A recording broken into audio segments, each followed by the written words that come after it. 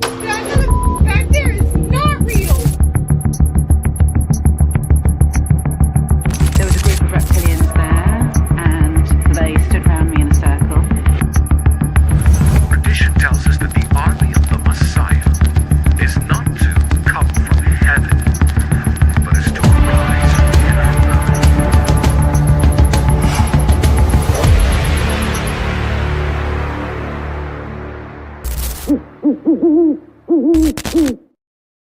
All right, truth seekers, we got a great podcast for you tonight that we're going to get into what I call the shapeshifters or the symbolism that's in shapeshifting or reptilian shapeshifting, to say the least.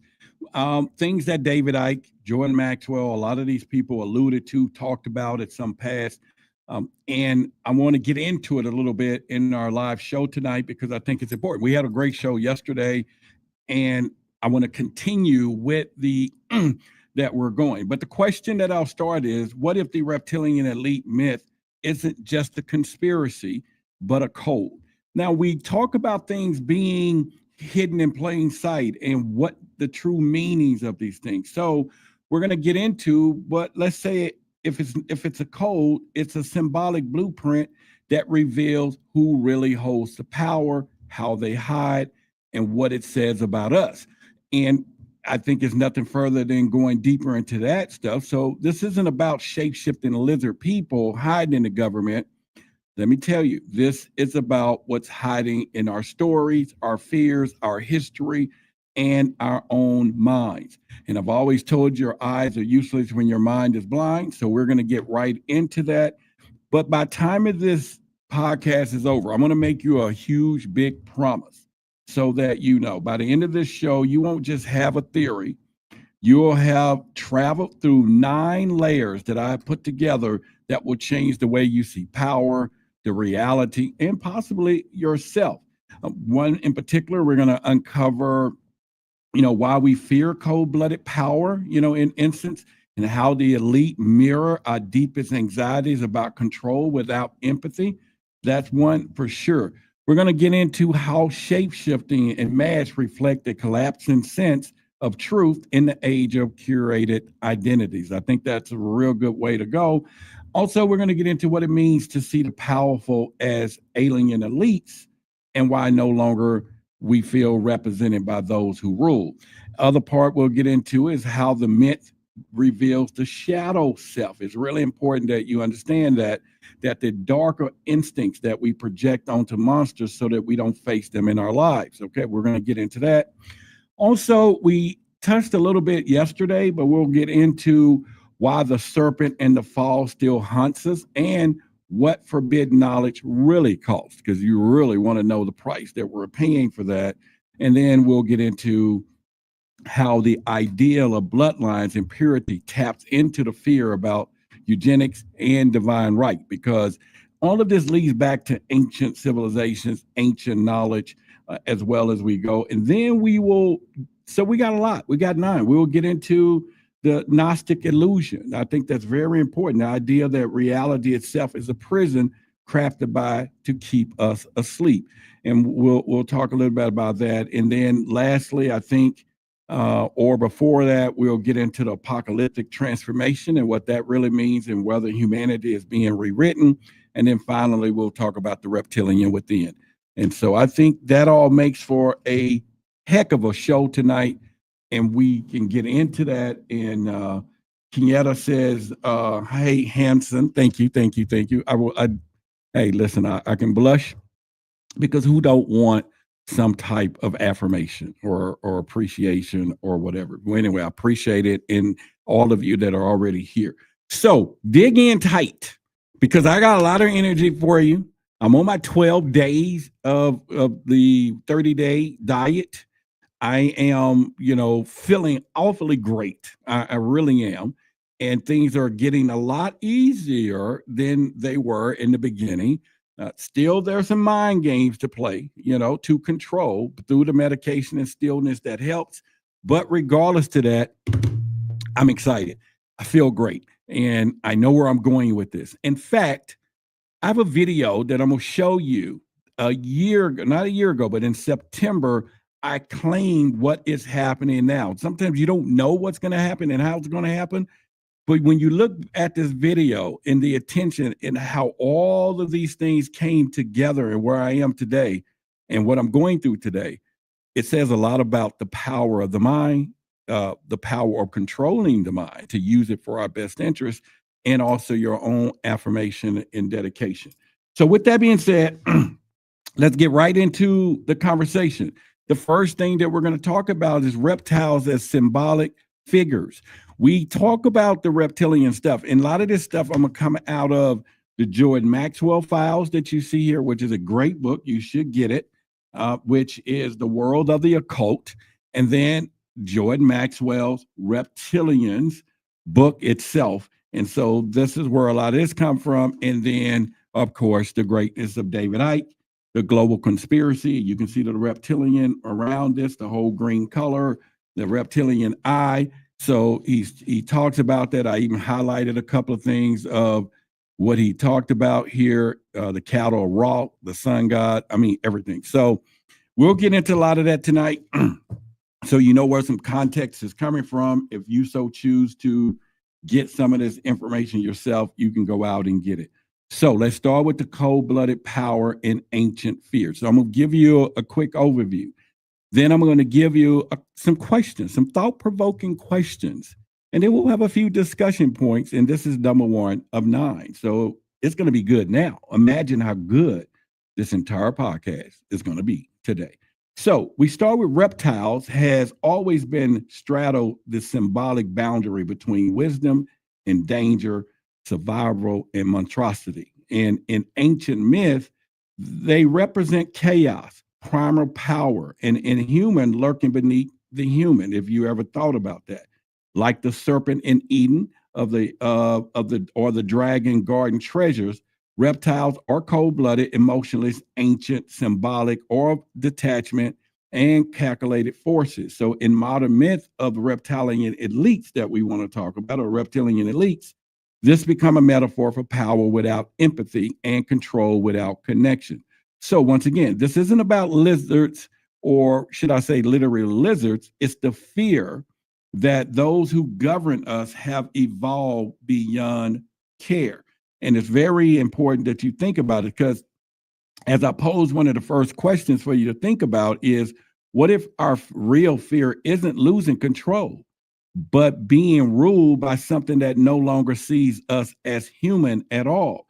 What do you think about that? I think that tends to really jumpstart the mind, jumpstart the conversation, and put us in a real good mind perspective. Because remember, again, your eyes are useless when your mind is blind. So today, we're going to challenge the mind so that you can see things a little different. Okay, fair enough? Fair enough. So I can read that question again. I have all my notes right here. What if our real fear isn't losing control, but being ruled by something that no longer see us as human at all? What is the implications of that question? Something that doesn't see us as human at all. What do they see us as? What is it, the situation? How are we looked at? Or are we just cattle? Or are we some experiment? And having that, then no empathy comes in place. Nobody really cares. And I say that because I totally understand the concept. Because most recently, I told you that I'm going to set up something behind this office. I have this whole place, and we are a freestanding building. And I'm going to, for my health, raise meat rabbits, okay? My own. I can buy them, but I want to raise them. And some people that I tell that to, it's like, what? It's a cuddly little rabbit. Now, it got me thinking today. This is why I really came and created, I worked on this podcast all day, was that, okay, wait a minute. As I see them, not as a species of this bunny, old rabbit, Peter Cottontail, I see it as food. It's food. And yes, it's all cuddly, but it doesn't have a clue of the future that I'm raising it. And it may go out and tell all the other rabbits how well it's being taken care of, how this guy feeds us, or he gives us 3 square meals a day. And he does, and I'm just saying a rabbit conversation, right? And have no clue that they're getting fattened up for a reason. So is that hard for us to process, that if something else is out here may not see us as humans, but some other sorts? Loosh, for example, reptilian, power, energy, our life force. And then Loosh is their food. So not literally of butchering us, but, taking the energy from us, causing us to have anxiety and all of those things. And so it's really important that you think about that. So another question is, do we project cold-blooded traits onto elite because we sense something primal in the way they yield power? When you start thinking about the monarchs or the royal families or, our presidential lineage, or the ultra elites, or different countries in kings and queens and how they work, is it something about the power of the royal lineage of these elites that we sense something primal? Do we look at them and how we think, how they see us is totally different? What do y'all question? What do y'all think about that? And what do you think when it comes down to who are we to them? Who are we to the elites? Somebody put that in the chat tonight. We're live. Put it in the chat. And then also, if you got something to stand out, as you know, we're now working on super chats. And please, I don't care what it is. It could be, I think you can do 99 cents, whatever. But if you want to super chat us, highlight and put your question on the screen and make it part of our discussion, please do so. Okay. Other than that, I may do some random stuff. But all right. So another part of this question is the image of the reptilian ruler really a warning about where we are headed as a species? And when we talk about reptilian shapeshifters and all of this stuff, when I first started going deep into this conversation, beyond to the edging of David Icke and Jordan Maxwell's knowledge and other people and ufology and knowing that there is a possibility, the existence of something that we can't see and hiding and maybe that's constructing things in another dimension or as well as underneath, so to speak. Does that make sense? However, to a lot of people, I meant to say, does it make sense? But if it doesn't, I implore you to get curious. Just really get curious. Now, when we talk about these things, and as I'm going deeper and we start looking, where is those idols or ideologies coming from? Where is those icons? The mind. And could we all project it in the mind? Because there's once been said that we are in the mind of God. We are. All of this. Why can't those things be in our mind? And we are the key players to every aspect of what we see, what we think about, how we see. And as I'm talking about reptilians, am I projecting reptilians? That's a whole nother discussion.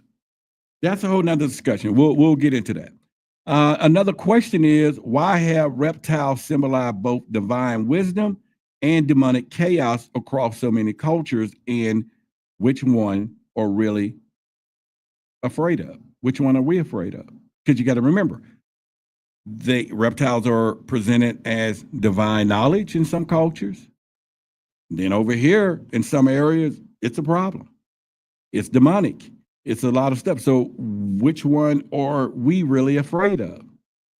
And it's the same symbolic stuff. And that's one of the reasons symbolism tonight of this is where I'm going deeper into, because I think it's important to straddle both sides of the fence throughout tonight so that we can get that. All right, so a discussion point that I want to have on the reptilians, I'm sorry. You already know my grammar box. Let me put it in there.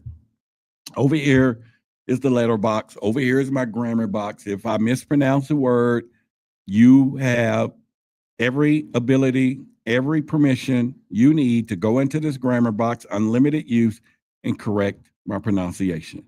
If you want to go correct something that I spelled on the screen somewhere or anywhere you've seen it, post or whatever, use my unlimited letterbox, correct it. And as I've always said, if you understood what I said, even though I butchered it, that means that your consciousness is working perfectly fine. And it don't matter how I put it out there. You can see the symbolism. You can read between the lines. But if you have to correct me, now we're talking about ego. And that's what we work on here. So just understand that you understand, and we can do that. So let's get into the first of our discussion point. The power as an alien or as aliens. Do we fear the powerful because they emotionally or seem emotionally alien? Or is because they no longer reflect the values of the collective? See, I'm going somewhere tonight with this conversation. I'm going into our minds with this conversation. I'm going past the point of the reality side of it, but where is the context and where does it originate and who is perpetuating it? That's another question. Is the reptilian imagery a way of processing emotional distance between rulers and ruled? That's a great discussion. What do you think about that? That is a great discussion. And we can do that, and you know what I'm saying? I'm just laughing at what he said. Can't stop the ego from correcting grammar. Okay, I get it. But you get what I'm talking about, right? So let's talk about the reptilian brain politics, because this is really good here. Are we seeking symbolic return to the reptilian brain in the politics, in what we see in real life, survival, fear, control in our institutions? What happens when political systems run on fear rather than empathy? We see that right now. We see it right now that the reptilian side of things is being activated every day, every single day. And we can do that. Look, I'm going to have some of my juice here while we're talking.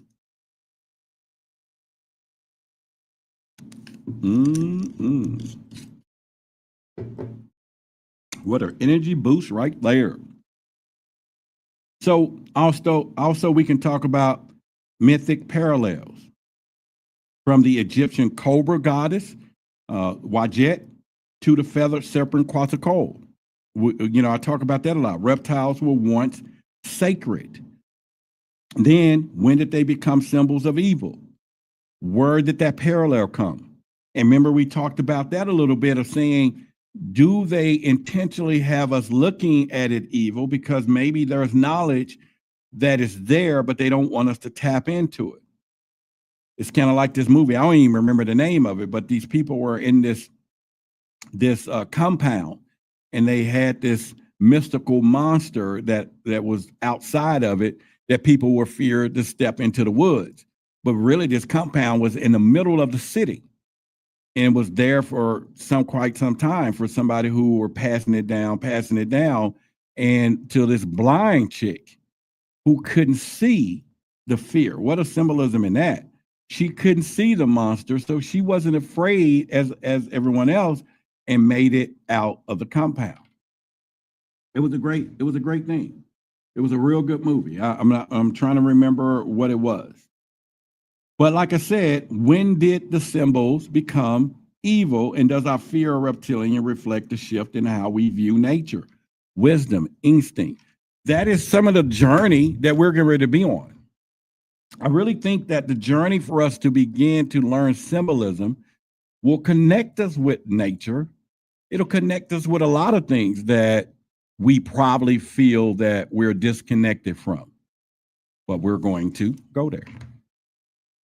Let's continue. Techno-fascism.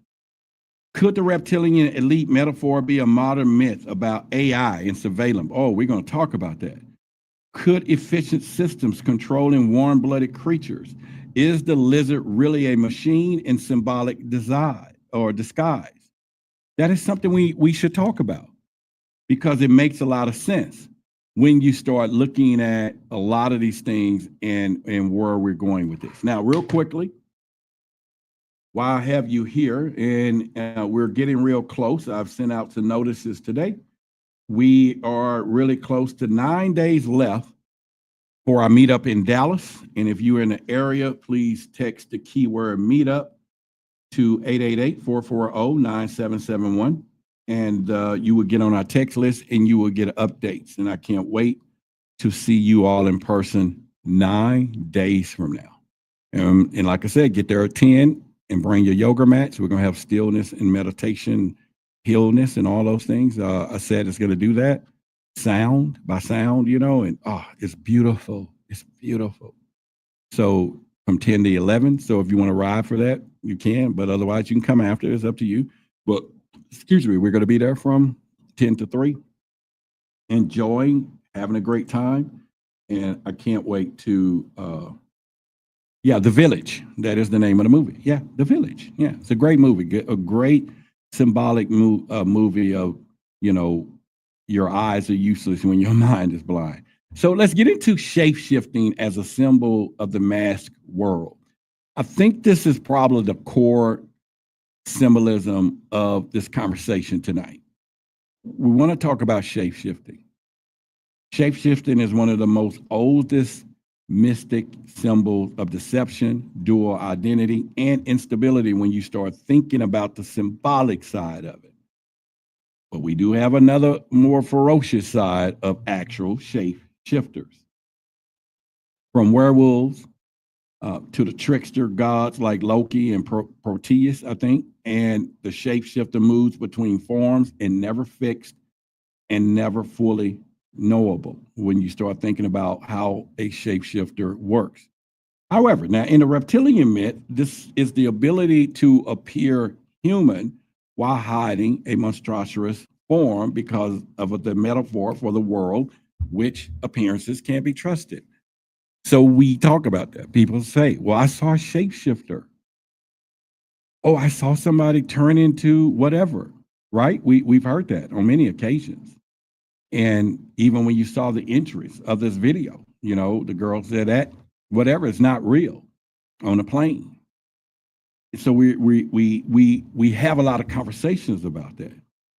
Or where those in power wear a mask of humanity, or something else underneath.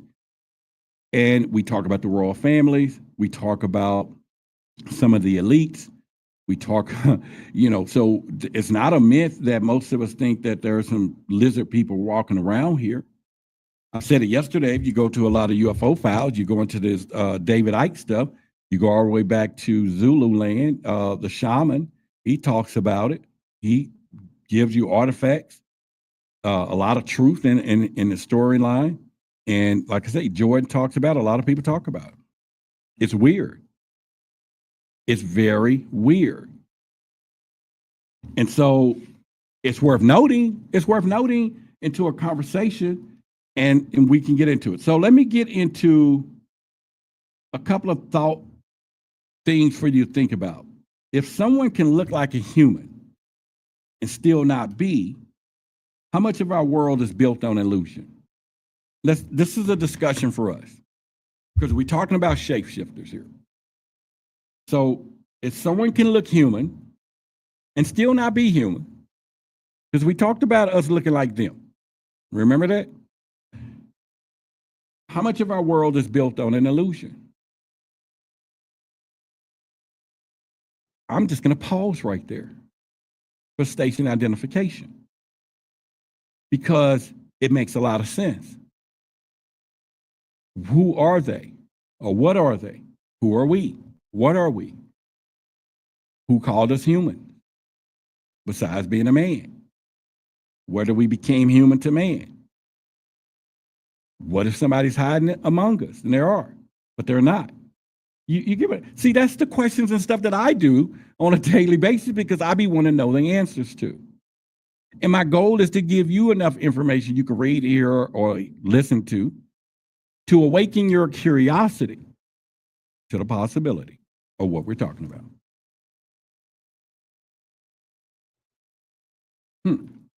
We got some divine love in the building. Okay, so but are shapeshifters symbols of manipulation or of our fear that truth has become impossible to find? I want to twist it tonight for you. I want to twist it so that you begin to ask yourself these questions. If reality is shaped by perception, are we all shapeshifters now? See, I knew tonight will take it on a different journey. I knew tonight would take it on a whole different direction. I knew we can go into a whole nother level. Someone says, I think it's manipulation. I get it. I understand it. Denzel says material. Okay. Dina says, remember when Britney Spears was going through the meltdown, and I remember she literally said that someone was around her, and that was not all the way human. Okay, we're getting somewhere, right? We're getting somewhere. This is why I created this dialogue tonight, so that we can get into some of those things and continue to go down the rabbit hole of this. And so once again, we talk in mythology of the mask. Cultures throughout history have told stories about beings who appear beautiful or familiar, but are monsters beneath. And those stories teaching us to question the surface and warning us about our own susceptibility. We're talking ancient symbolism now. We're saying, are we going down that road of, is all this stuff symbolic? How should we perceive it? How should we see it? And then we can get a better understanding. So to set that in motion, once again, is to continue the process. So let's get into the alien elite, the power that doesn't belong. That's my subtitle to that part. The ideal of the ruling class is secretly non-humans, taps into a profound symbolic anxiety. I know I cause anxiety when I have these conversations. I get the emails and the comments and stuff all the time. We are governed by something that isn't of us, that doesn't share our values, our blood, our soul. But in the myth, aliens represent our other world and unreachable and often the unfeeling. The reptilian elites become a metaphor for a ruling force that is just not foreign, but it's fundamental incompatible when it comes down to stuff. So do we call elites aliens because they've stopped acting like a part of the human story? Because no, they're connected to the aliens. I think they're connected to the aliens. Jordan Maxwell says that, right? He says that maybe they are being ruled by forces that is not from this world. And they're using a playbook that is not from this world. And that makes it interesting. And I still got that clip of Jordan saying that. And I'm going to play it. In harmony, I think we're being set up for something very serious and very big by some very powerful secret societies that very well could have extraterrestrial or otherworld intelligence guiding it. All over the world, we have accepted the authority as truth rather than truth as the authority. Okay, there you go. He said that there's other things guiding them. What do you think about that? I think it's true. I think, you know, when you start talking about some of the books and David Icke, he said, man, there's a lot of things that's happening out there that we really need to pay close attention to that is very important. And he thinks that there's something out there.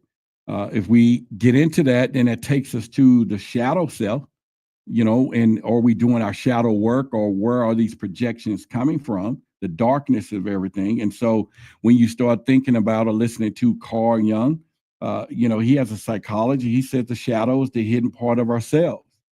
And that is the instinct, the desires and impulses that we repress because they conflict our conscious identity. And so in the myth, the shadow is often externalized as a monster, demon, or inhuman enemy. So therefore, he says that the reptilian shapeshifter becomes a symbolic container for the parts of humanity that we don't want to claim. I don't know about that. What do y'all think about that? I'm not really for sure, but what do y'all think? I think it's something for us to really think about, or at least look into. I'm just throwing a bunch of questions out tonight. It's Thursday and getting ready for the weekend. Just having some conversations with y'all. Those were the things that I wanted to do. Let's look into the comments. Yeah, Renee says things that make you go, I agree with you on that. And someone else says, I'm sure many around her wasn't human. You talk about Britney Spears. Yeah. You never know. And we tie into those things, but like I said, we never know. But as you knew, I told you, I am, when I start talking about this mind stuff, I'm going to play you a quick video of something I put on a channel in September on my intentions and not knowing where it was leading me today, especially going through the stillness, mind, and everything else, but claiming it. I want you to watch this video I put out in September of me declaring the change. And just give me your thoughts right out there, please, okay?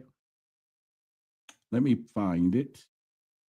Here we go. Let's go. So there's a lot of people that approach me and say, well, hi, what is your name? What do you do? And they expect for me to say, my name is Roderick Martin. Well, why not? And I usually blow them away, or they think I'm crazy when I give them the actual response that I am infinite consciousness awareness. Are you crazy?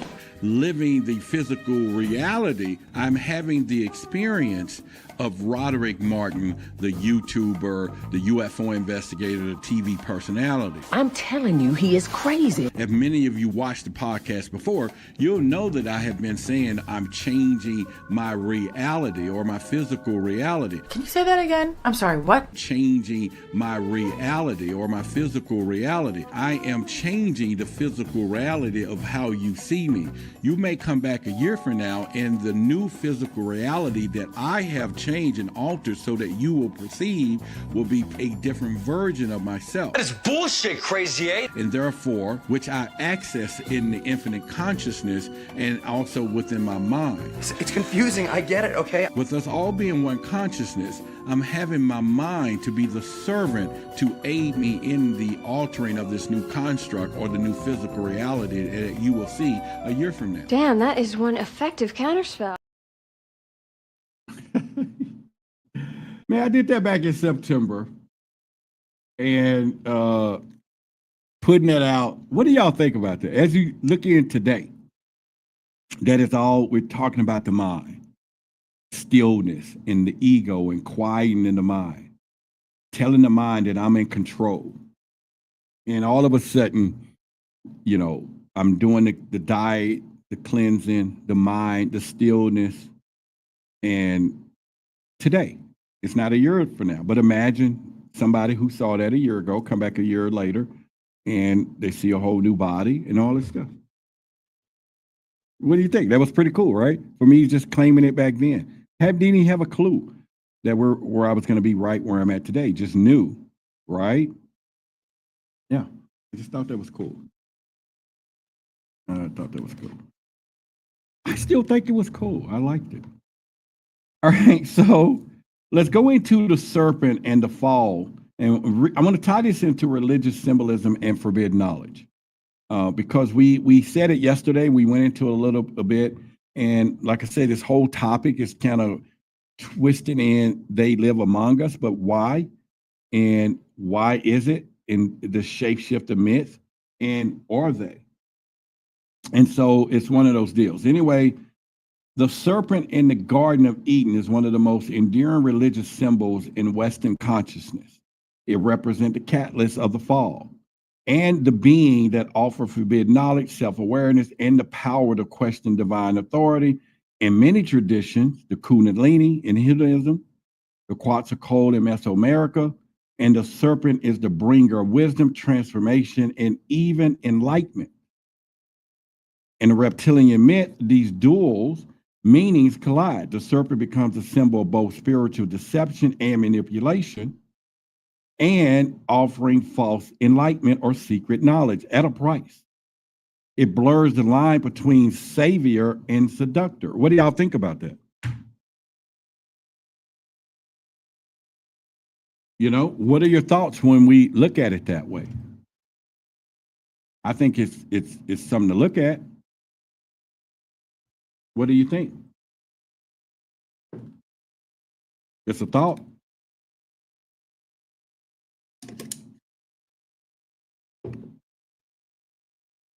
I'm thinking about opening up my call line if it'll work here. Let me see if it'll work. I may just do that.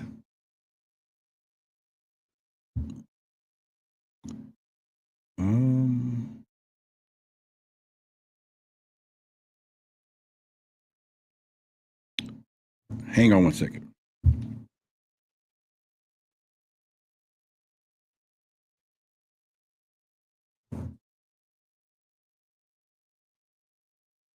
I'm going to see if any of you want to call in, if I can make it work. Oh, there's the website here.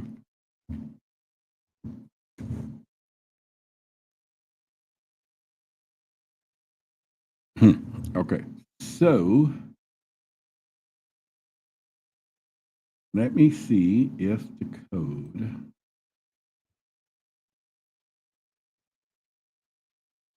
I'm setting something up. I'm doing it. Hang on.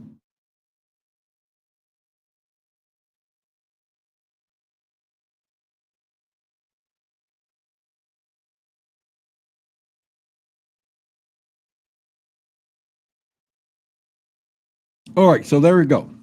There's a web address right there that you can go to. Hang on, let me change it a little bit so it makes a little more sense. And hopefully it works this way. All right. All right, so there's a web address that you go online with your phone and you type in that web address and you put that code. It's going to bring you into the switchboard. If you want to stay on topic of this conversation, then you can do that. And I'll wait for our caller. I know, right? Same thing. He was like, hope people actually call in. I agree. This is strawberries, blackberries, no, strawberry blueberries, and some, I think it's strawberry blueberries in coconut water. So it's a little fruity drink. It's good. It's really good. All right. So are we getting any takers? I got it on the screen. And of course, if we're not, I'll just take it down. We'll try again another time and everything else. But anyway, let's continue. I'll keep it on the screen. There is the number. You go to that website, put in the code on that screen, and then it's going to tell you to join, put your name, and put your name and where you're from, and then we go from there. So let's do that. Somebody said my phone is dying. I hear you, bro. I hear you. All right, so I'll continue. I'll continue as though somebody decide to call. We can go into bloodline impurity, occult royalty, and hidden lineage. I think that's something really to discuss. The idea that reptilian rulers descend from ancient and secret bloodlines echoes myth of divine right and sacred kingship. And the chosens have found across history, from the pharaohs of Egypt to everyone else, to claim that royal families being descendants from those gods. We hear that all the time. So in the reptilian myth, these elites aren't just powerful, they are genetically or spiritually different, supposedly. And this introduces the symbolism around purity inheritance, hidden superiority, often with disturbing echoes of eugenics. We talked about that. Racial mysticism. It's crazy, but it exists, people. It exists. All right, so I know ain't nobody calling in. I'm getting ready to take it down, and I'm gonna try one more time one day, and after that, we will never do it again because it appears to not be a functional idea for what we're doing. It's not functional. Somebody talk about I don't like calling in. I'm a text person. Okay, that's cool. I'm down with that. I'm down with that. All right, so we're going to give a countdown, 50, all the way to 1, and then it's going to disappear forever. And then all I have to do is reset this thing, and it will never work. Somebody said 3 more minutes. Okay, I'll leave it up. The time right now is 8:42. And at 8:45, we'll leave it down. And then we'll be out of here as quick as we can tonight. I'm getting ready for the weekend. Get a lot of rest this weekend. Chilling this weekend. And then we're preparing for our meetup the week after that. So I'm excited. Okay, I'm just being quiet, though. I can continue. I just want somebody to talk. Let's talk about reptilians. Let's talk about reptilian shapeshifters. I know, right? Somebody should call. All right, so if not, go ahead and hit the like buttons. We don't have 70 likes tonight. Let's hit the like button, and we can do that.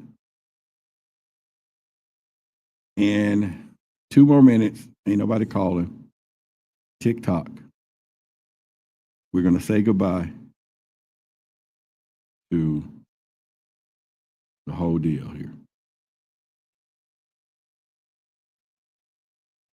He said, don't give up. Try again. I have nothing to ask right now. That's cool. That's cool. So to no one else. That's all right. I mean, I can say call or do a cash app and support the show. Which one? I bet the phone ring now. Hang on, let me do that.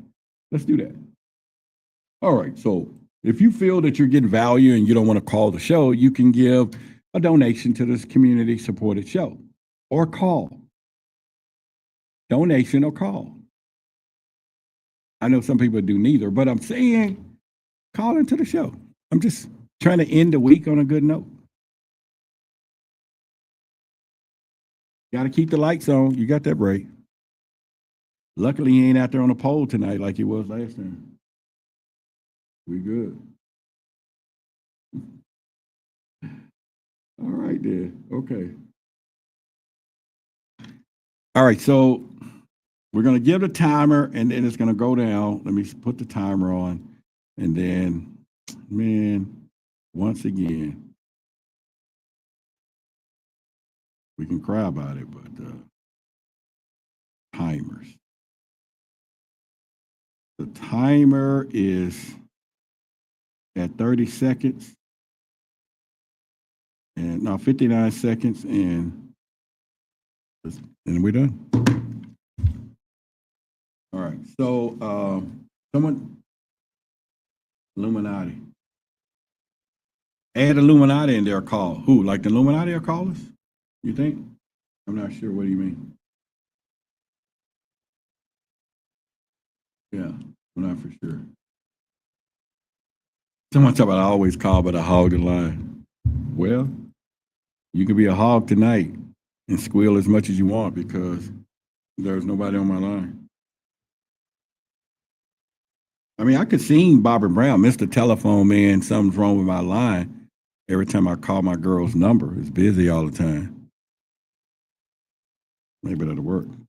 12 seconds, and we are 8, 5, 4, 3, 2, 1.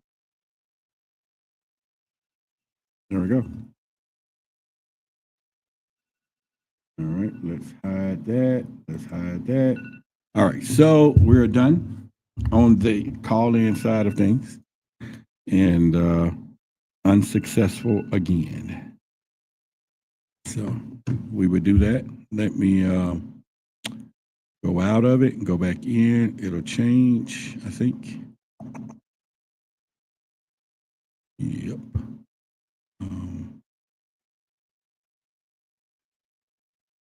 I think you just reset it. Yeah. All right, so there we go. We good. No no participation on that, and no participation and no contribution. So man, nothing. I just wanted to talk to you. That's all I wanted to do. I just wanted to talk. I just wanted to say hi. All right, so let's get back into some of our conversation. I'll continue down, and that way we'll keep going down the road of the reptilians, the Among Us, and shapeshifters. And I'll take a little detour right now. There's a lot of people that sometimes think that, you know, reptilian shapeshifters is not a real deal. So now let's go into the realism of it. You know, a while ago I was just giving you some mystical things, some things to think about, the mind, the whole myth. But let me give you my opinion from stuff that I've read and things and whatever, and wherever they come from or however it is. There's enough stuff out there that people are saying that they live among us. Shapeshifters. Now, I said it the other day that this world is strange. It's really strange. And how strange can it get? And it gets really strange. Somebody said you should leave it up longer. Oh, yeah, you could, but yeah, we'll think about that next time. So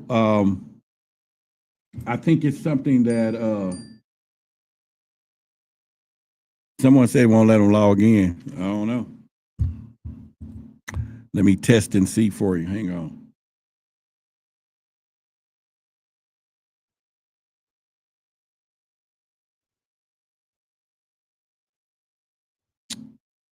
Let me see.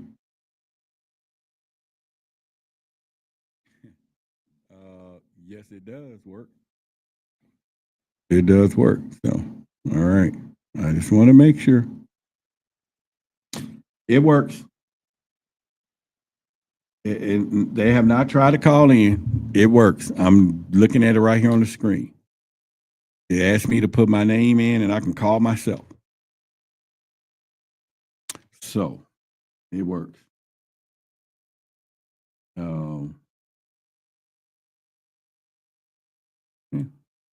All right. So back to what I was saying. I think reptilians exist. I think that people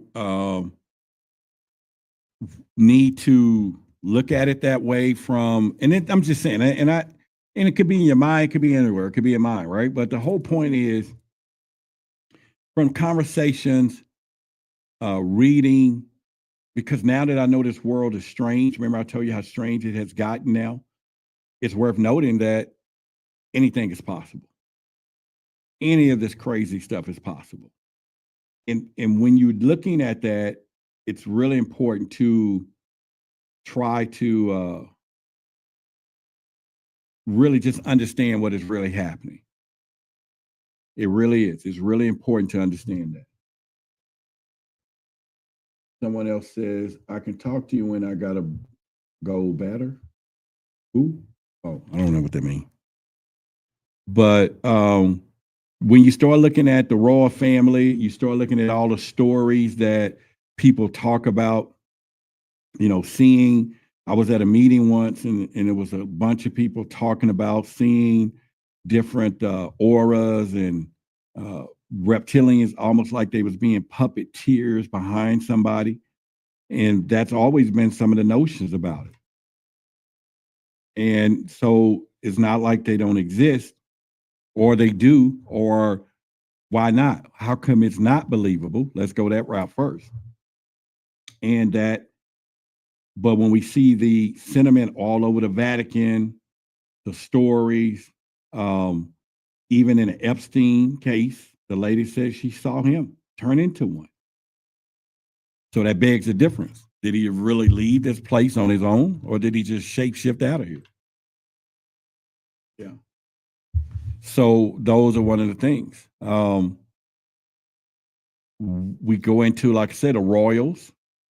When the queen left, if you go back, look at her video of the worship services, they did a whole kind of a Kundalini DNA strain at the end, like lights representing the DNA. A lot of reptilian symbolism was in the worship services, right in plain sight. So there was a lot of things that, we could, take for granted there, but not look at the truth side of it. But like I say, the lady specifically said in the Epstein's interview, she said she saw him do that. We had a guy here, you remember, his father played for the Shalites, played with the Jacksons. He talked about the family rituals, the sacrifices, the eating of the rodents. And that was pretty something, So when you start looking at those things in whatever, let's see here. I'm going to put it back on the screen like somebody asked one more time. There you go, right there. Go to that website, type in those letters, the code that you see over there. It's going to ask for your name, and it's going to tell you to join the call. And it'll come across my screen. We're doing it again. It's up there. Now y'all don't put me out there. I don't put it back.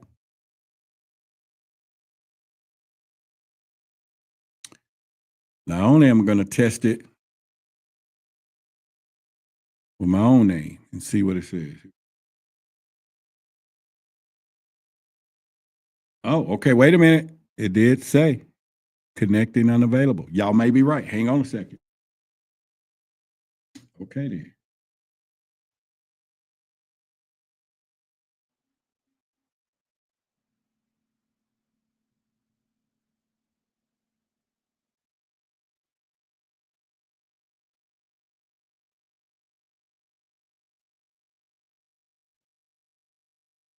All right, let me see.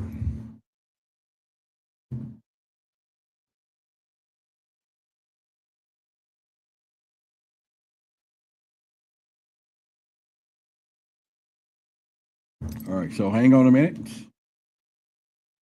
Y'all hold on. I'm going to see something here. Somebody might be correct. So hang on a quick minute.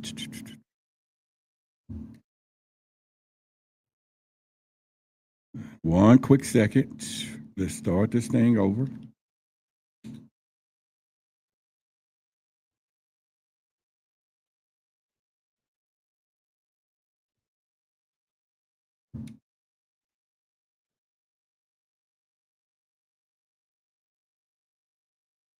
Oh, okay. So hold on a minute. Let's go here. Booyah. Let's go to navigate to the system. And all right, so y'all might be right. Hang on. I'm going to take it all back. Navigate to the CallMe menu.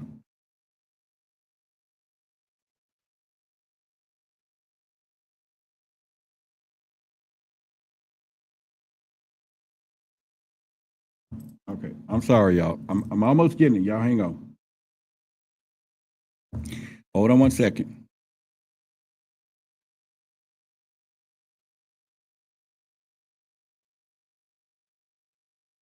Hold on. Wait a minute. This is what we're talking about. All right. So I got to change this code. And then. All right. So call me. I'm going to do that. I'm going to turn it off. Hang on.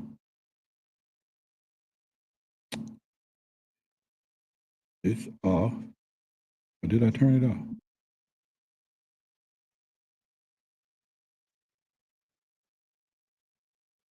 All right, so this last part should make it work.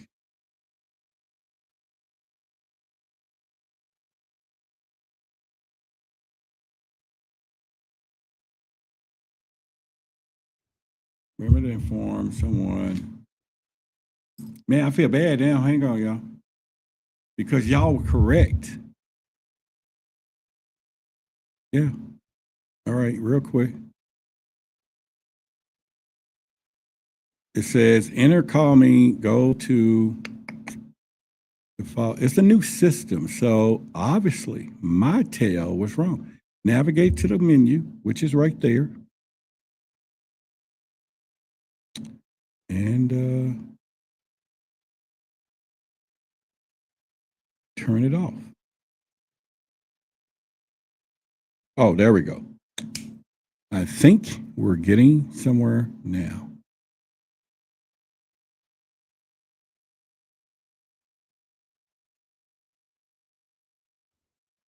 All right, y'all. This is crazy. Oh, there we go. I got it. Thank you. Turn it back on. Okay, so I'm going to put a new code. It's ready. It is ready. So let me change the code. And, well, that was an exploration right there. XD5A.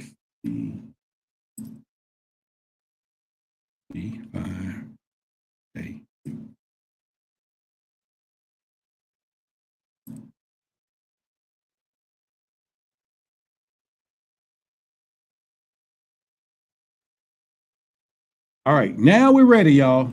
My bad. Okay. So right there, let's go. On the screen. Let's go. Let's see what we got. Let's make it happen. Let's make it happen. Let's roll it. We can sing the song. Roll it, roll it, roll it, raw hot. All right, let's go. Who's gonna be? We're talking about shapeshifters. Let's go. Come on in. Put your name and where you from on that little thing. You can just put your name and then just put a little thing, you know, whatever, your name behind it, where you from or whatever, in the little box. Let's go. And now I don't have my phone number. It used to go to my Google Voice, but we're going to use something different. I'm paying for a new service that supposedly work. And we can do it. Yeah, we're paying for a new service. XTC5K2. All right, I'm doing it. Boom, boom, boom. Let's see what it says.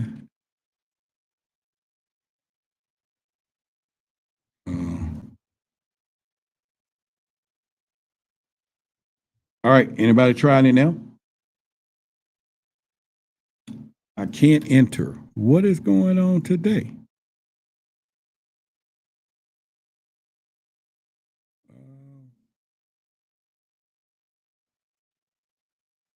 Let me back up and try this one more time. XTC 5K2.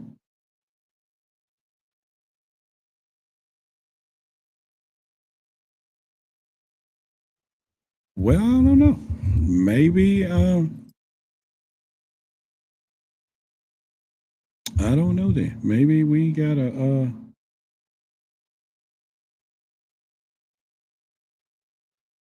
now I'm really getting upset now. Because this is a paid service. I know y'all we all hanging around. I know it's bad now. This whole show done went to, but I am now dedicated to make sure I get somebody on this freaking call. And there.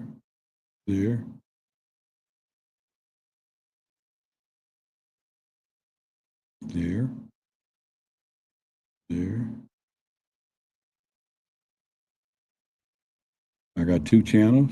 Make a call. Ready. Quick. Advanced. And it says site can't be reached. Oh, let me try that again.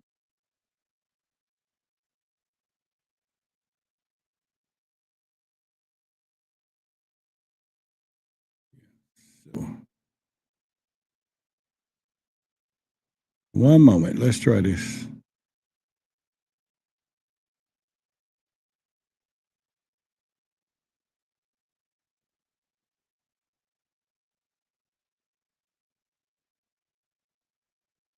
Man, I'm determined now.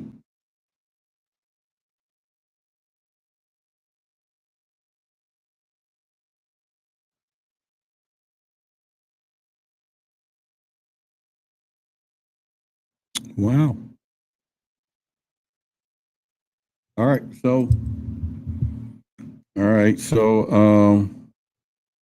Y'all may be right now. So I'm going to try something else then. Let me try this, which I didn't want to, but let's try this one.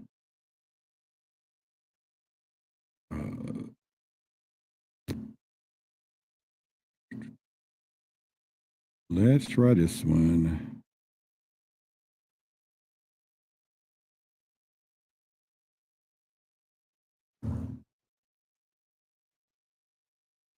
All right, so I'm going to put up the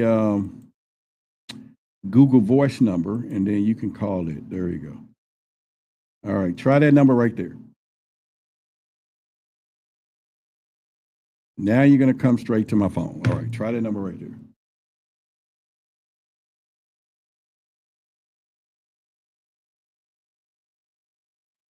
Okay, it's going to bring you to my phone, and then, which I only have 6%, by the way. All right, try the number on the screen. Just dial the number. And see where that takes you.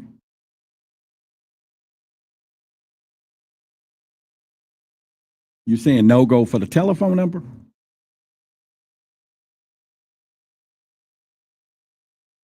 Are you saying no go for the telephone number now? I know that's not true. Better not be.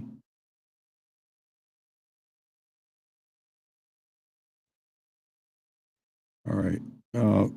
Okay.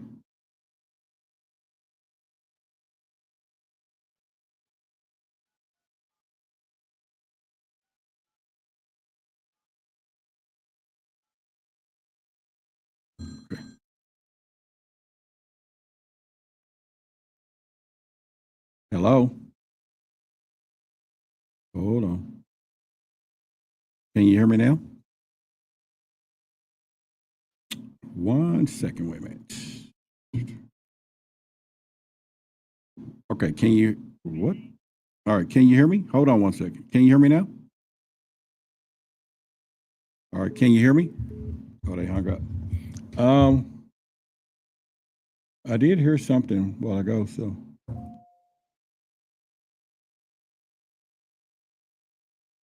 I didn't hear it there.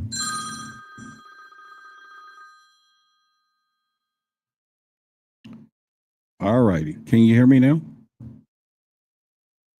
All right, hold on a second. Don't hang up, whoever you are. Don't hang up. I need to try to switch it to my thing. Okay, can you hear me? Hello? Call from. Oh, crap. All right. I didn't use the app. Okay, one more time. Try again. Damn, my whole Samba is off tonight. This is nuts.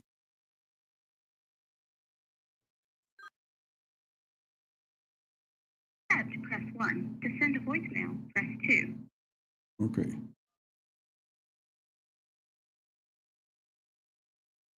Okay, did I accept it now? Call from.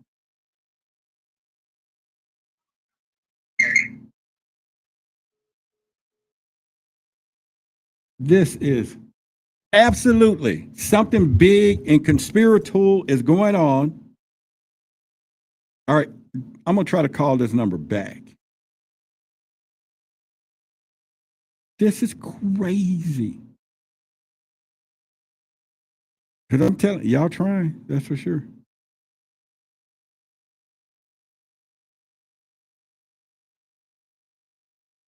We're connected.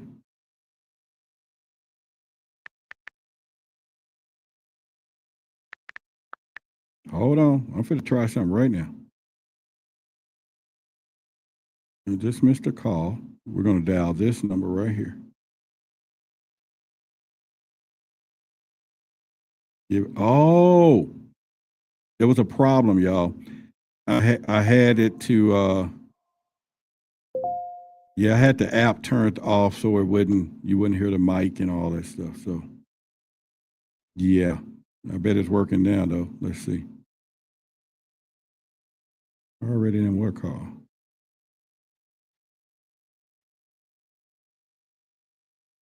Hello?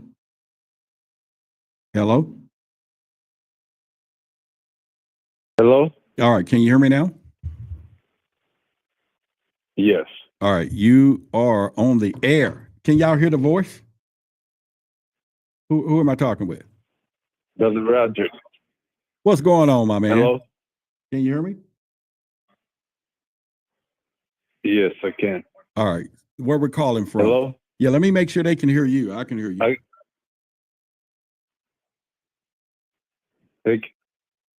Uh-oh. It seems to be... It'll be a delay if you're trying to watch me on air. You got to turn down the volume. You got to turn down the volume on YouTube. Okay. Okay. So, Brother Roderick, I'm Quiet Cipher. Hey, what's going on? And I was calling just... I was just calling to test out your number here. I appreciate it. It's good to see that it's working, brother. I'm a big fan of your channel, man, and I love how you engage with your audience. I appreciate it. And man, it can't get no better than this, brother. Well, you know what? I appreciate it, man. I appreciate you, just watching. We are going to get better. We're going to get better over time. We're going to start doing some guests. I have been working on our uncensored area to put it back together where it needs to be and bringing in guests for it. That's going to be coming up. That's going to be the most powerful area coming up. And so, man, we got a new game. But anyway, I just appreciate you being here, man, and testing my number.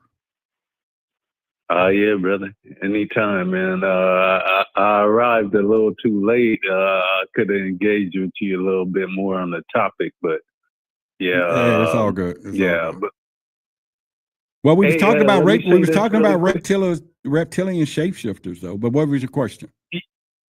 Yeah. Let me say this. So I'm 45, brother. I'm 45 years old, and my dad peeped me up on David Icke, and he had a interview with what's his name? African dude. Yep. Credo Mutual. Yeah, I was 17 years old at the time, brother. I'm 40. Like I said, I'm 45 now. And, as I got older, I started to learn different things. And one thing I want to say really quick, I'm going to fast forward a little bit. So if we look at our skin very closely, we start to see like little scales on our skin. Okay. And we also start to see this in different plant life, like leaves. We see the same scales in leaves, and And I also want to say this really quick. Some people might think that this reptilian thing is like when people talk about the reptilian brain, it's actually a scientific term. It really is a reptilian brain. It's responsible for what? Gotcha. Survival and all that kind of stuff. So yeah. Hold that thought for it. Hold that thought. JJ. Okay. JJ, I saw something come across my screen. I wasn't looking. Go ahead and try that code again, JJ. You might just have got it to work. But go ahead, brother. Continue to talk. Go ahead, JJ. Try that again, and I'm gonna be looking at the screen this time. Nice. Yeah. That's all I wanted to say, brother. Mainly just to test your line. From now on, anytime I'm watching your channel and you need something tested, brother, I'll be there to test it. Hey, man, you know what? Now we're getting somewhere. At least I just won't be sitting here 20 minutes. But you know what? I will say there were some people testing it because it was a fault on my end that was showing that, Houston, we had a problem here. And I'm still learning this thing, and it looks like it's supposed to be working now, but it just some reason it's not doing what it's supposed to do. Yeah, it's a new service. Hey, Brother Roderick, so I'm gonna also say this. Like when you get to like a third of your video, I think maybe this is just a suggestion. Opinion. When you get to like a third of your video, I think you should open up your line for calling and then kind of like forget about it, but at the same time be open to people calling in and wanting to join in. So, you got most of your content out, but you're open to, kind of doing the rewind. You know what I mean? Because the more you talk, it's going to hit on different points for people. For folks. Oh, I got you. Yeah. They're going to be like, oh, man, you know what? I could talk more on that. So let me call Roderick right now and talk to him more about it. You know what I mean? No, it makes sense. It really makes sense. The carefulness of it is this particular system, we have to, there's another system we wanted to use where I would need an audience member to be the call answer, and they'll be on my computer screen and they'll answer the call. They'll ask whoever it is, where you're calling from, what you want to talk about, and then they'll come across my screen before we connect it. Then we'll kind of know who and what. This one here is a little more blind, and the other one I'm just using a Google Voice. So when you call now, or I called out, or we call, I'm just talking to you on my cell phone, right? But this electronic system, supposedly when they go to the website, like JJ was doing, I just missed it when I turned, it was hanging him up. But that one is more infused into the control panel, and then we can just queue it up. And I can have actually several calls at once over here. This other one, somebody was yeah. That's a better bet. Yeah. But I appreciate it then, man. And I'll get someone else they want to call in and everything else. And so, but I'm glad I got somebody that's going to test it for me. I appreciate you. Sounds good, brother. Take care. All right. Okay. So JJ, try the internet thing again first. I'm going to wait for you. And then I noticed you was trying to call here, and boy, that's going to be bad because we got 5% on this phone. But try the internet thing for me again.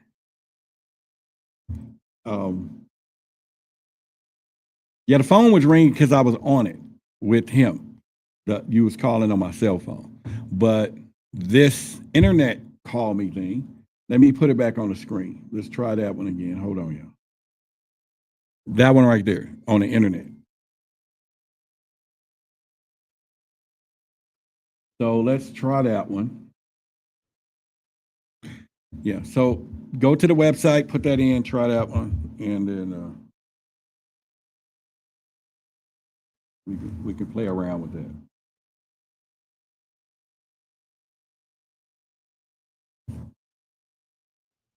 All right, so all right, I can do a Google Voice and call back a number. All right, I'm gonna try that too.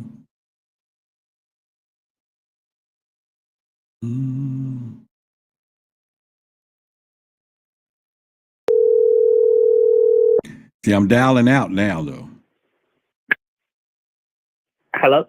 Look, I'm calling you now. Hey, what's up, All Rob? right, who am I talking to? This is JJ. All right, JJ, appreciate it. Look, I called you now. I can do an outbound. That's what I might start doing. Y'all put a number on the screen if you don't mind, or email it or something, and then I can call out easy. That would probably Yeah, be that's better. what you guys do. Because I was calling, and then that site didn't work. And Yeah, I then know. it won't let you join. Yeah, it's got all kind of issues. A while ago, it did show you up joining, and then when I looked, because it's over here on the screen, then I was trying to punch you in, but it hung up because you had been there a while. But anyway, so appreciate you, man. Thank you. And where you calling? Where am I calling you to? Oh, well, I'm calling from DC.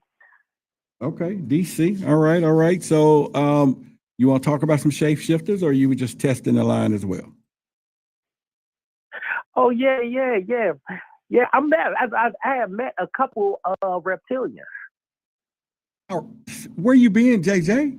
Where you been? I had a hotline.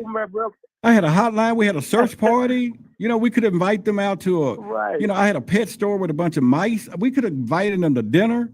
You know what I'm saying? Right. Right. And then the thing is, they look just like me and you, but you won't never know it. But they act funny. Oh, okay. So give us a little bit of reptilian detection there. The reptilian detection, you won't never know it, but always look into their eyes. Okay. Look into their eyes, and they always act different. Like the ones I had met one on the bus, and their hands was long, like two, like their fingertips was like twice the size of a regular person's hand. Okay. All right. Now, you said you was on a bus. So also, were they in plain clothes going to work like regular people? They had like a all black, like a little dashiki on with like a swirl symbol, like in the middle of their chest. So they asked me to call the number. So I called the number. I called the number 3 times. Now nobody wasn't picking up on that number. So on the 3rd time, I looked down at my phone, called it, and called the number. It was a lady. She hissed at me. Oh, so why did they have you to call the number? Because she picked up on my frequency, because I'm able to pick up like on reptilians and aliens, and like if they not human, I'm able to pick up on them. Okay. So I had picked up when she first came near me. I was like, "You're not a reptilian. I mean, you're not human. Like you're a reptilian. I already knew what you was. So I already know about the spiritual world and all that. So I was like, okay, I dialed the number and all that. So the 3rd time I did it, hissed at me. I turned around, but she hurried up and looked away. So I'm thinking when she had hissed, she had shapeshift. So when I turned back to her, she had turned her head and it was hiding her face. Yeah, I know sometimes they can't control it. Yeah. They cannot control it. But the thing is with them, they is down here with us. And you got good ones and you got bad ones. Okay. So you got some good ones down here. Tell us a little bit about the bad ones and the good ones. You know, tell us a little bit about bad ones and good ones. Yeah, you do got some good ones that's down here to help the human race. But the bad one is the ones that really want to take over your soul of the whole human body. That's what they really want to do. They want to take control of your vessel. I mean, why do you think that? Because most of us hear that they want the energy, the loosh, but go ahead. Mhm. And some of the reasons they try to do it because you was chosen. Like you'll be one of the special ones. Like because they tried with me. They literally tried with me. I literally saw a reptilian with black red eyes with a black hoodie. Really? Okay. And literally try to give me like try to tell me I give you anything you want. She just come over to this side, join this side. I was like, nah, I couldn't do it. Well, you know what? I couldn't do it. It's kind of what you're saying is almost like we hear about a lot of these celebrities and rappers and who give their souls up or whatever, and it's right there. We'll give you everything you want, but you got to give me your soul. Right. You know, so it's like, right. Okay. And I was offered, like, they say I had millions, the girls and all that. And I was like, nah, I ain't don't want to do it. So soon as I did that same night, I rebuked. I was like, get out my life, because my spirit guide is Archangel Michael, right? So I be seeing like blue orbs, white orbs all the time. They always be around me. Just all my spirit guides, their ancestors and all that. So that same night, they came to me and all of them was pulling on me, like different angels, different ancestors pulling on me. And then they sent me down to my body. And when I got sent down to my body, I had so much love. It felt like over 1,000 people was just hugging me and with just with love. And the only thing they kept saying was divine love, divine love, divine love. Wow. Now, when the last time you saw a reptilian? The last time I saw a reptilian was in my house. I actually got a picture. JJ, I had a reptilian hotline for crying out loud. Well, I was paying ungodly amount of money for it, and huh? I had hit you up on your email before and sent it to that little email you had before, but I don't know if you got it. I mean, did you put like Roderick, look at this reptilian stuff, or you just type something? Because I don't. Yeah, I know. I did. Yeah. Yeah. I got an actual picture. Oh shit! I don't remember. No. But yeah, it is other beings that's on this earth. I'm trying to tell people, and when you start vibrating higher and get into they frequency and start interacting with them, you'll start seeing a whole lot of stuff. Now you're saying vibrating higher or lower, because most people are trying to raise their vibration, not to meet them. You know. Yeah, vibrating higher. That's when you start seeing them more. Oh, okay. You'll start seeing the world like it really is. Okay, I hear you. I'm trying to find my little charger.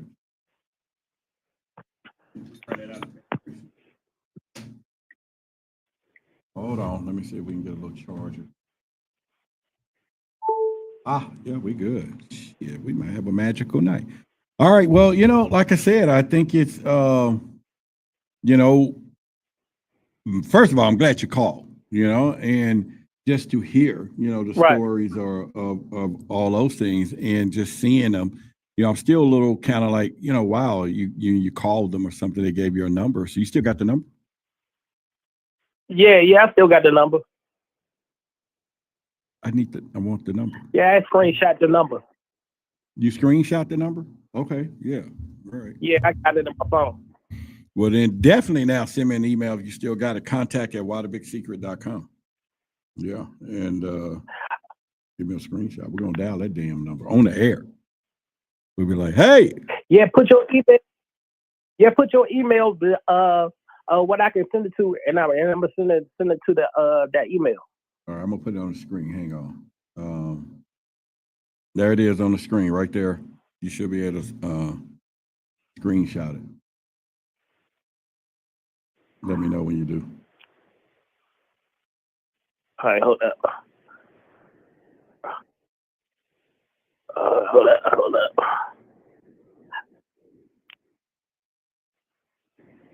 All right, I got it.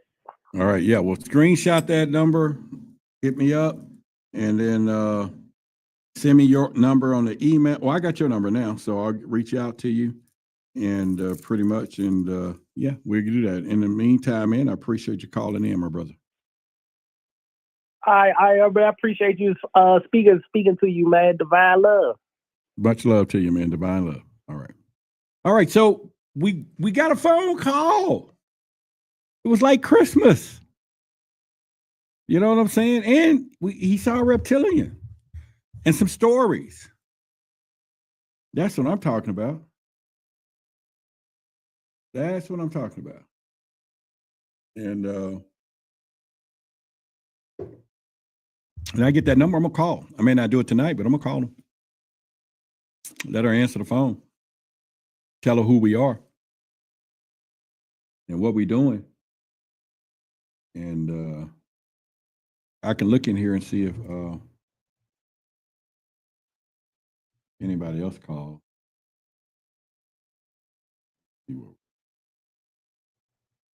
Yeah, we can do that. Denzel said I'll call, but I can't get an answer.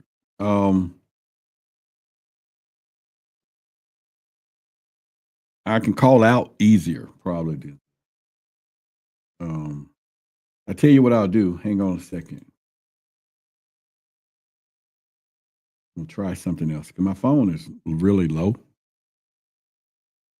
And my battery's in the other room. Charge.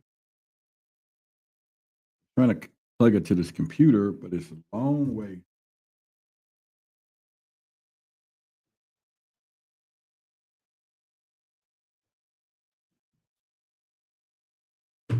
So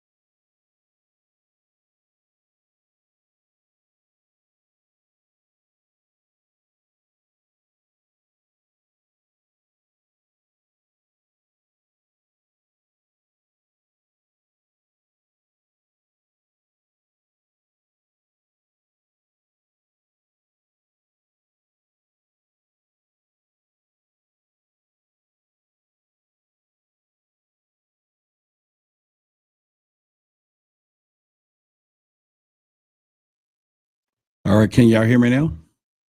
Can you hear me now? Can you hear me? Hear me now. Are we good now? Can y'all hear me now? You cannot hear me now?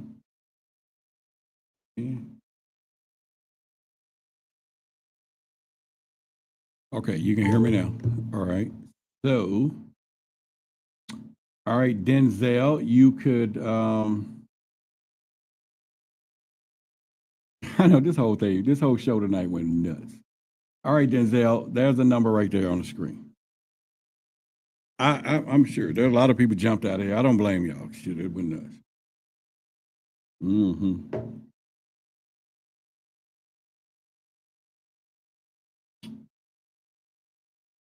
Okay, you can call that number on the screen, Denzel.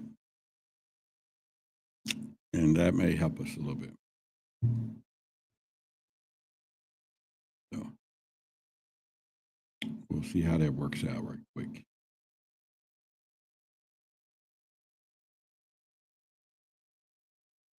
I'll wait for you to call.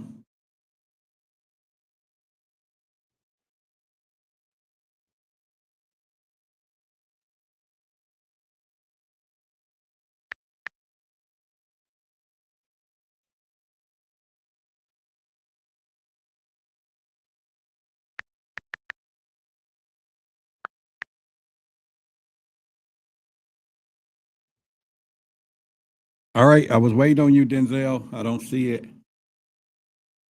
I don't see the other old number tonight. There was somebody called from a 2661. I think we talked to the 12.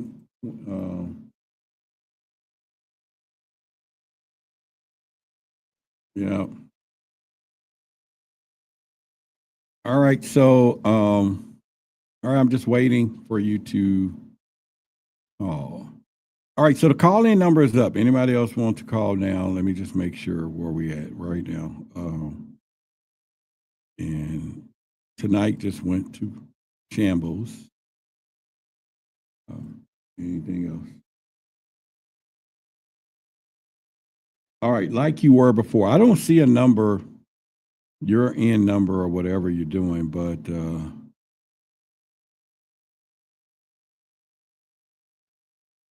you could, you know what? You could put your number on the screen real quick and then take it down right after oh, there we go. Let's see what we got. Hold on. Let's see what we got.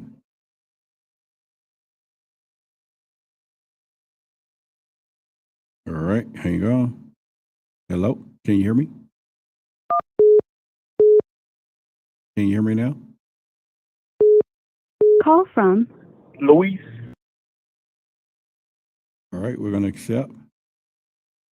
To accept. Listen, y'all. Listen, if y'all going to call, give me time to answer it. It's a Google Voice. I have to accept the call. I got to do whatever. So y'all got to give me time to answer. Y'all hanging up. And by the time I push the button, y'all hang it up. That's what it is. So, all right, let me try this. I'm going to call this number back. Let's try that.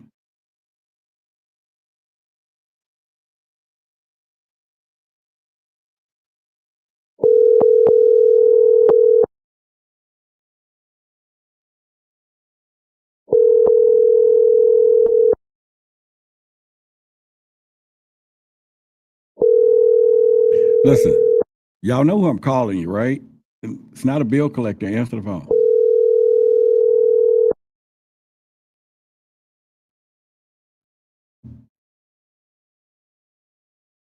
Please leave your message for. All right, I hung it up so nobody gets the number. Let's call this one.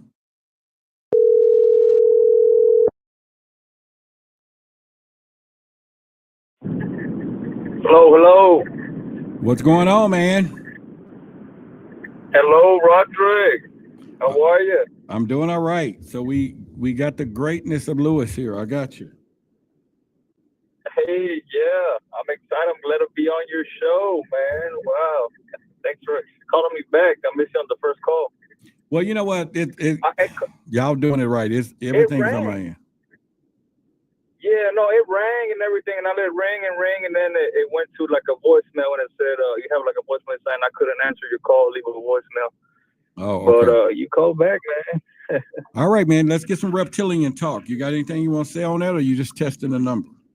No, yeah, I mean, I personally don't have experience seeing any reptilians, but I do got a lot of like knowledge from it, and I wanted to see what you think about it, because I know the reptilians, you could hear them all over the place, from the Bible to like some ancient sites, like from the the Mayans in South America. They used to like worship a serpent god. I even hear the Vatican, they have some ties to reptilianism. I just wanted to hear what your thoughts are on all that. I don't know if you call it conspiracy or. Well, I mean, where you want to go with it? What part of the thoughts you want to hear? Well, what do you think about the Vatican and their ties to it, and people even claiming that they're even the shapeshift reptilians themselves? All the way up to the Pope and whatnot. Okay, so one of the things that could get people to think a little bit about the reptilians and any attachment to the Pope or the Vatican is that you want to go look at the symbolism. And the first thing is the fact that Snake Hall, Snake Hall is built, is where they worship. They worship within the mouth of the snake, the serpent. I've seen that, yeah. And so when we think of the form reptilian, we're thinking either crocodiles, alligators, or snakes, or whatever, but still the lizard, all the reptiles, right?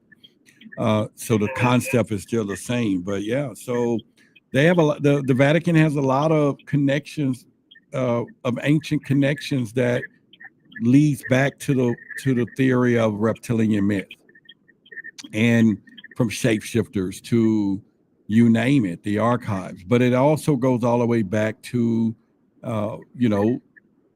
where that creation come from, because obviously there's ancient knowledge that the Vatican is the ones who are in control of it all, right? And so I believe that there are some good things that points in that direction. Yeah, because I mean, if you really look into it, even in the Bible, in Genesis, with the snake that made Eve sin, even from back way then, there's reptilian history to it. So they've been here ever since the beginning, in my opinion. And some people even say the Anunnaki might even have been reptilians, but I don't know where's the proof on, if Anunnakis were reptilians or actual different type of alien beings, because obviously they weren't from Earth. But so the whole history from the reptilians, they've been here since the beginning, but they probably are more advanced and hidden to where we can't see them. Now, their agenda, what do you think their agenda is? Do you believe that, are they trying to take over our subconscious mind, or do they want to, like the other caller said, take over our souls, or what's the agenda behind them? First of all, Denzel, put your number on the screen and I'll call out. But I mean, I think let me bag up. So I'll use what I call the word on the street. That's our word for conspiracy. All right. So y'all know that. The word on the street, that's our word for conspiracy. Right. That's what we like to hear. Yeah. Yes, there's something about our energetic bodies that the Matrix talked about in the movies that that hang on a second here. Let me just let him know that I'm recognizing. All right. So there's something about our energetic bodies that the Matrix talk about, how we are able to have this energy source that we are, the human body, and they talked about that in the movie. Now, when you start hearing the word on the street about reptilians, the word loosh comes up. And the word loosh is what they're after, which is what we produce, whether we're in heightened anxiety. Is that similar to like our aura, like the aura that the body produces. You know, some people say they can see an aura. It could be, but that's something that's a little bit different. It comes from fear, anxiety. Adrenochrome is so it comes from fear, anxiety. Okay. You know, all of the negative things. Negativity, negative. Yeah. And so by now that ties into.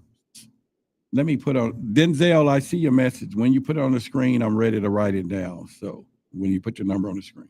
So when you start going into the reptilian myth or the agenda, it's not almost like it's not an end game. It's a long game. It's like they need their energy. So when they produce media, things that we see, the way their life is, bills, or all the things that keep people in anxiety in the lower form of energy. And it's from things we watch, life, tragic things that we see out in the wars. So that's why they steer it that way. They steer it with the media and whatnot. They try to steer it towards their benefit, right? They steer it toward their benefit because, as JJ was saying, divine love is not that lower vibrational energy. It's a whole different. They can't feed off divine love, but they can feed off the opposite of that, and that is what we see today. Even I had these images I used to put up of, an image that depicted a husband and wife arguing. Right. And I was about to say, so the best thing to do is unite and be loving with each other instead of fighting within the household type of thing. And it's almost like you got, reptilian in the background in the other dimension just feeding off your arguments. That's what I was thinking while you were talking about all that, Yeah, so it's again, so when you think about the agenda, it is always going to be about mass control. And so that's where MK Ultra, all of these other techniques that they're coming in. And today, they're able to implement, AI, transhumanism. So there's a lot of things that can implement the plan a lot smoother, and we are subject to it. And then when they start tapping into our subconscious or unconscious, then they don't really need permission for that. It can bypass the eyes, it bypass the nose, it goes right into the subconscious of control. Right, because I've heard that they could they could manipulate your mind to where they look like a regular human being, but in all reality, it's actually them right in front of us. They got the abilities to hide in plain sight, basically, and do all of that. So yeah, and it's like a frequency, it's like a vibration. You've heard people where they see the glitch, like a glitch, and then that glitch reveals the puppet master, so to speak. And you've heard a lot of stories about that a lot. Man, that just keeps you wondering, and I guess our best thing to do is not feed them that lush or whatever, how you say that, and keep it positive and try not to give them that negative energy is, I guess, is what we need to focus on, Yeah, which is kind of difficult, Roderick, because the system's got us all in a bind, right? But we do our best at it, right? Well, yeah, it's again, there's always duality, to all of this stuff. So, the reason is, is it for this over here or for that over there? And some people say there are good ones and bad ones, like JJ was talking about too. Some may be here for humanity. I imagine so. And some it's not. But at the end of the day, we outnumber them, and that's where their fear is. Their fear is us waking up to see them, waking up to to the possibility of their existence. And so, but now when you start thinking of the forms, so you have the 100%ers, or the blue bloods is what they call them. Those are the ones who are not able to, I think those, well, you got your 100%ers and then you got your blue bloods, they can shape shift.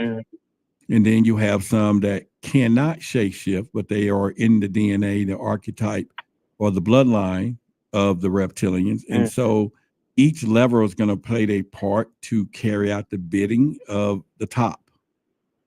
And so, right, I've heard they got their people placed at the top positions to where they basically got a foothold on control. Basically, they got their bloodlines or their DNA or even themselves, you know, shapeshift as leaders or whatnot, and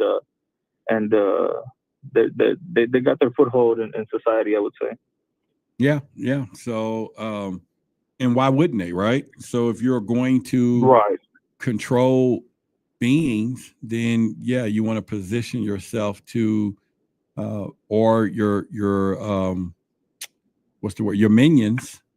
You want to put the minions in place to control. So that would be a strategic plan for anybody. You know, if you're going to put your spies or your minions or whatever in place, if you're going to implement some type of plan against, you know, humanity, you know, why wouldn't you do that, right? So.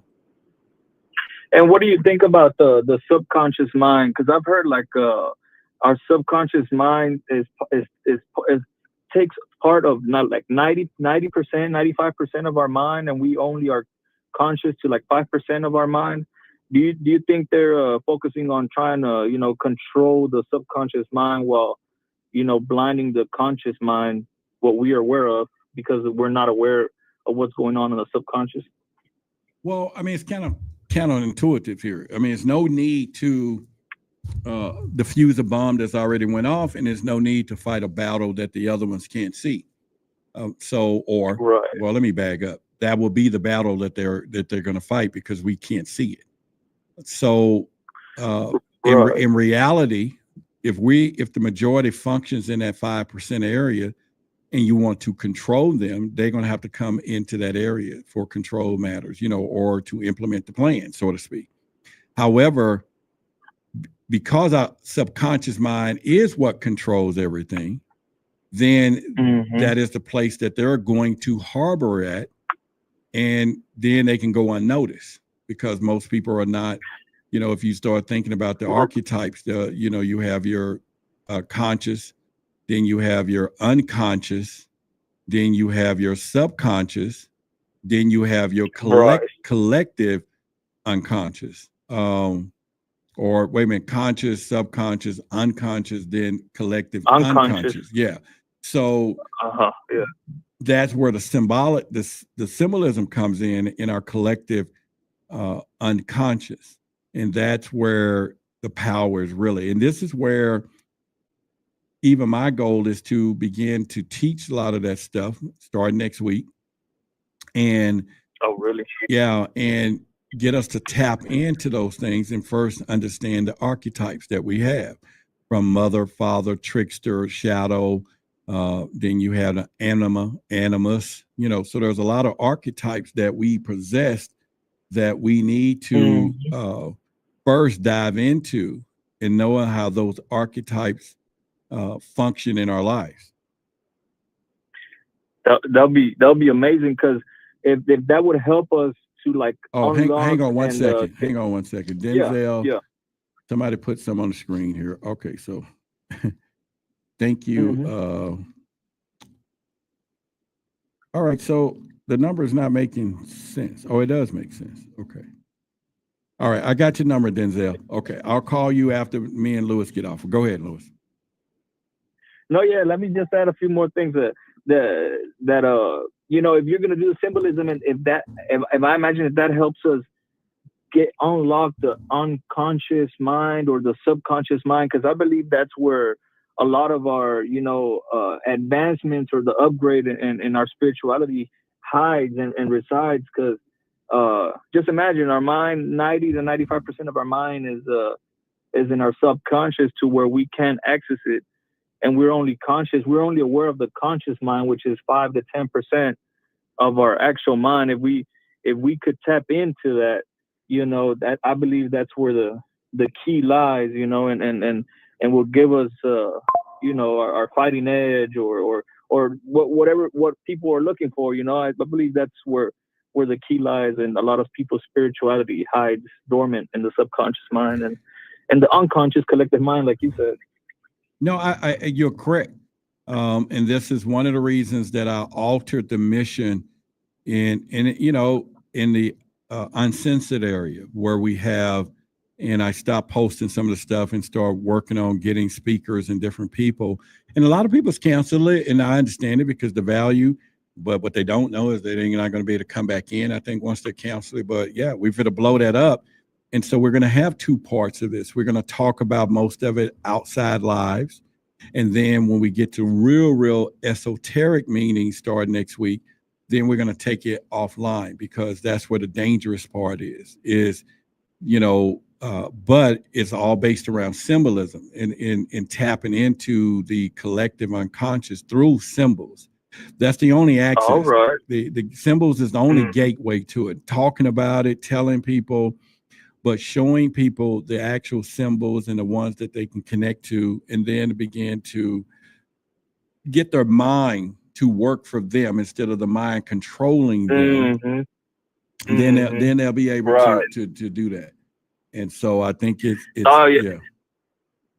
No, yeah, I'm into it, Rob. You're gonna see me in there in the private sector behind scenes. I already got the SD. Yeah. I'm into that. Yeah, you'll get your delivery. You got the drive. You got information. You're going to be ahead of 90% of people with that information. You can tap into anything you want, any subject matter. You can watch people that said something 20 years ago that they took down that was important. You want to look at this thing as Noah's Ark. If the world was to start over, then you have all the information in that drive that you can pull together and recreate the future. And that's why it's so dangerous. Amazing. Yeah, it's so dangerous. And, and it has secret stuff in it, and then it has everyday things in it. But the everyday things all is a collective of things that the average individual is not going to know exist over here, and put those pieces together. So. No, I imagine it's gonna be very beneficial, and I best believe I'll see y'all in the private section. Yeah, I'm a join into the Patreon and go into those dark conversations with y'all. Yeah, like I said, we had a lot of members. We was growing. I used to do weekly lives in there, and then I was training some other stuff. But when I started getting my calling of that I need to head into direction, even now I haven't really transitioned it all the way, but symbolism, doing kind of presentations here on the lives where we got stuff on the screen. So I've been preparing to begin to do that. And then we can tap into a more esoteric stuff in the live streams. The Patreon, where I have people who are already scheduled to come and start speaking. We can try to do a Thursday. Sometime they may be available on a Saturday, but it's going to be like a private seminar. A private, because not only we're giving them love offerings, but with enough members, it gives us the collective power to reach out to some of the very best people to come in and train us. And so, but like I said, I can say I dropped the ball of not so much on the outside of it over the last month or so, which, like I said, there's been a few people who dropped out, and I get it because of, why pay something or whatever. But the sad part of it is I think once they cancel it, it don't let them back in. And I should have worked faster so that they didn't lose faith in what I was doing. But the ones who are still there and the ones who are coming, oh God, is all I can tell you. Oh, I'm ready, and I commend all of y'all for giving this information, man, because no one else does.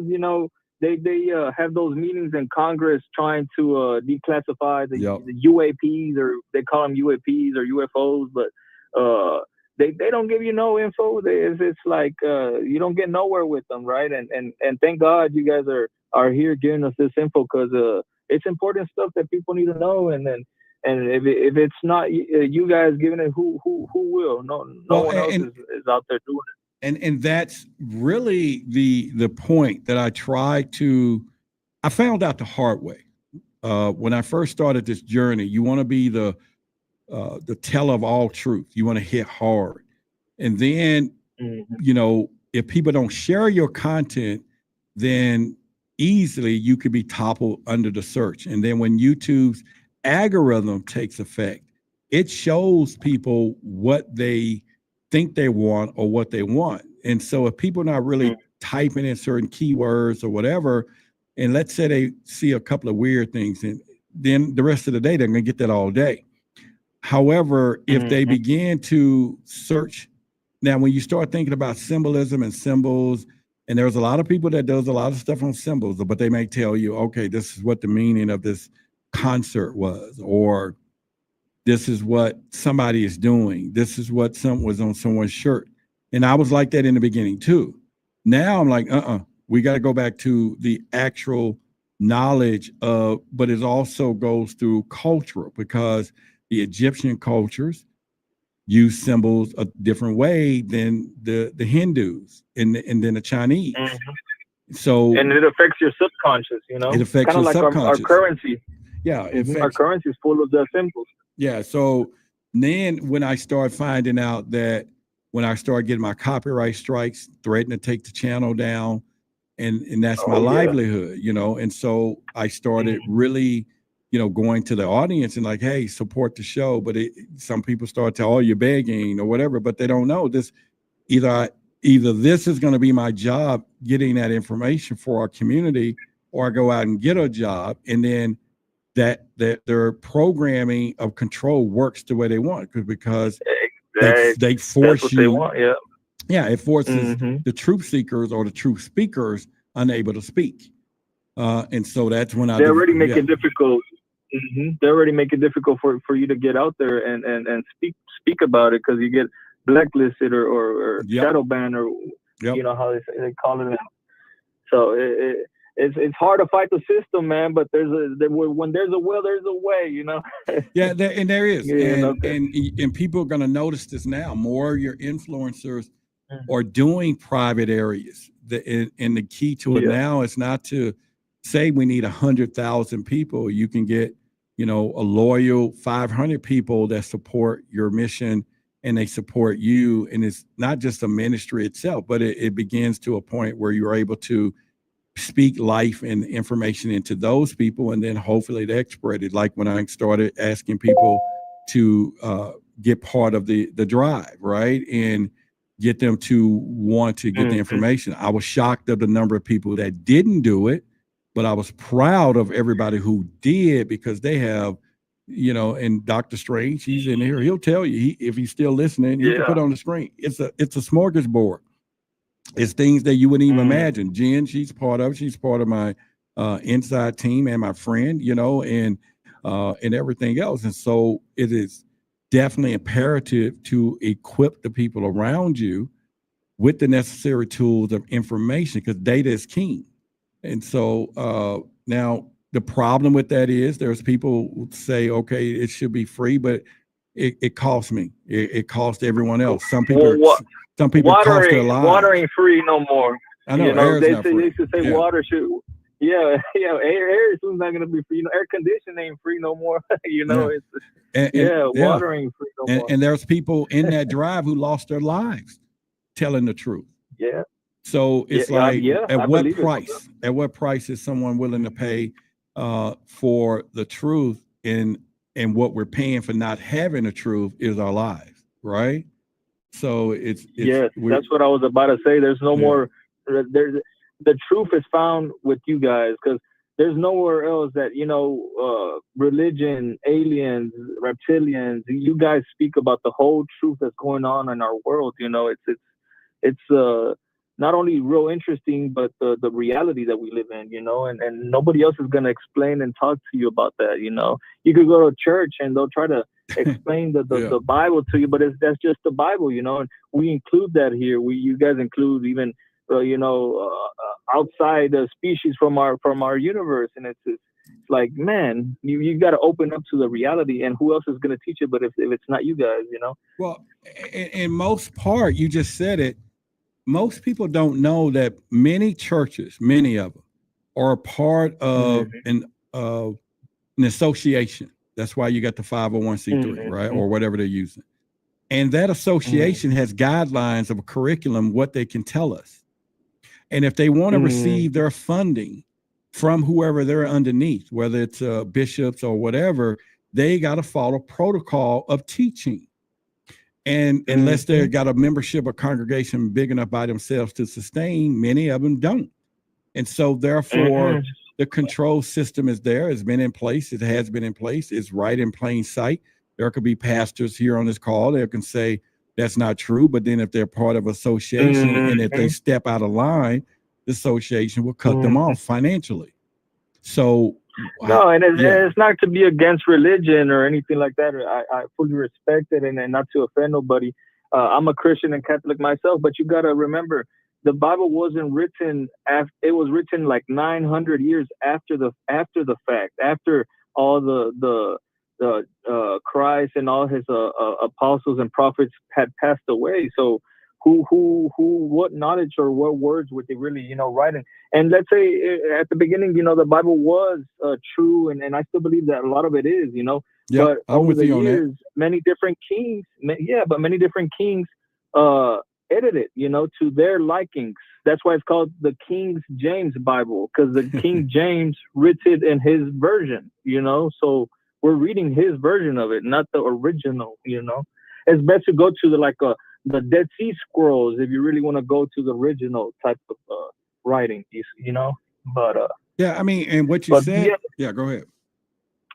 No, you go for it, because I got it, but go ahead, continue.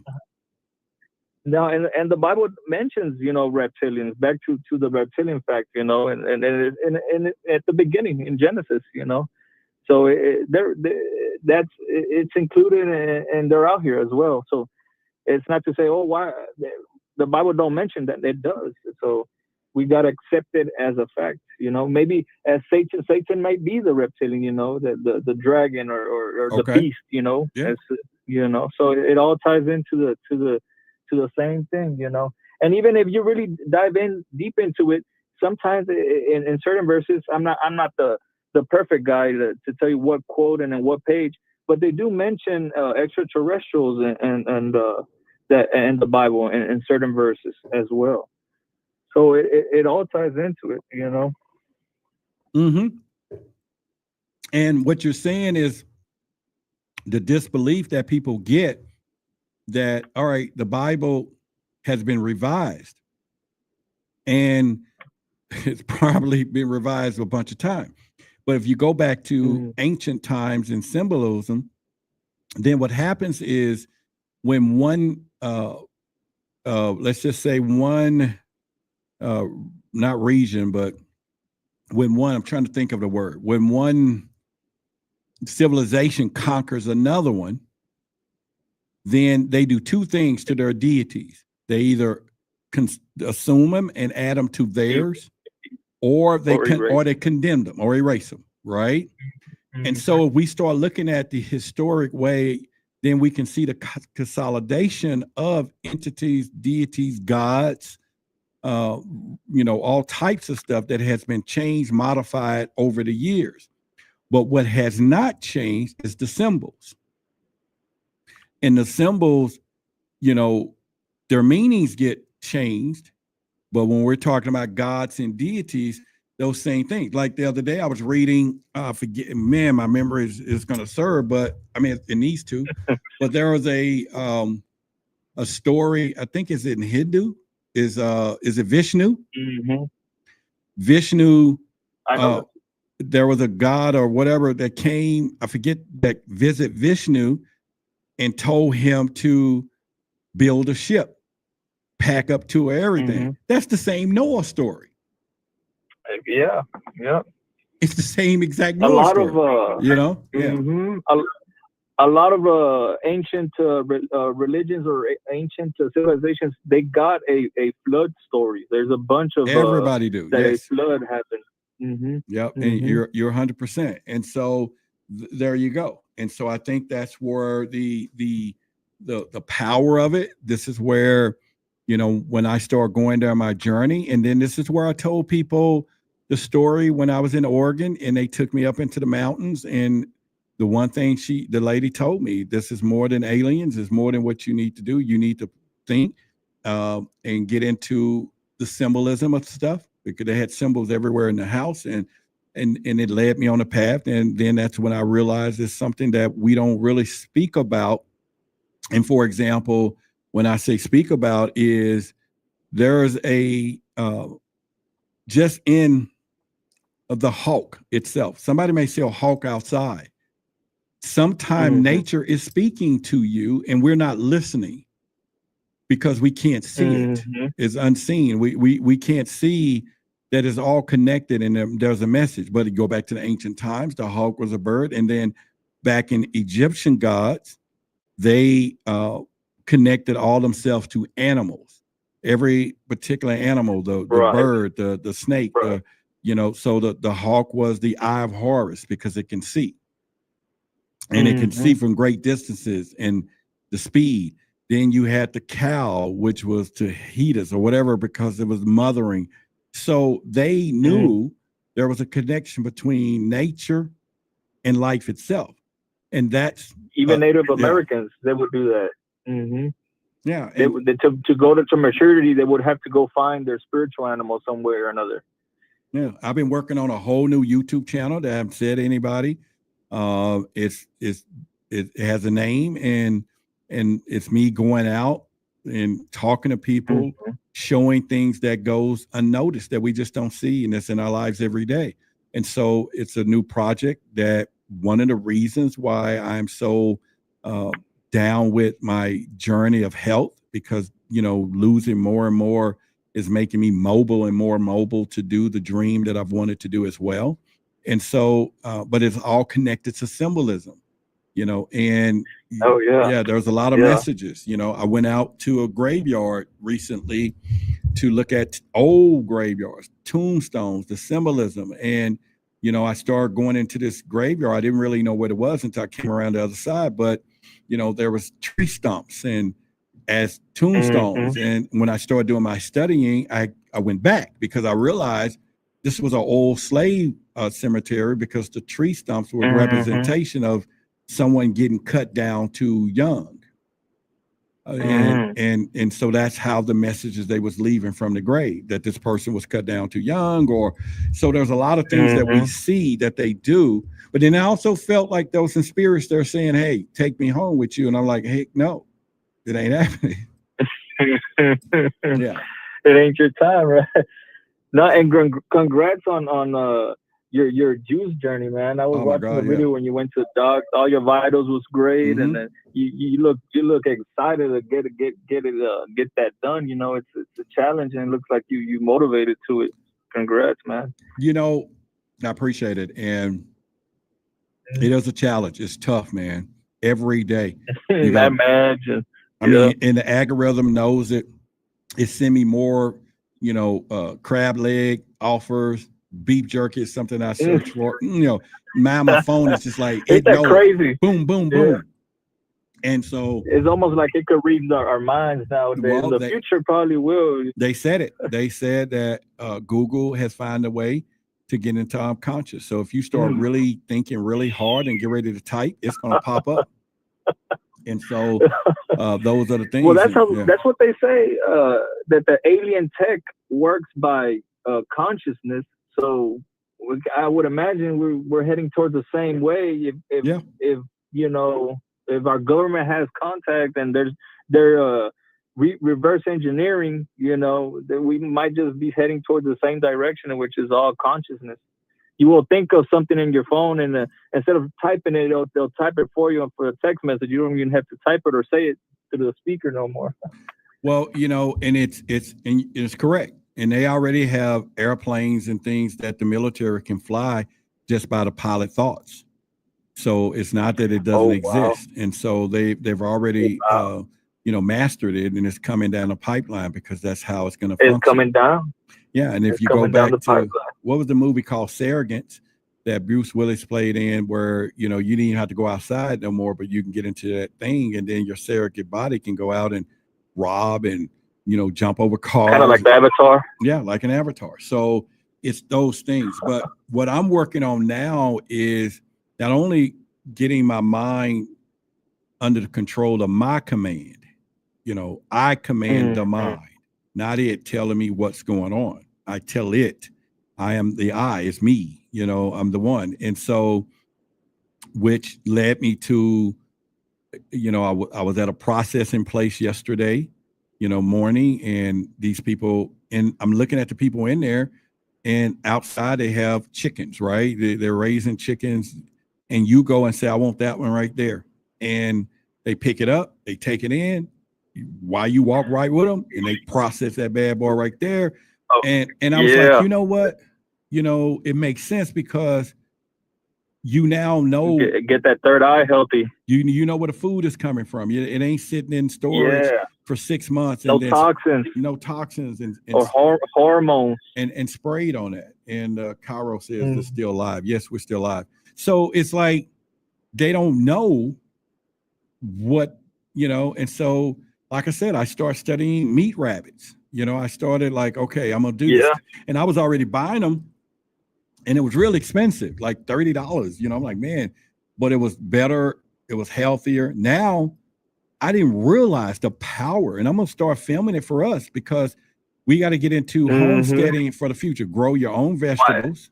My aunt, she did that with some rabbits, and she had a couple of them, and then a couple of months passed, more than a couple of months passed. We didn't go visit her, man. She don't know what to do with them. She got way too many of those. She does the thing with the rabbits and harvest them and whatnot. I'm gonna do it. They reproduce like crazy. Yeah, you can get away with that if you're in a city because rabbits are considered pets.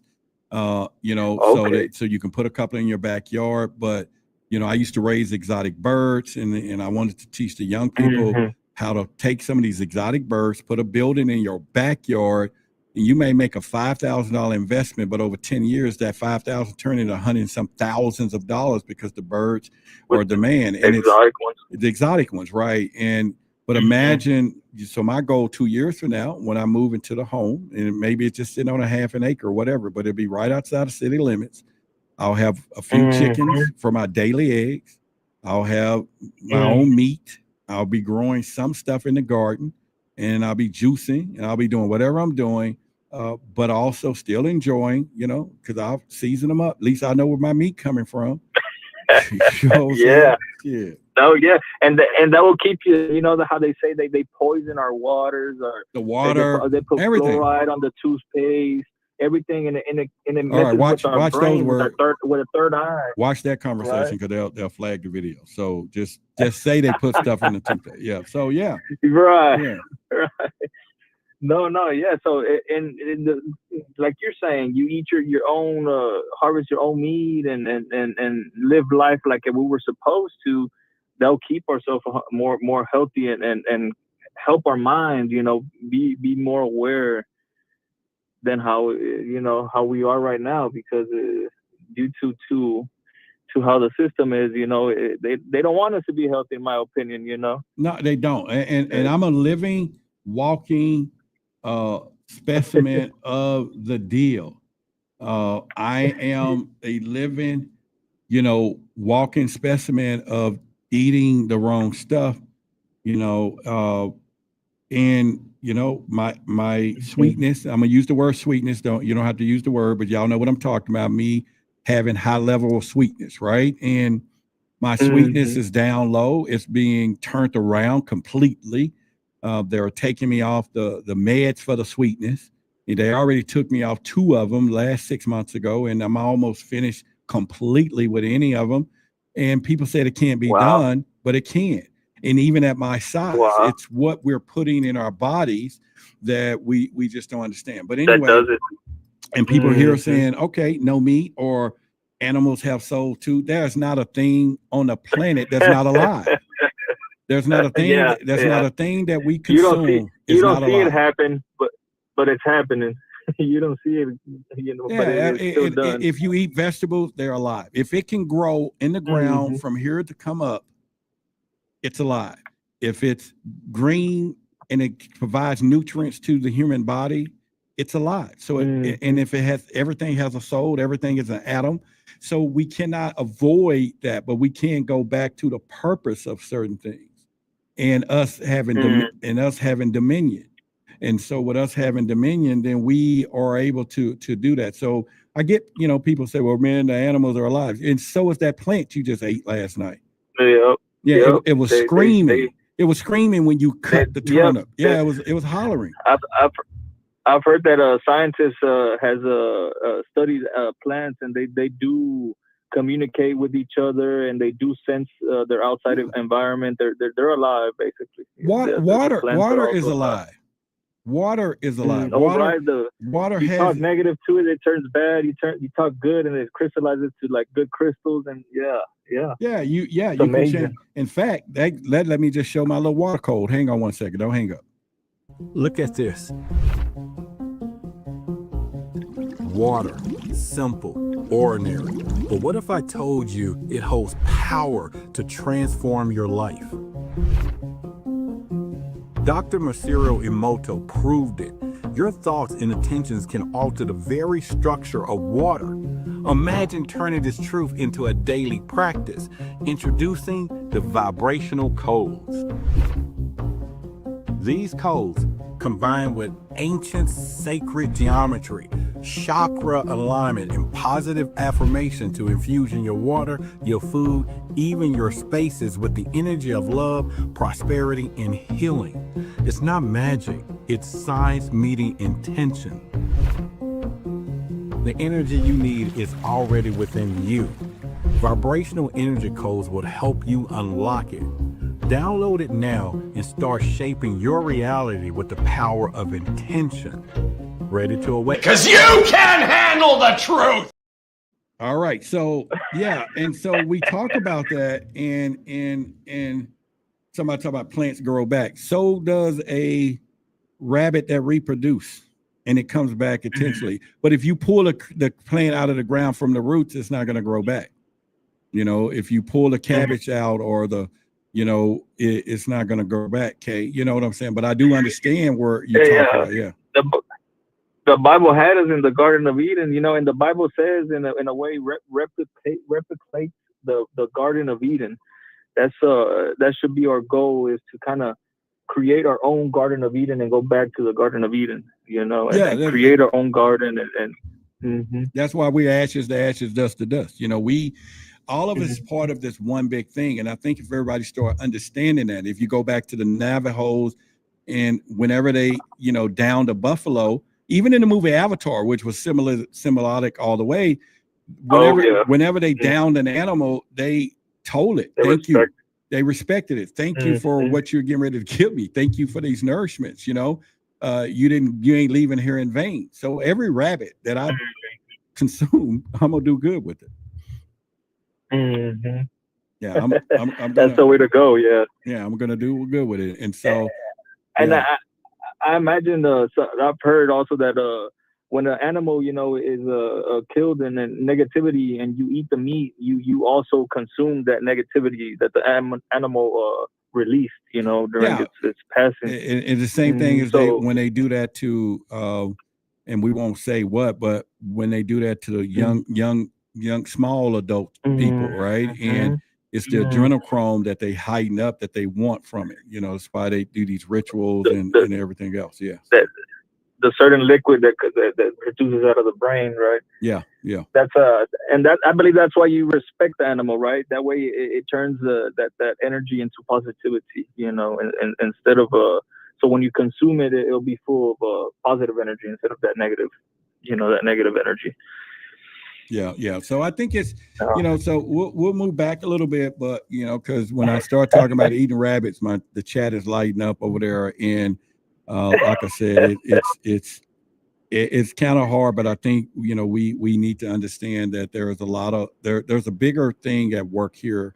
It's very symbolic. There are just things that we can pay attention to, but anyway, it's one of those things. And a lot of people are moving to the organic, organic or grass-fed, grass-fed animals, or organic plants, non-GMOs, and that's the new movement.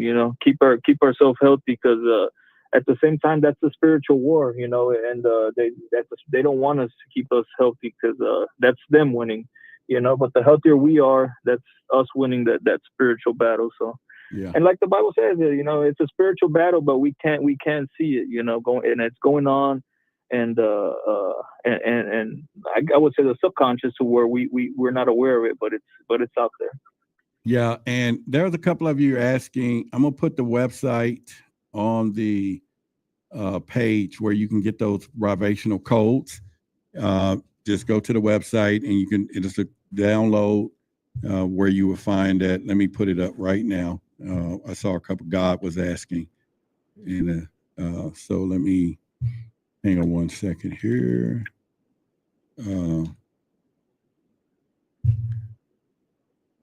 Sure.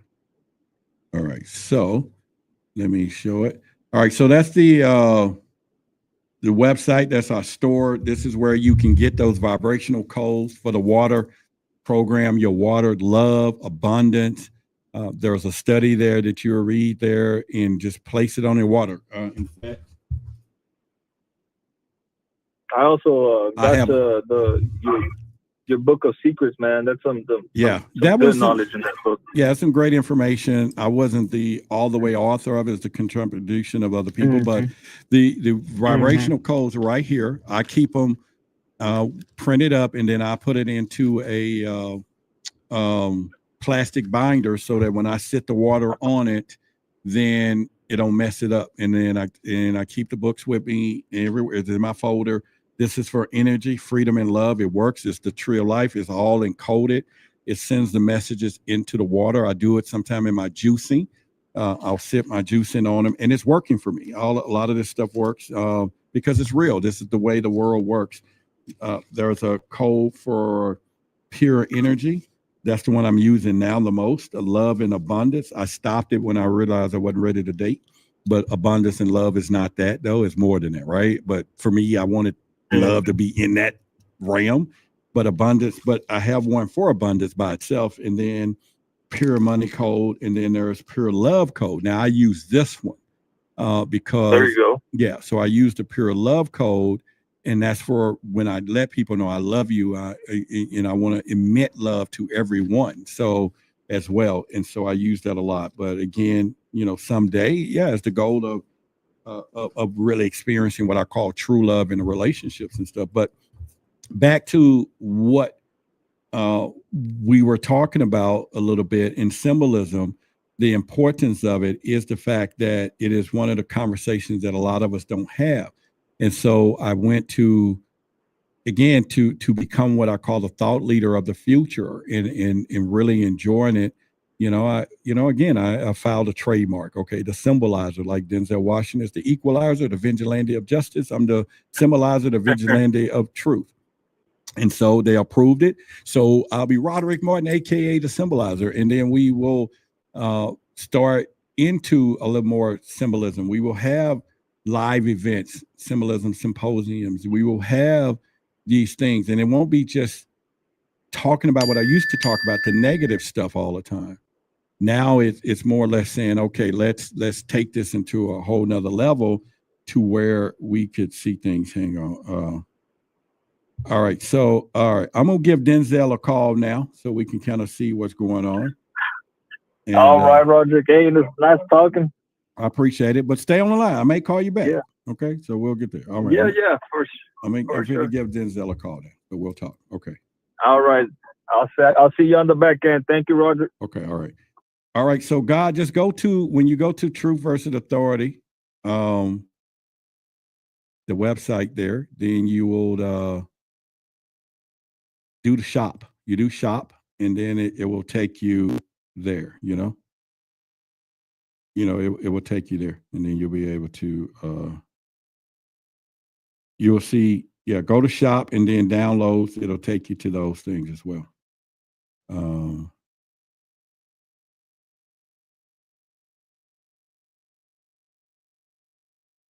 Okay.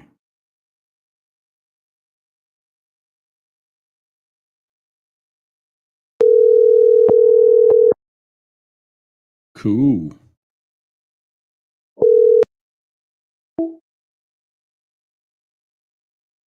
All right. Well, you hung up on me. And Denzel, you hung up on me. I called you. That was me calling.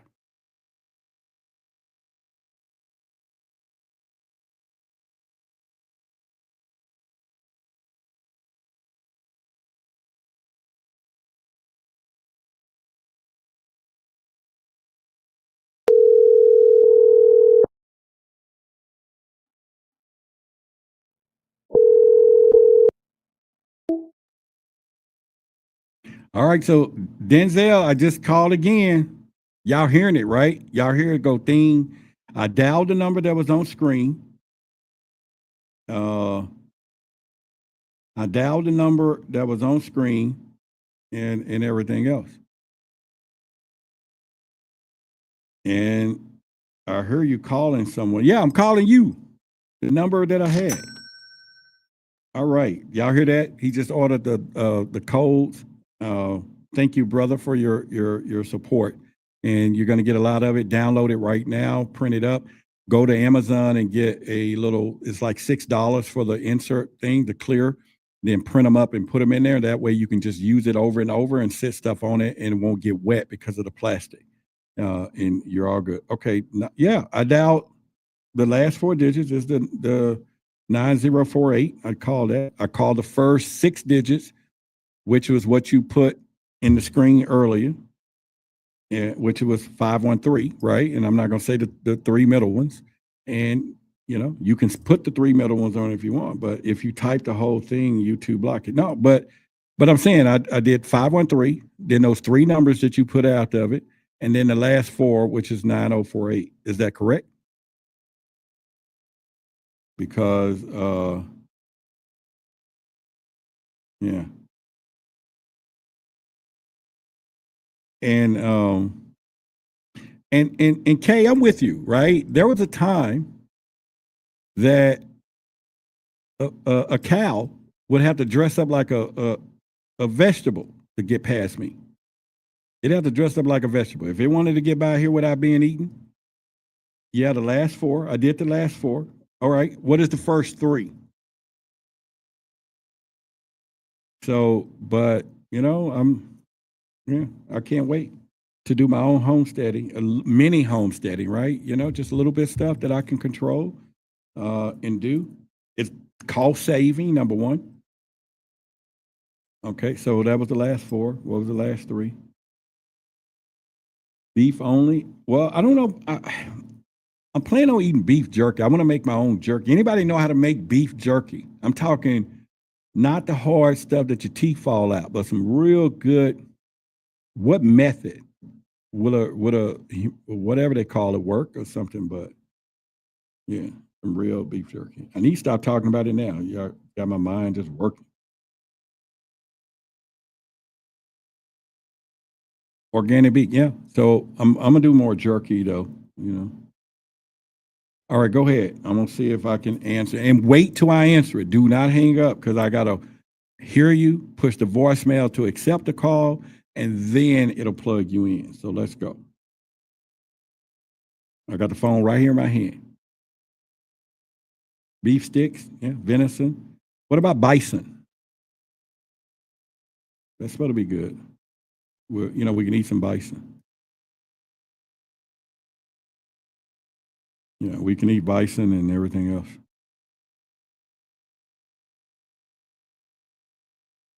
Yeah. All right, Denzel, are you calling now?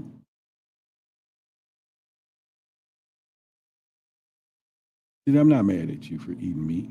I eat plant-based meat. What is plant-based meat though? Is meat, or can it be called meat, or is it plant-based? He said, I'm out for the night, always divine. All right, JJ, we'll talk to you next time. He said, I'm trying. Well, maybe you and I both, something wrong with the phone. All right, so it's coming at the end of the week. It is Friday. So as we know, we are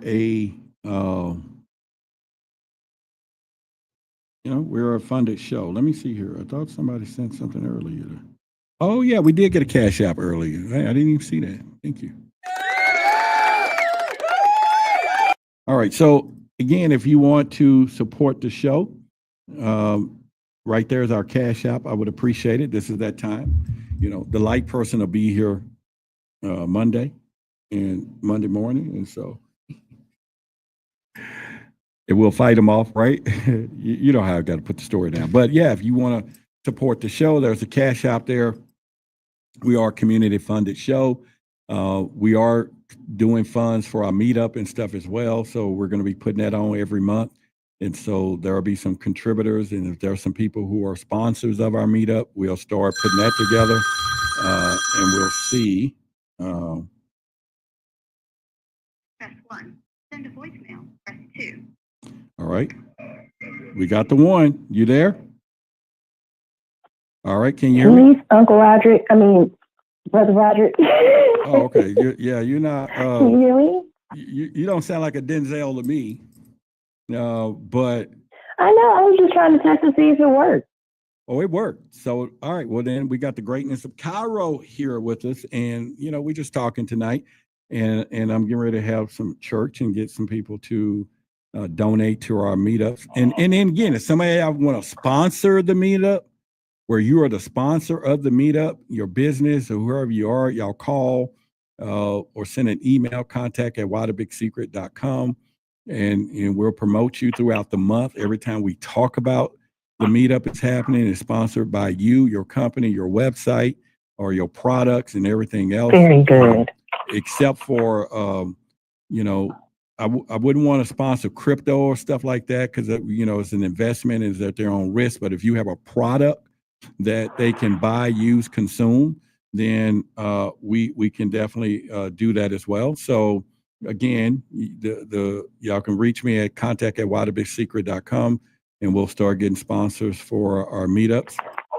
And every time we talk about it every show, we'll be doing it monthly, so you can be the month of doing it for that month or a whole month, or you can lock it down. You could be the sugar honey iced tea of the meetups. And we'll talk about you at the meetups. Hey, this meetup was brought to you by such and such. Imagine your name. Imagine you out there. Imagine you growing with this channel, and we're getting hundreds and thousands of views. And you started with us, and now we're here. We started at the bottom, and now we're here, baby. So y'all put it out. So, Cairo, what's been going on with you?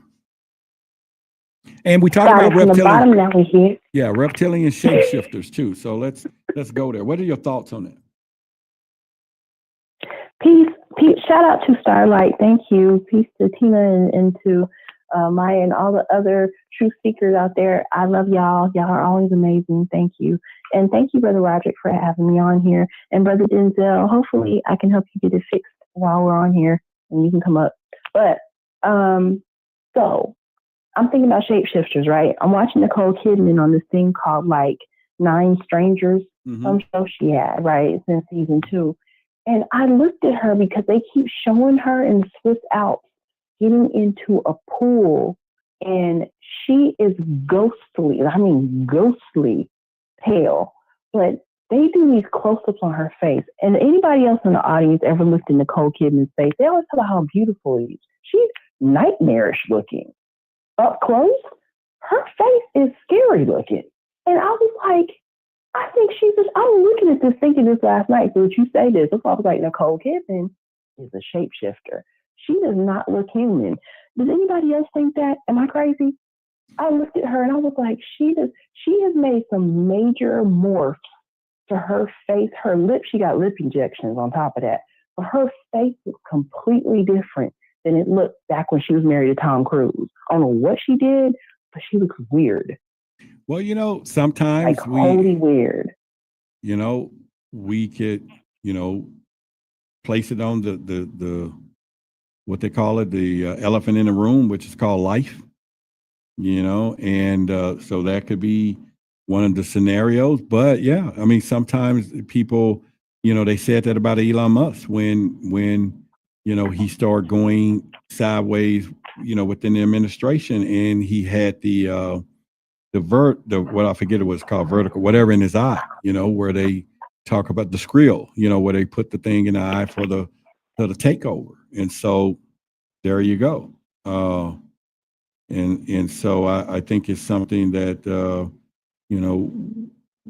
Nicole Kidman and a lot of these people that, the shape-shifting, probably not having a good ability to age the skin properly. They probably ain't got the technology right. And so then they probably got to go shift in different suits at each time maybe. And then they coming back like, damn, this one ain't perfect, but it'll work. So, I wouldn't doubt it. I haven't looked at her lately, but I'll definitely check it out tonight. I'll Google while we're talking here. Please go look. Mm-hmm. Please go look. And so like, my question to you, Roderick, is do you have like a hit list of people who are actual shapeshifters, especially like these people in Hollywood? Because I keep thinking like there are certain people who get picked to play certain roles all the time, and they're always recycling these people. Yep. Like, why are they always using Johnny Depp to be something like a Jack Sparrow, and why is he always Gilbert Grape? Why is he always playing roles like these didactic roles? Is it really him making the role, or are these roles written for him to make him be this person? I feel like these people that are always using, that are always out front, I hate to say it, Beyonce, there are people who are always out front. And I always ask myself, like, I say Beyonce because I mentioned this before. If y'all go watch the movie Metropolis from 1929, it's on YouTube. It's a black and white. There's no language, no words, but it's text that you can read. They show you this whole agenda of this transformation of a woman, and they make her into a robot.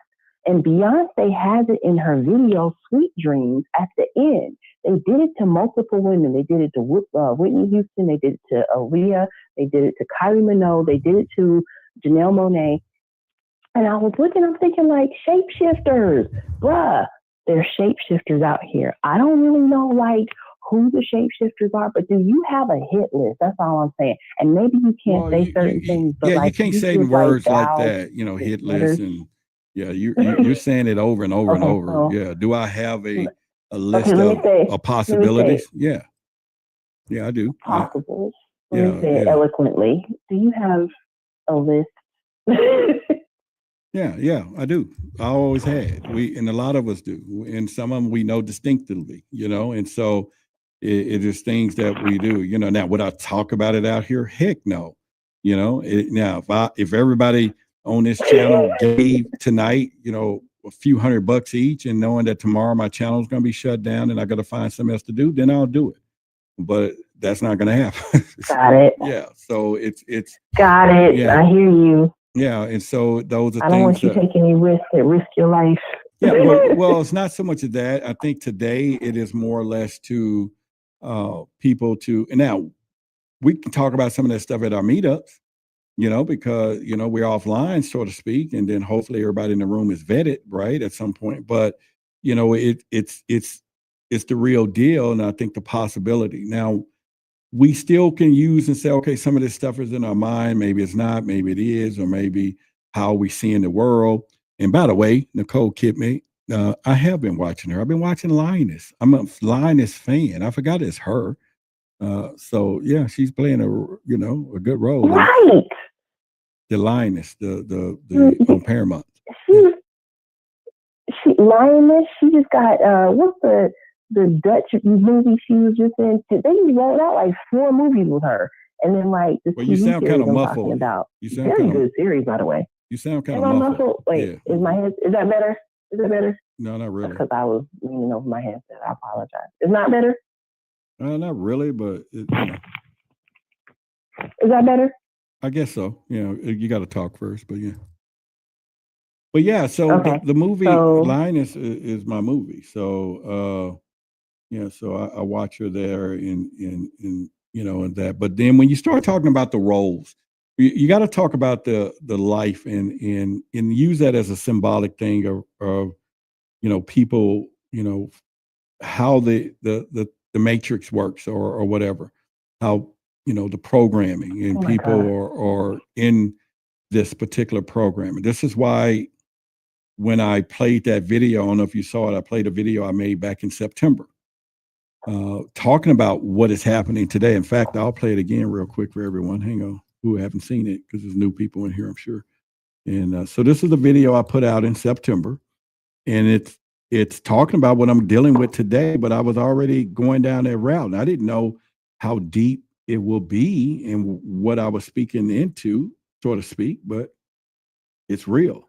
And so let me play it for y'all.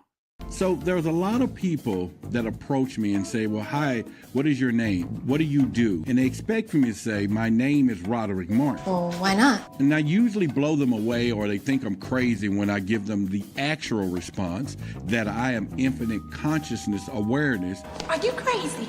Living the physical reality. I'm having the experience of Roderick Martin, the YouTuber, the UFO investigator, the TV personality. I'm telling you, he is crazy. If many of you watched the podcast before, you'll know that I have been saying I'm changing my reality, or my physical reality. Can you say that again? I'm sorry, what? Changing my reality, or my physical reality. I am changing the physical reality of how you see me.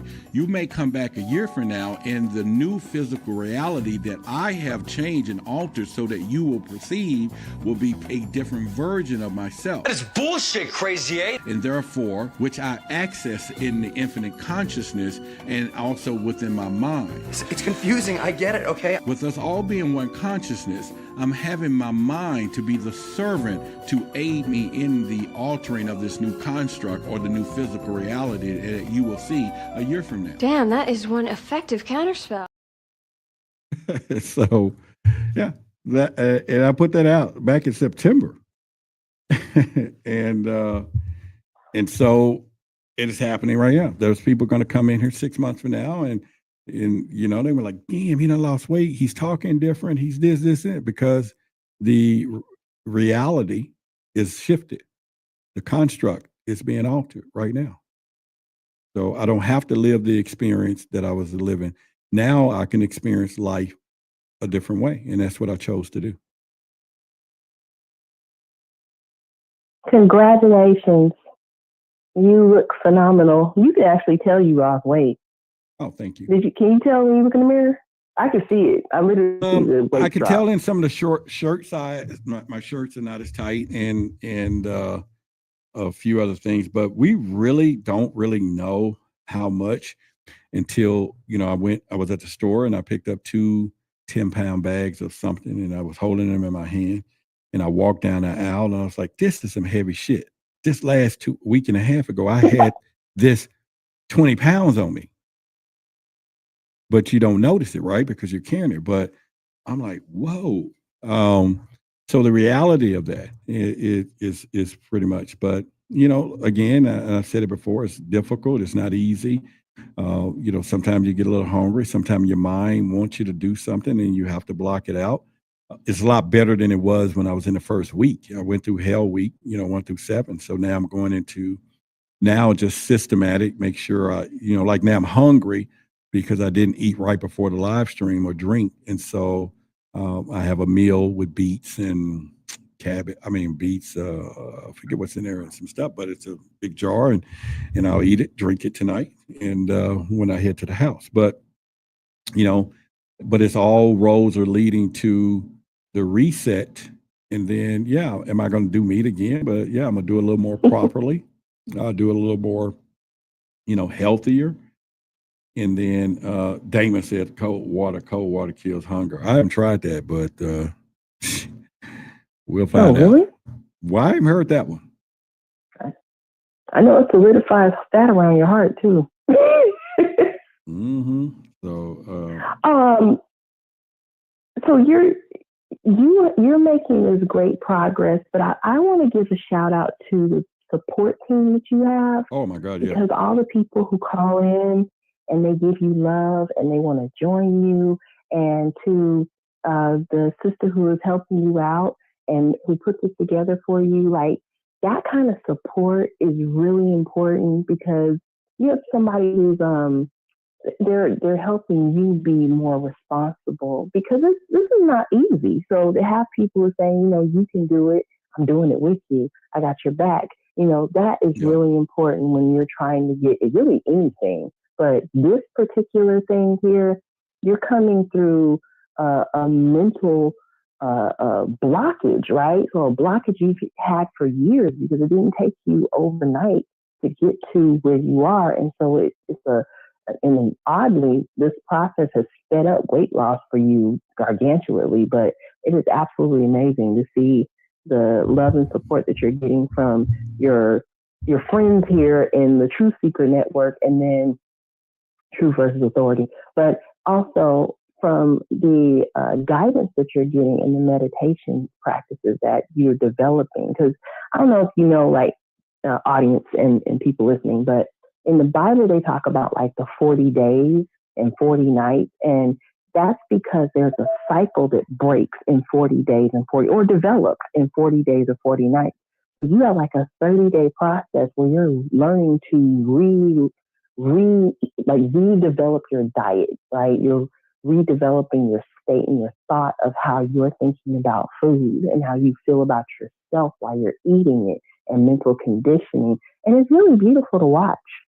Oh, thank you. Yeah. I applaud that. Yeah, I appreciate it. And again, it is true divine love that, the support that I have, and also the failures, all of the failures before prepared me for this journey, because I decided that, we're not going to be so calm to this what if. And I decided that I didn't want to look back, a year from now with the most, tremendous word of the word regret of, what if I had started today? So that was another part. So I developed a new brand name in my mind, TNT.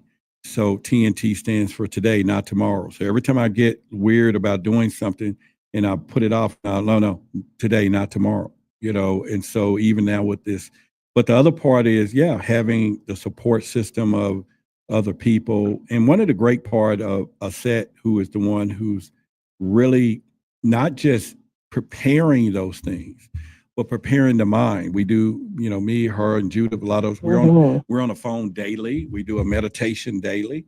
And that's where it is, because the stilling the mind is allowing me to, and I'm getting better at it. So if I wasn't on this live stream and I was really getting hungry and all the visions would pop it up, I would close my eyes and I would steal my mind away from it. And it's working. I can get rid of those images and tell the mind, I'm in command. This is not what we're trying to see right now. And so her teaching those things, teaching the sound, the ums and closing your ears. She teaches you close your ears with your hand. You put both fingers over your ears, and you can do the and you will hear the vibration in your internal body. If you just put both fingers over the ears, close them up really tight, and then do that, and you will feel the sound in your body, and your body will resonate with that. It is so powerful, and beginning those things and seeing the world a little different. And so for me, getting to say, okay, now I got Judith and other people that's trying it. Tracy, one of the powerful things, she called me up and said, FaceTime me, read me your contract, your contract to yourself. And she just looked at it and said, I believe in you. It was so powerful, because not just the power of a woman, I would say, but just the power of a woman, right? Even if she's married, and her husband, they good people, I'm just saying, I believe in you, right? And to see it, because there's nobody looking me in my eyes and saying it. Now, when I said, when we do our, weekly walks or whatever we're doing, hey, you're victorious. She's talking, she's doing a thing. But I'm just saying, just to look that day, that moment right before I start. And so now she just started, Judith just started, and a couple other people started. So now I'm calling them because they're on day 1 and 2 and they're struggling just like I did. But I know what they're going through, and I'm not going to use the shit of, oh man, this is easy. I don't like people around me like that no more. I don't want people telling me all you have to do is, no. And that was one thing Aset did, was she brutally said how difficult this is getting ready to be for you. This is going to be one of the hardest things you have ever tried. It's going to bite at you. It's going to be difficult. blah, blah, blah. And she set the expectation so difficult that when I started going up the hill, it was more of a personal battle of success on the things that wasn't just that hard. But she set the tone. But then difficult showed up. And then I knew what she was talking about. And so, but every day it's getting easier and easier, Caro. And I can't wait to, 30 days from now to what I'm planning on doing, eating, right? You know what I'm saying? But then the taste bud is not there. Certain things won't be there, certain stuff, but it is going to be a healthier approach. But already, I'm sleeping better.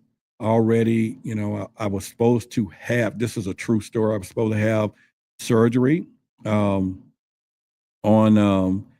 my right leg because it had a little, they wanted to increase the circulation, so they was going to move certain things around. And already in 2 weeks, it reversed.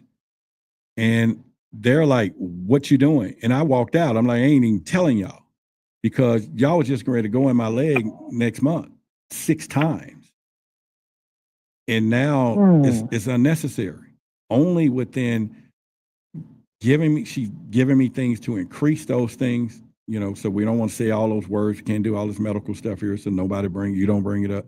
But she gave me things to increase those areas and it worked out. And it just everything. And y'all saw the video going, blood pressure, normal. It was already getting there and she just tipped it over, and now, they called this morning, and said your A1C1 is in the 5. So everybody already know what that means. That means it's reversed. That sugar thing is gone, so it was already 6.1 last month, but last year I was 11.1. I was one day, they ordered the insulin for me. I didn't take it. Okay. Imagine that. It was ordered. I was supposed to go pick it up. And I said, no, you're not going to do this. And that's when I started making that video that everybody saw. And it was just me, it was me, but not knowing the prophecy of it to all of it's coming. And when the student's word, the teacher will appear. So I'm letting people know there's a higher force at work. I'm not going to tell you there's not a higher force at work. And whatever that is to you, you figure it out. But there was a higher force at work. And that higher force is powerful, but it's in our minds. It's in the mind. That is where where it all lies and everything else. And so, it's a big thing. We got a super sticker from Mima. All right, y'all give her a shout out there. And and so, but yeah, so at the end of the day, like I said, that's the uphill battle there, and it's still tough. But tomorrow will be their 13. Now I could have been real superstitious, even though tomorrow's Friday the 15th. But no, it's my 13th day. It's Friday the 13th. However, since I've been in this field, 13 ain't the bad number. It's the number they want us to stay away from. I'm gonna have a good day tomorrow. Very good day. You get what I'm saying? So, but 2 years ago, I was like, it's the 13th day on my juicing and the 13th, whatever. No, that 13 is a real good number. They just don't want us to know that. So they tell us it's bad. So it's excellent number. Yeah. So having the knowledge and understanding, then that's where, we go and everything else. So, people are going to be able to meet her on the meetups. She's going to be there. She's going to bring all those sound bowls that she has a lot of them. We all was hitting different, the gong, bong. Everybody was having the ching. It was so beautiful. All of us was just doing stuff and at our own pace. And it just sounds so pretty. It was like 10 or 50. She gave everybody an instrument, And so we'll be doing that, from 10 a.m. to 11 a.m. So people can bring a yoga mat. I would encourage them to do so. And that's going to be good too. And so it's just, it's a powerful moment, but I'm, putting it out here so somebody can laugh at me, somebody can say, look at you, you didn't do it. But that's not what I'm going to allow them to do. But I open myself up to that, right?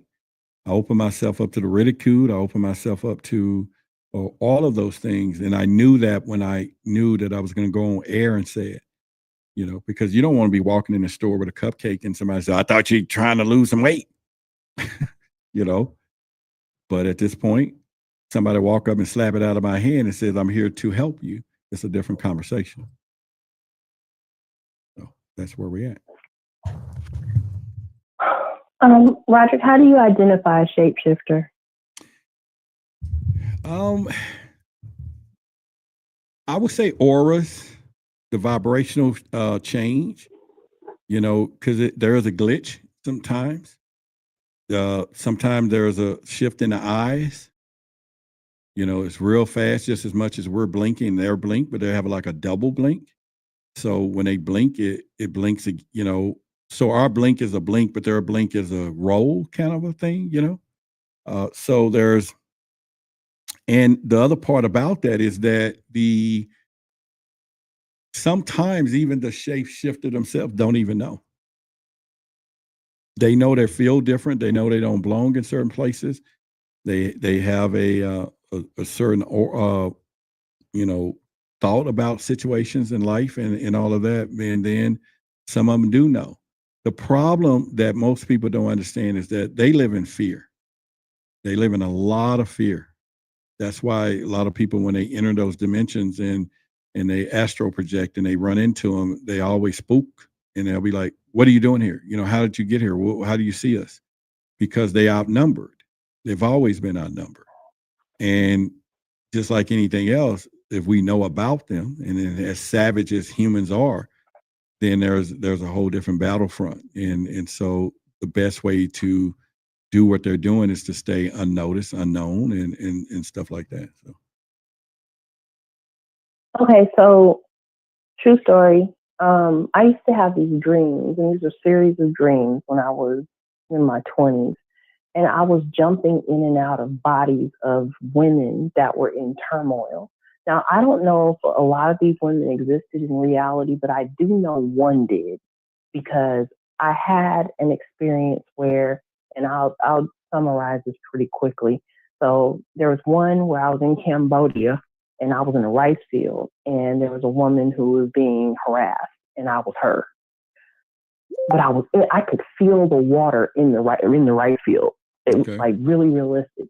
There was a woman who was in the Congo, and she was being chased through something that looked like a building. She was trying to get her children. And I remember physically scooping the children up and running, and I was being shot at.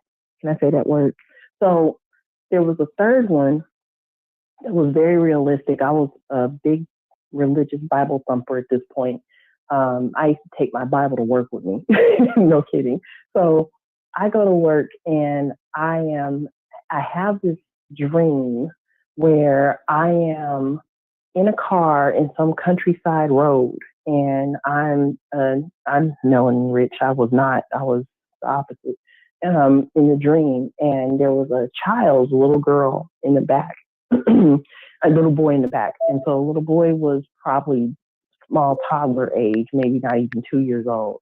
He's in a car seat, and the road is very rainy, and it's like kind of like you've been on those almost dirt roads in the backwood country, like between here and Fort Worth.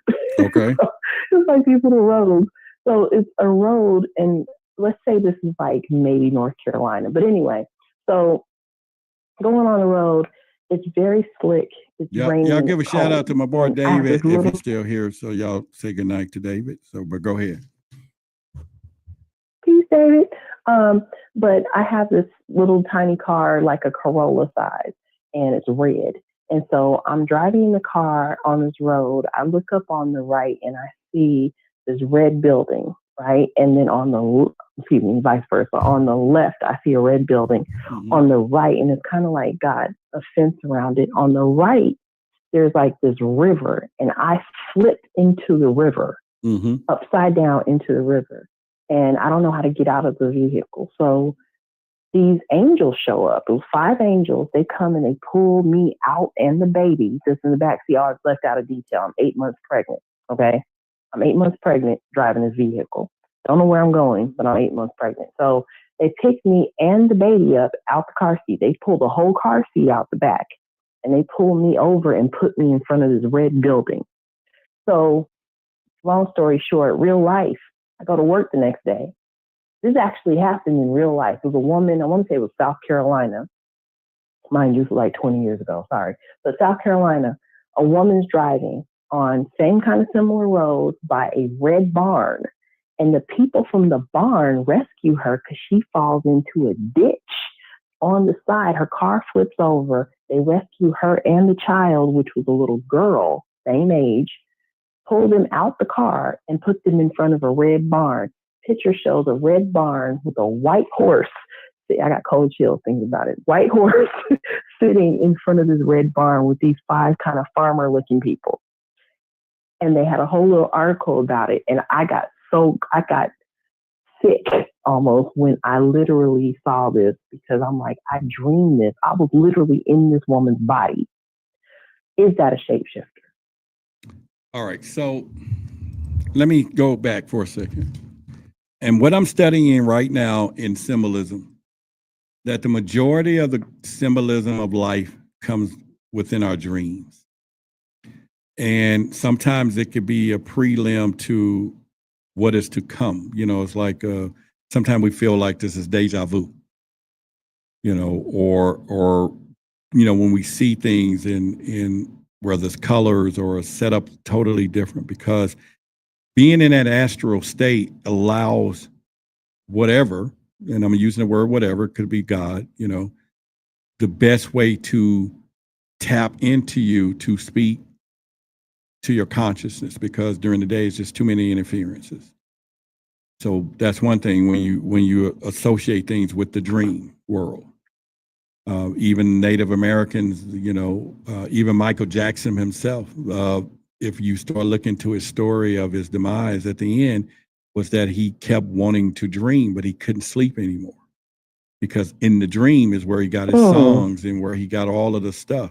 And so therefore that why, you know, that's the dream where there was times that they say he would sleep for days because he's dreaming. And when he come out of that thing, he had hits, he had all kinds of informations. And so now you asked, was your ordeal or was the people or shapeshifter? Now that's what I was alluding to at the beginning of the show tonight, because we tend to think of the word shapeshifter associated with reptilian form, but yet it's symbolic as well, because that's, I mean, it's not too many things that don't shapeshift in your dreams tonight. All of it does. It all just changes and moves around, but it has the significant meaning. I now wake up some mornings laughing and say, what the hell is that message about? Because I know I'm dreaming.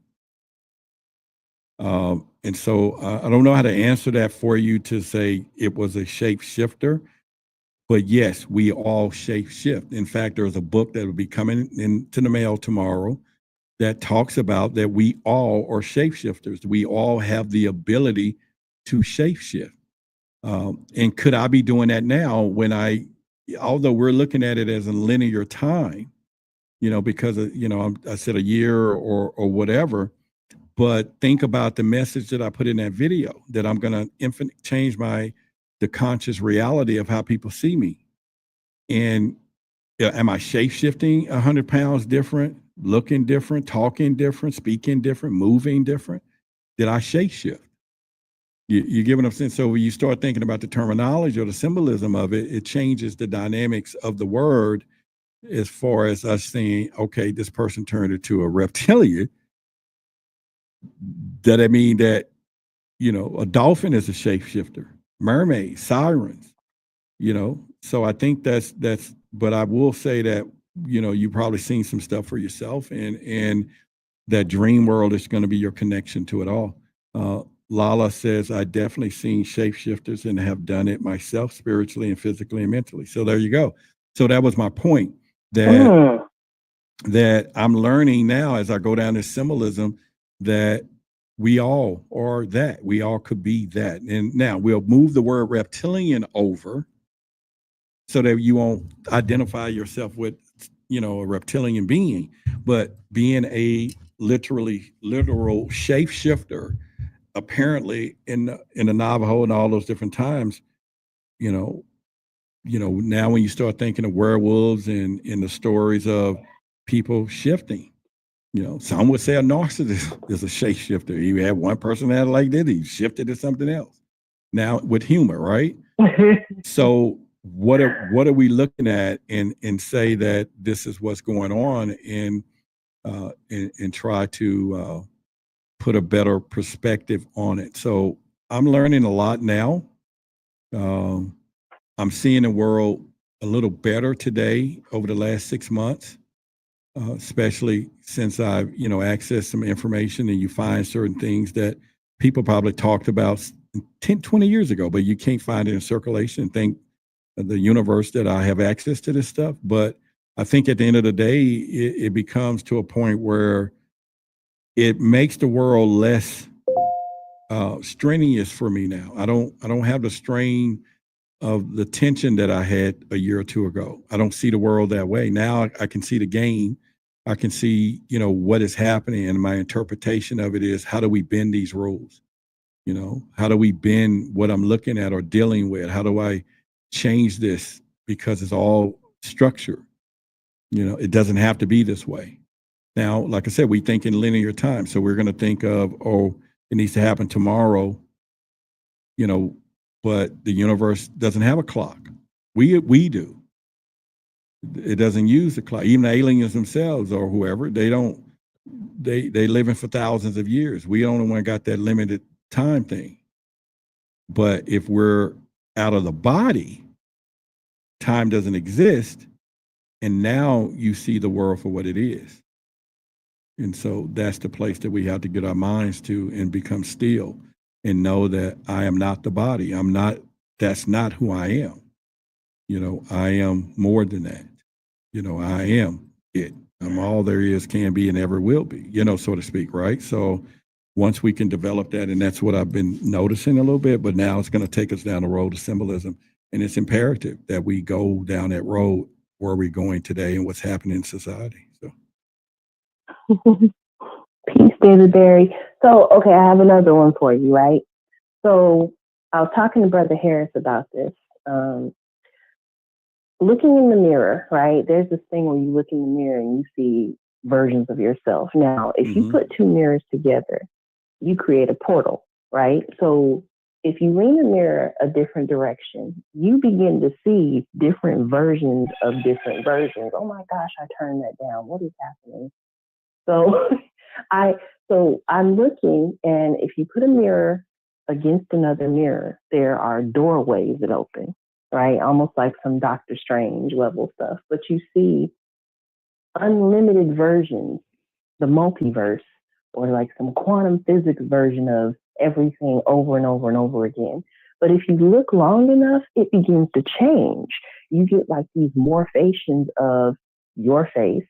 You get density and light changing. You even get curvatures that show up when you think you're looking at straight lines. So is that shapeshifting?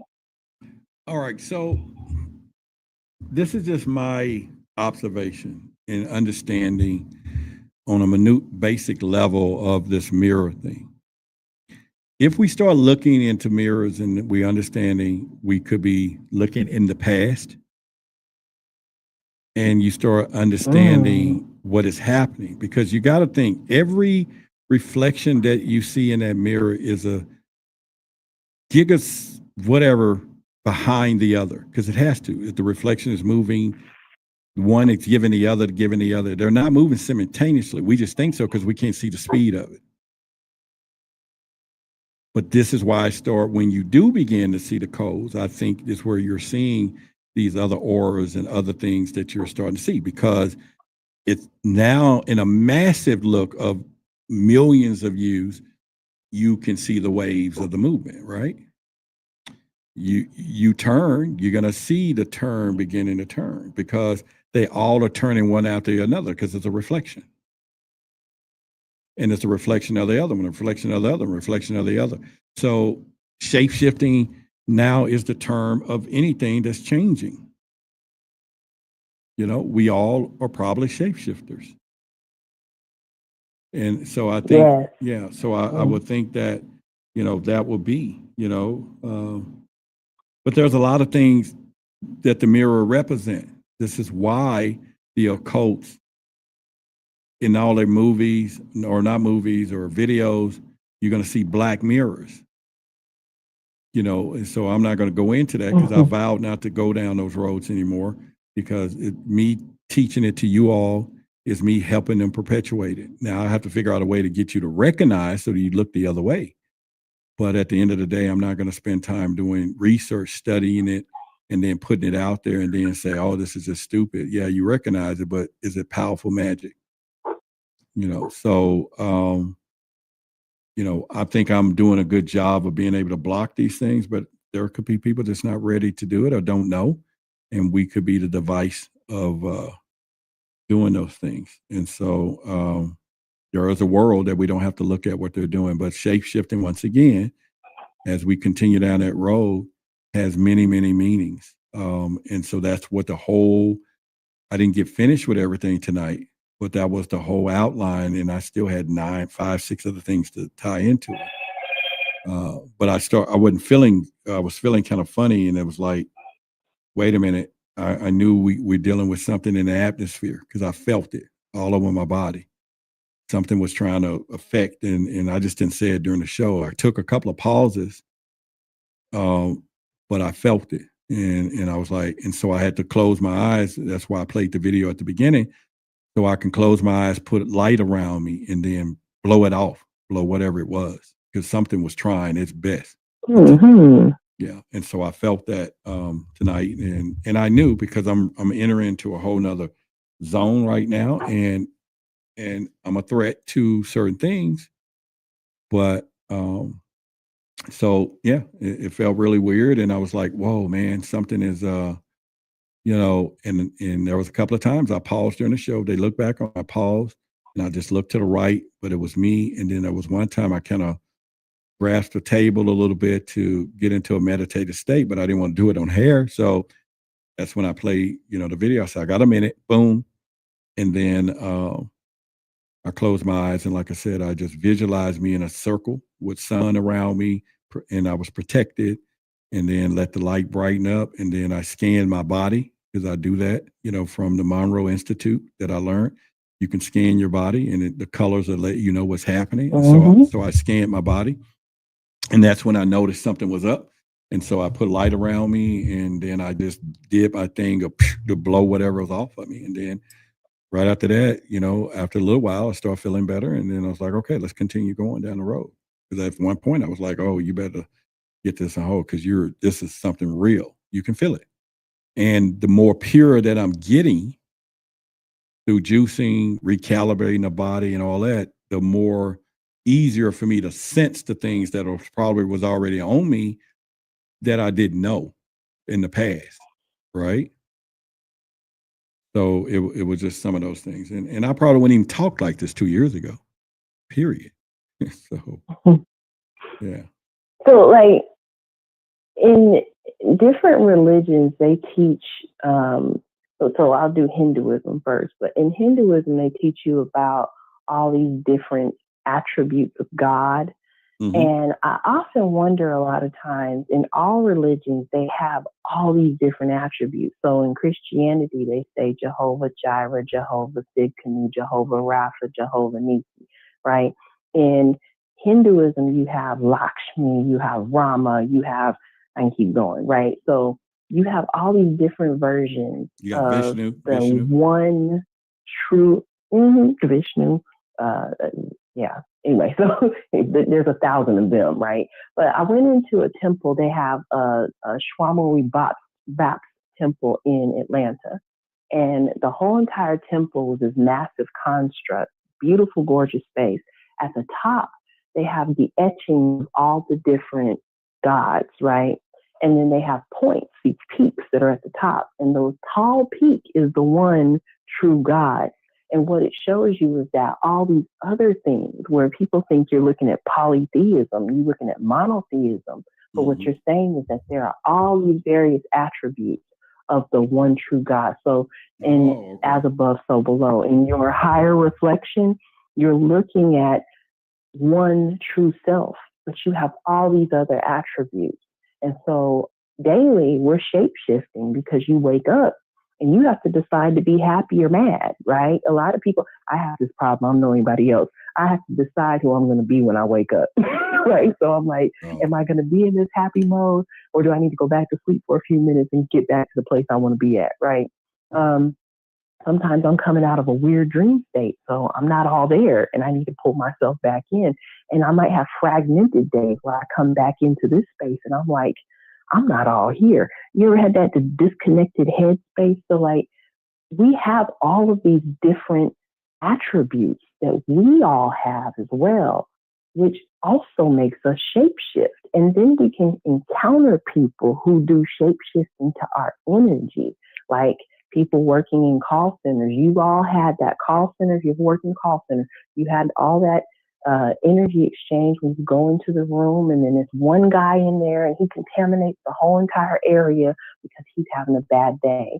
Or the one person who comes in and they're having the best day ever and they change your energy shift, right?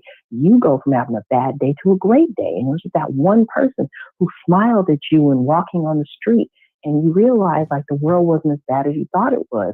And then somebody mentioned earlier, they didn't really like talking to people, but then one person comes along and they change your thought process, right? Somebody said, I never wanted to have children. And you meet that one person that says, hey, I love you so much. Now I want to have children with you. Like these shape-shifting moments that we have, because we're becoming different people throughout our journey, and we're becoming different experiences, and we're changing experiences with other people as we're encountering them. Like we're all shapeshifters. We all morph. We all look totally different from the time we're born. We look like little raisins when we come out of utero. And if we go back, we get into this beautiful space. We get to that ugly kid space when we're like 12, right? When you start losing your teeth and they get really big in your mouth. And then you graduate that space. Your head gets a little big because your body's still skinny. You know, you get into those spaces where you graduate and you get beautiful because you fill out a little bit, you grow up, and then you wither away again. And the whole cycle repeats itself at the end, and you become a raisin. Well, I mean, going out the door. I mean, I don't go to the extent of, and that is negative of, you know, wondering who you're going to be today. I think I already know the life that I'm in, you know, and the experience that I'm experiencing, who I'm experiencing it as. So that's constant. How that experience rolls out, you know, over time becomes the challenge of change or the shape shifting that you need to do. Because when 2 months ago or 3 months ago, 4 months ago, it was kind of funny. But when I was going to my doctor's office, and when I go today, most of them all look different. And I don't know, have I shifted into a healthier version as I'm becoming, and now I'm seeing their true reality? Or you get what I'm saying, but they look different. Am I shifting slowly into another timeline of how my life is going to be experienced? Like I said, like I was already prompting it to do. You know, like I said, we just look at it in time of, you know, hopefully this can happen tomorrow, next week, or next year, but the time really doesn't exist. It's us. So when you think about, you know, something that's been here for thousands of years, then making subtle changes over 1,000 years, that's a different story of us being limited to 65, 70, 80, 100 years, right? So it's a little different. But I could have sworn when I look, I was like, man, it's not the same. They look different. They look, you know, but it's also me placing myself in another timeline, probably, so to speak, in thought, you know? And so now my eyes are different and seeing things a little different. And so it's no different, but I think it's all weird stuff. You know, we can be weird about it, sitting at the table talking to somebody, and then they say we're crazy as bat crap. And then there's somebody going, I felt the same thing too. And then there's some of us to explore. The great part about having a community like this is that there's no boundaries of craziness. You know, it doesn't exist. You know, there's one. Yeah, there's no boundary of craziness. You know, craziness does good here. You know, and it's welcome here. You know, and so if anybody think you crazy, come here then. You know, we now. Roger, wait till I get on to start talking about crazy. Yeah, but now if we as a community label you crazy, then you are off the map. You get what I'm saying? You know, but we don't have no, you know, we don't have no limitation of craziness here because we are truth seekers and we are you know, we're explorers. And the only way for us to find the truth is go in those areas of crazy. And you know what I'm saying? And so you know, I tell people, you know, you have to be crazy. You got to be out of your mind. You got people that say he's out of his mind. Let them talk about you like that. You know, let people, your dream, whatever your dream is, let them tell you it's crazy. Have a crazy dream. Have a crazy aspiration. Have the most craziest ideas that you can think of. And you do crazy, you know, and so, you know, that's how we, anyway, that's our foundation. Shit, crazy live here, you know, at some point. Now, don't get me wrong. We do look at it objectively, though. So don't all your crazy make sense. But you could be crazy. Starlight said, Roderick, you're raising your frequency. Oh, yeah. Thank you. Yeah. So you could, that is the whole purpose. Even when we do our meetups, you know, I'm bringing my timer this time. So I'll let people talk and, you know, 10 minutes and the timer go off because everybody had something they wanted to say. There was some things people wanted to say that they never could say anywhere else. They can't say it around an intimate family, husband, wives, kids, because they're going to think they're crazy. But we don't do that. Let's hear it. So that's the place, you know. Yeah, you know. So I think it's you know, it's one of those deals, and you know, it's just important for people to feel that the world, there is some suspicion. We do want to confirm your suspicions. That's my whole purpose here. When I come here, I want to confirm your damn suspicions. You know what I'm saying? If I done that for the night, then I did a good job. If I can confirm your suspicions. Said, I said, Seal said you're never going to survive unless you get a little bit crazy. So, well, I mean, that's a true statement. Who said that? Because I can't see it on my chat yet. Seal. You're never going to survive. Oh, Seal. I thought somebody put it on the chat. Get a little crazy. Yeah. Right? I know you don't like me singing. Well, now, who sang that song, though? Seal. Really? I mean, was it a hit? Did he make a lot of money off of it? I like the song. I mean, I like that verse. I don't even remember the rest of the song. I mean, I don't know. You think he did good with it, though? I think he survived the timeline. He survived. They still play his music. Well, I mean, well, then if they playing his music, video. If they playing his music, he getting royalties. I'm just saying, did he make money from it? Mm-hmm. Yes or no? Yeah. That's a good question. Okay. But he said, "Yeah, Ron, you don't know Phil." Well, my point is, let him do it. My point is, let him do it, not you. Listen, I'm not gonna sing anymore on your show. You dog me out every time I sing. Yeah, you know. It is unwelcome advances singing on Roderick's show. Just so y'all know, when I sing. Someone says, you tell people to speak up, but you don't call back when people finally think they have someone they can trust. The people that has called him, he told me he's editing. I could have been editing for sure. So who am I speaking with? Now you know who I am. Who are you? And you know, so if you want to, I guess I'm being called out. You know. Look, I'm going to step down because you got more people trying to call in. I didn't know there were people trying to call you, so I'll step down. That's so not you what can they're talking clear about. line But step down. Call in. All right, step down. Let me handle this here. All right. So, Truth Peace says, I'm gonna start back. He says, you tell people to speak up, but you don't call back when people finally think that they have some things they can trust. And I'm one of the people that has called and he told me he's editing. So I answered the phone, told you I was editing. If it's a female, he quick to call back though. How do you know? How do you know that I'm quick to call back a female than I do a male? And the fact that, you know, I didn't call you back. And but so that you know, in order for you to hear me say that I'm editing, I would have to have taken a call. I would have to have whatever. Now, here's a problem that I want to share with you. When it's an inbound call and you have something important, the squeakiest will get the most grease. You're not the only one calling. I get a lot of calls. I get a lot of people call and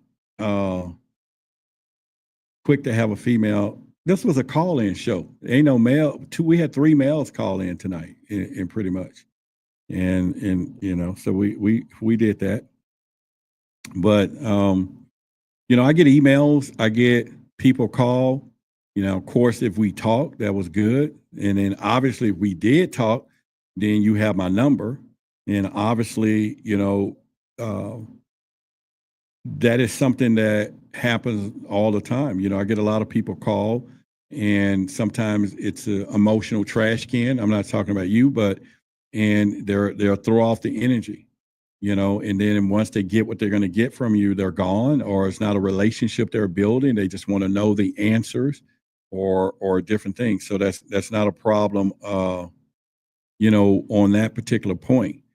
Sometimes I do talk to people. I've had people that call me and say some of the strangest things you know, and I have people that try to place hexes. I get phone calls, videos where you open a video, they're trying to do these signs.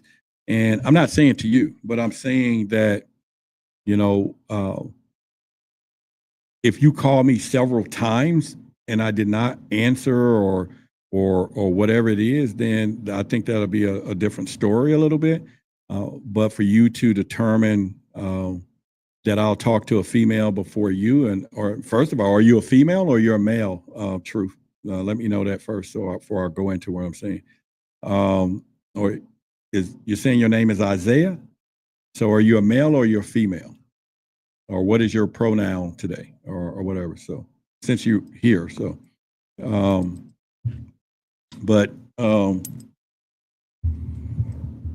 yeah, so I'll wait for your answer there so I can go into. But once again, I mean, you get to a point where, you know, people tend to, you know, the problem with that is I don't have a small world. And so therefore I get emails. Oftentimes I'll tell you all that I'll, you know, I don't like emails that come in and pretty much, but yeah, if I was editing, that'd let you know right there that I was into something. So it would probably have been a good idea for you to reach back. But if you took it personal and put the world into your space, so to speak, in other words, that, you know, it was a big rock when you threw it to me, but it may have been a small rock when it hit me, then that could have been a different story. That's where the fortune is in the follow-up or whatever. So, but I'm not going to make excuses for you or I, you know, at some point. But if you did talk to me and you did catch me at a bad time, then I think that for itself could have been enough for you to know. He said, I called the hotline. Oh, you called the hotline. Okay, so you have the site about ET experiencing that I had. And so you're not answering the question, male or female. You know, you're not answering my question. You know, so you're saying that I'm quick to talk to a female, but you're saying or whatever. And the other part about that is that, you know, we had a hotline up for 3 hours, 2 hours tonight, 3 hours, you know. And somebody said, Roderick, there's no need to explain anything to anyone. Most humans are not aware of anything. I agree with you. I just think that, you know, that is worth noting for, you know, that, you know, it can get segmented down to a point of, you know, hey, I'm a male taking women or observation of women. And so not trying to shit on your show, by the way, I apologize to the viewers. I'm just wondering, do you really believe in people? Oh, okay. So, all right. So let's do it like this. I believe in you. I love you. I really do. And it saddens me to know that I was able to affect your world by me telling you I was busy and then call me back, or I didn't call you back. And yet whatever it wasn't strong enough for you to call me enough to get my attention or to remind me or whatever it could be. Because once again, it's a hotline, right? You called on a hotline. And so I think, for you to think and use the word people, that's a bigger word, that's a bigger observation than person. And if you want to make it a personal experience, you should make it personal and keep it that way. I wouldn't gentrify it, that it's a sex or woman or female. And I apparently would know right now that you wasn't here at the beginning of the show. So maybe you just came in and we've been here for 3 hours. And if you've been here all this time, you would have known we had that hotline and all that up all night. So, there was a possibility that you could have called in and pretty much from there. I'm not worrying about you shitting on the show. You're not doing that. That's not it. He's asking, do you believe the people that call you with their stories? I don't know if he's asking that. He said, my interpretation is what I'm reading here. I just wondering, do you really believe the people? And I made it personal, Arian. That's why I wanted to make sure the interpretation that it wasn't about believing the people, because nobody can say that. I get phone calls, 400, I get a lot of people, but this is personal for this person. That's why. Do I believe him? Did I believe him? Or if anybody listening to him? And I want them to know you're loved and don't take it that way, because you can leave women out of it. You can leave people out of it. And you can make it, why didn't I call you back? And then maybe you and I will have a conversation of why I didn't call you back, or maybe why you didn't call me back, and it's a hotline. Yeah, I get it. And so I answer the phone. I think we talked. I don't remember all my conversations, but if I told you I was editing, then we have to have talked more than once. I would assume we talked more than once. Am I correct? Because oftentimes I wouldn't have answered if I was editing. I would have recognized the number, answered it, and said, hey, I know who you are. I am editing at the moment. And I guarantee you that's probably how that conversation went, if we both remember it, because I do take calls, but, and pretty much.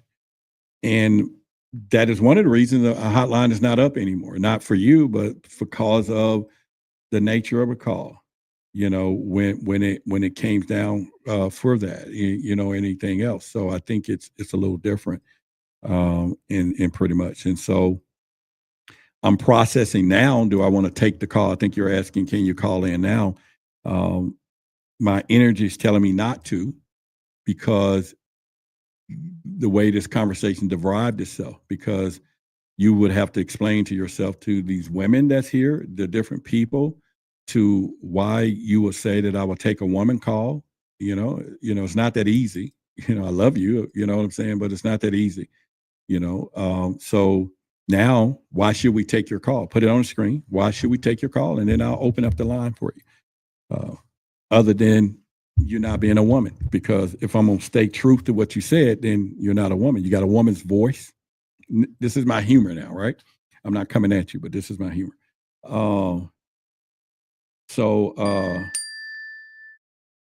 Yeah. And so, it's just one of those things. I think it's just pretty much from there. But, we'll just hang on in a little bit. So I'm not telling you no, and then we just kind of go there. But he says, I understand, no word. No, but don't go anywhere. I didn't say no. Don't go anywhere. Because I'm going to put it on you in a minute, though. Just don't go anywhere. So is that fair enough? Just hang on. But it's not about me. I just want you to gather, when you do make this call, that we're going to be here for you, and that, we're all going to be here for you, right? But, and we'll do that. So here's what I'm getting ready to do. I'm going to put a phone number on the screen. Don't nobody else call. Okay, nobody else call, so that the person can get through.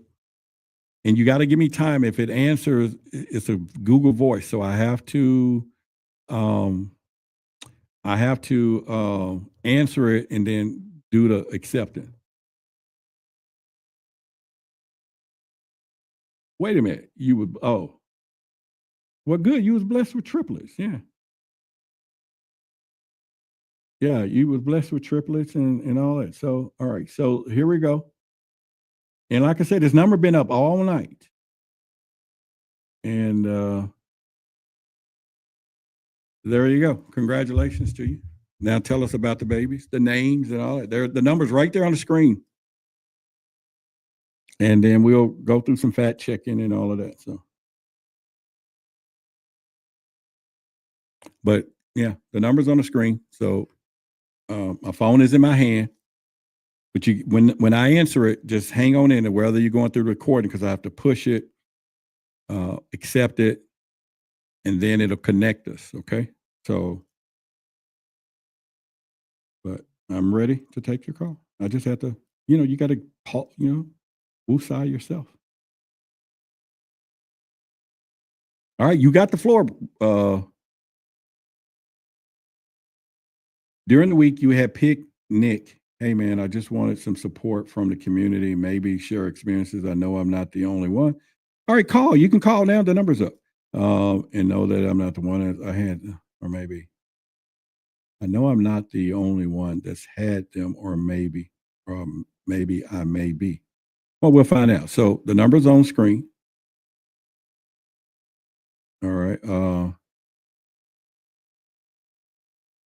Yeah. So we're going to wait. We're going to wait for you. Now, I want you to know what just happened here, so that while you're calling, my inner self slowed everything down by me saying to you at first, no, let's wait a minute. I'm not sure. I need to get the energy for it. And it brings everything into alignment. How you're feeling, how I could be feeling, how the whole scenario could work itself out. And then people are either going to go this way or that way with the emotion side of it. And now the numbers on the screen. So, I'll wait for your call.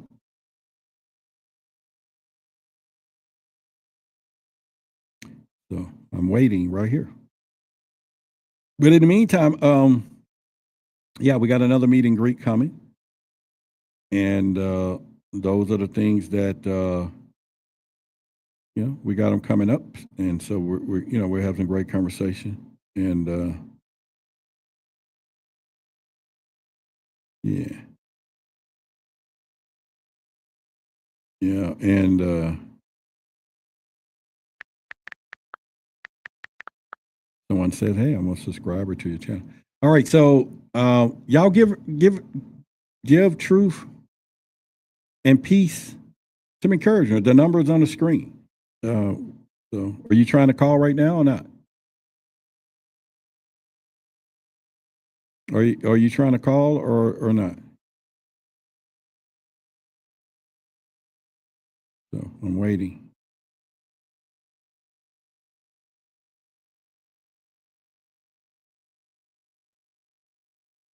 Okay. Hey, man, now I'm discouraged on talk. All right. So now you get why I did what I did. I'm a pro at this. I just want you to know I'm a very good pro at this. I'm now discouraged on talking about my experience because everyone is in troll mode and you might be offended at how that worked and I ruined the energy. I'm sorry. You did not. You see, I'm gonna leave the phone number up here for you. This is the exact reason. I'm a pro at what I do. I just want you to know. I'm a pro at love, or I'm getting better. And it's right there on the screen. And I want you to call in, so that you don't, it's where it needs to be, but this is why I said, hold on a minute. Let me get the energy. My spirit right now is telling me something else. Just freeze it for a moment. And nobody's going to troll you. Nobody, you know, like I said, we're a community of crazy, right? Our whole community. So you're welcome. But you know, the other part of that is, once again, the number is there, and I got the phone right here. It's on the screen, been on the screen, and everything else. So, but I mean, RN Diva, you know, is playing nurse. That's not. I don't think.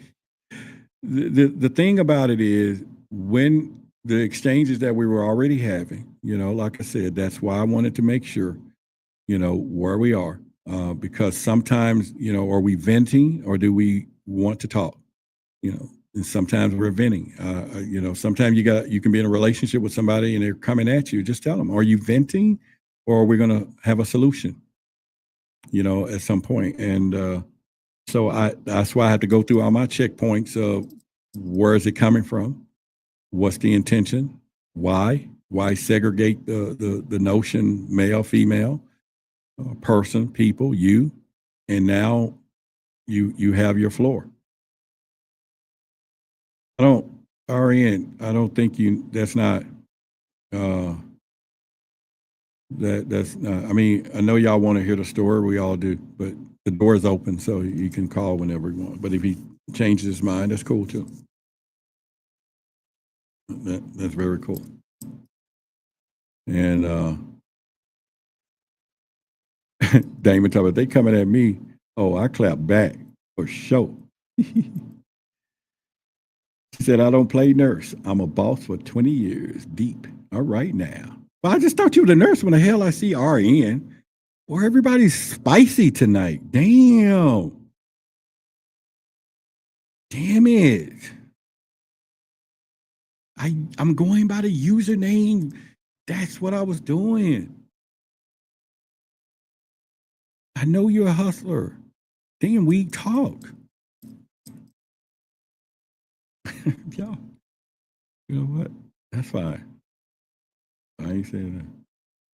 She said, I don't play nurse, baby. I'm the boss for 20 years.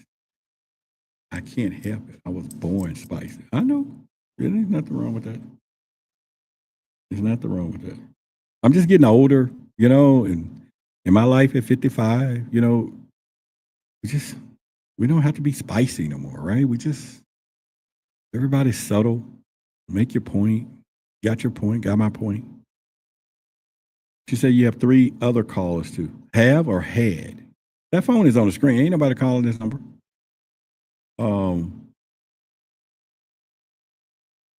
Look, Damon said he's gonna be a slutty nurse for Halloween. Hey. She said hot and spicy works. I guess it would. And it burn your behind, right? Anybody eat something hot and spicy and then go to the restroom? It burns. How about that one? It burns. All right. So wait a minute. Somebody tried to call. Let me see what we got here. All right. So I'm going to call back this number because obviously it tried to call and it didn't go through. But I'm going to call it back. Let's roll. All right. All right. Hello. All right. So, all right. Who am I talking to? Hello. Who am I speaking with? Somebody else is calling too. So hold on, okay? Hello.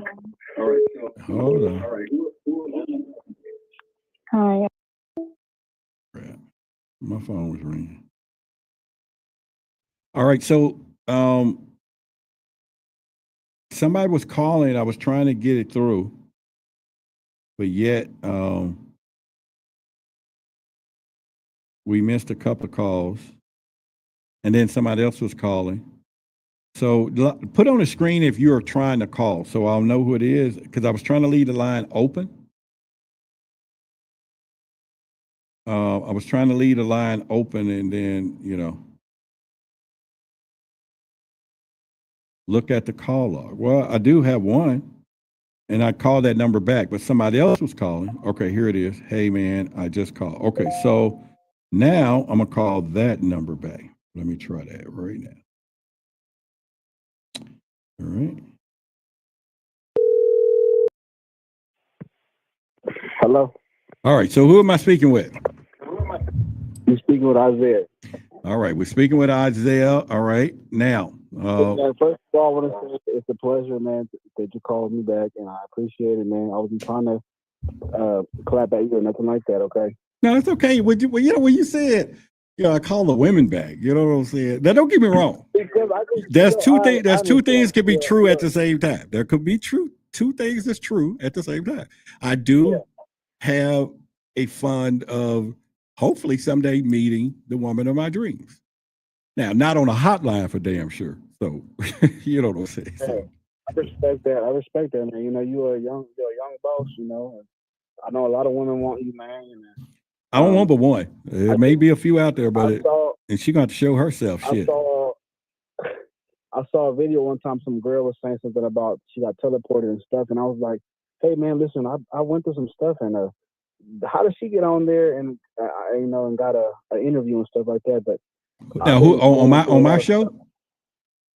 Yeah. Some girl said she got teleported and they showed her something and she was a different species or something. I've been watching your show for a long time, man. You know, I'm trying to think who would that show would have been. She was like, I don't want to say nothing racial, but she was like a white woman. Well, I mean, yeah. I mean, if she probably had a color, but I'm just trying to think. And she said that she teleported. She said that teleported her and she saw her other body pretty much. Oh, now was it somebody I was interviewing, or there was a call in? Yeah, you interviewed her on video. Okay, but then that would have been okay. So a scenario like that would have went down, through, I do have a producer, and then that would have went down through email, phone, date, setup, got to know each other.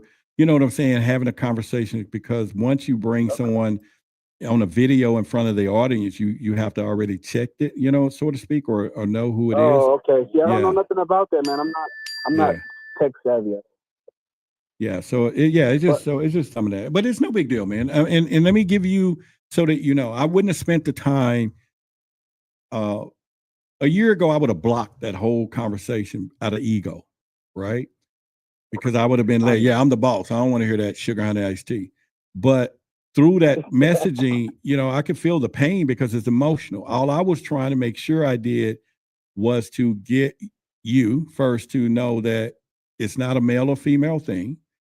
So we will take that out in the fact that there are women. Now, there is a study and proof that if you look at the call-ins that I get, majority of women, people that will want to be on the show, tell their story. It's a different thing for the male and our egos and us being seen a certain way or coming on camera and all of that. That was one of the reasons when I started Project Black, was to get into the community and get people to come forward, especially the male community. So it's a whole different story when it comes down to that. But anyway, we have no crosshairs. You have nothing to apologize for.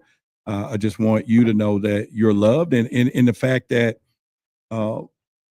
hopefully the fortune is always in a follow-up. So you're back now, meaning the timing is where it needs to be. And then it's the same. But first of all, let's give us congratulations that you made 3 babies. What are their names? Thank you, man.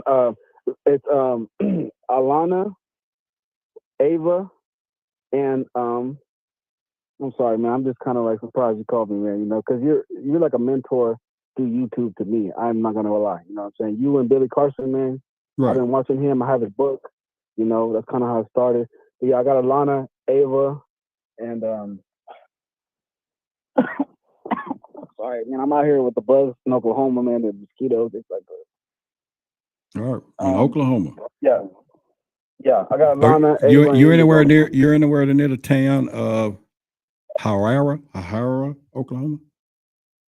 How do you know? Because you tracking my stuff down. No, the reason I'm saying is because I'm communicating with somebody. I'm right. I'm 10 minutes away from right there. I'm down the street from Hara. Well, I'm trying to buy some rabbit huts for my rabbits, and the guys in Oklahoma, Harara, that he texted me and I screenshot it. You Yeah, trying to eat meat rabbits? yeah, I'm doing meat rabbits, and he makes the thing, and I was trying to find somebody there who I can get to pick this stuff up, and then I come and get it from them or whatever. See, there we go, right there. Hey, when you find out, let me know because I want some meat rabbits too. I got chickens, and then I got the chickens. But look, I want to tell you a little bit of my background. So I was a criminal for a long time. I'm not gonna lie. Okay. I'm not no more. I changed my life around because I read the book, The Emerald Tablets. Okay. All right. That's good. That's a Billy scenario. And then your show, you have the reptilians and stuff like that. I've been talking about that for a long time, and every time you posted a video, it blew my mind because I've been talking about that for a long time. Which part? Say I'm that like, again. Oh my God, I was just telling some, like the reptilian. I don't know what to say. I don't know if I can say something on here. I don't want to get you in trouble. Oh yeah. So just speak in code. Go ahead. So like your videos were like, let's just say David Icke, for example. Oh yeah. Okay. Gotcha. You can say the word reptilian. I love so yeah. lizards. You used to have a reptile animals and stuff in a little store, right? Yep. Mm-hmm. Yeah, so like, stuff like that. And I was like, man, I've been telling people about this stuff, and you blew my mind with that. And I've been going through, so it all started, man. Like I said, I was in a criminal life, I went to prison and stuff, and I was wanting some money, and doing this and doing that. And then one day, man, I did a meditation for Emerald Tablets, man. And that's when everything changed. And I started listening to you a lot and listening to Billy Carson a lot. Gotcha. Enough to where I bought the book, and I don't know what books you have. I really don't mess with credit cards because I'm kind of scared, and I want to buy all your books, But you explain the book so good that I don't even think I need to buy them because you inform us pretty good on that. Well, we good, man. But, and listen, I want you to know that I'm really proud to have touched your life and good things that you're saying about me. But what we're going to do now, make this about you. This is your moment. Okay. Tell us what's on your heart, what's going on, but I feel the love that you have for me. So I'm not saying that I don't acknowledge it, but I do sense that this is your moment, and so it's all you, and we all ears. Okay, so I lived in you ever heard of Tijuana? Iguana? Tijuana. That's Mexico, right? Yeah, my dad was in the Marines. Okay. And we had a baby with a woman from Tijuana, and I was born there, and I lived there for a long time. Mm-hmm. I drew pictures of spacecrafts before, and I didn't have a TV because we were too poor to have it. Okay. My mom got scared. She's from the Sonoran Desert out there in that area. I showed her a picture. She was scared of that. And I never knew. I thought about it when I got older. I was like, how did I ever know how to draw that? Gotcha. But I used to always see this shiny ball in the sky, man, and I used to tell people, "Hey, look, what that?" And I realized one day that I was in juvenile hall one day, and it's been happening since I was a kid. I want to make it fast. And I saw it again. I was incarcerated in Camp Barrett, San Diego, California, and I was lined up doing a workout, like military workout style, because I was locked up. And I said, "Hey, look, I've been seeing this thing up there that's shiny since I was a kid." And then I realized that nobody else could see it but me. Okay. So they thought I was crazy. The shiny orbs in the sky that be bouncing around, boom, boom, boom, boom, boom, real quick. And I always thought, like, when I seen them, I always felt like it was like in my heart. And a lot of weird stuff started happening to me ever since them days. And now I'm an adult and it's happening now. Okay. So then I got into the astral projection. I know it's so much to go with that. It could go on forever. But the astral projection, I practiced it a lot, and I love it, and I still do it now. And it ended up clicking to me with the Courtney lady, about channeling and stuff like that. I lived in a home that was the worst home I ever lived in. I'm traumatized from the home that I lived in. I moved to the country because of it. Something was happening in the house, and they was telling me that it was happening, and it ended up being true. Like I can't say it on here. It's way too bad to say on the thing, but there was a spirit telling me something, and it ended up happening, man. And I was right about it, and and I had problems about it, and somebody was doing something bad in our home, and it was really happening. That was because of the astral projection stuff. And I know everybody's, he's probably tripping. I'm not tripping. I know it happened because I do it and I practice it, and it was really scary, man. I felt like I was sinking into the ground sometimes, and sometimes I feel really good. to get out of my body. There was a time when this man, I don't know, he looked like a Italian looking man. I woke up inside of some type of it felt like a metal room, small metal room. He actually tricked me into going into it. And he told me, hey man, you have to go back down there again. And I went back down there and I was working on landscaping, man, in 105-degree heat. And the man that sent me down, man, I seen him and he drove by me and it was the same exact man. And he waved at me, man. You know, like Billy said that it could be your neighbor walking the dog down the street. And you don't know who it is. Right. It could be somebody walking the dog. You know how Billy Carson said that? Right, and, right. You know, that happened to me, man. That happened to me, you know? And I noticed that when I started researching stuff like that and happening, I started feeling like, honestly, like I was being monitored after that.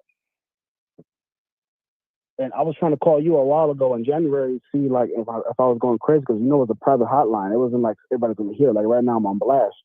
But back then it wasn't. So I was just trying to call you and you know and talk to you because you know about it. You had your little hotline for you to talk to people. I wasn't trying to get interviewed during that time.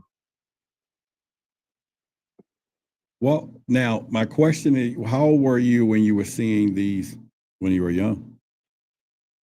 5 years old, up all the way into, like I said, I was in juvenile hall. I was 16 years old. I stayed in it for 2 years, and I've been seeing them ever since. I see them still to this day.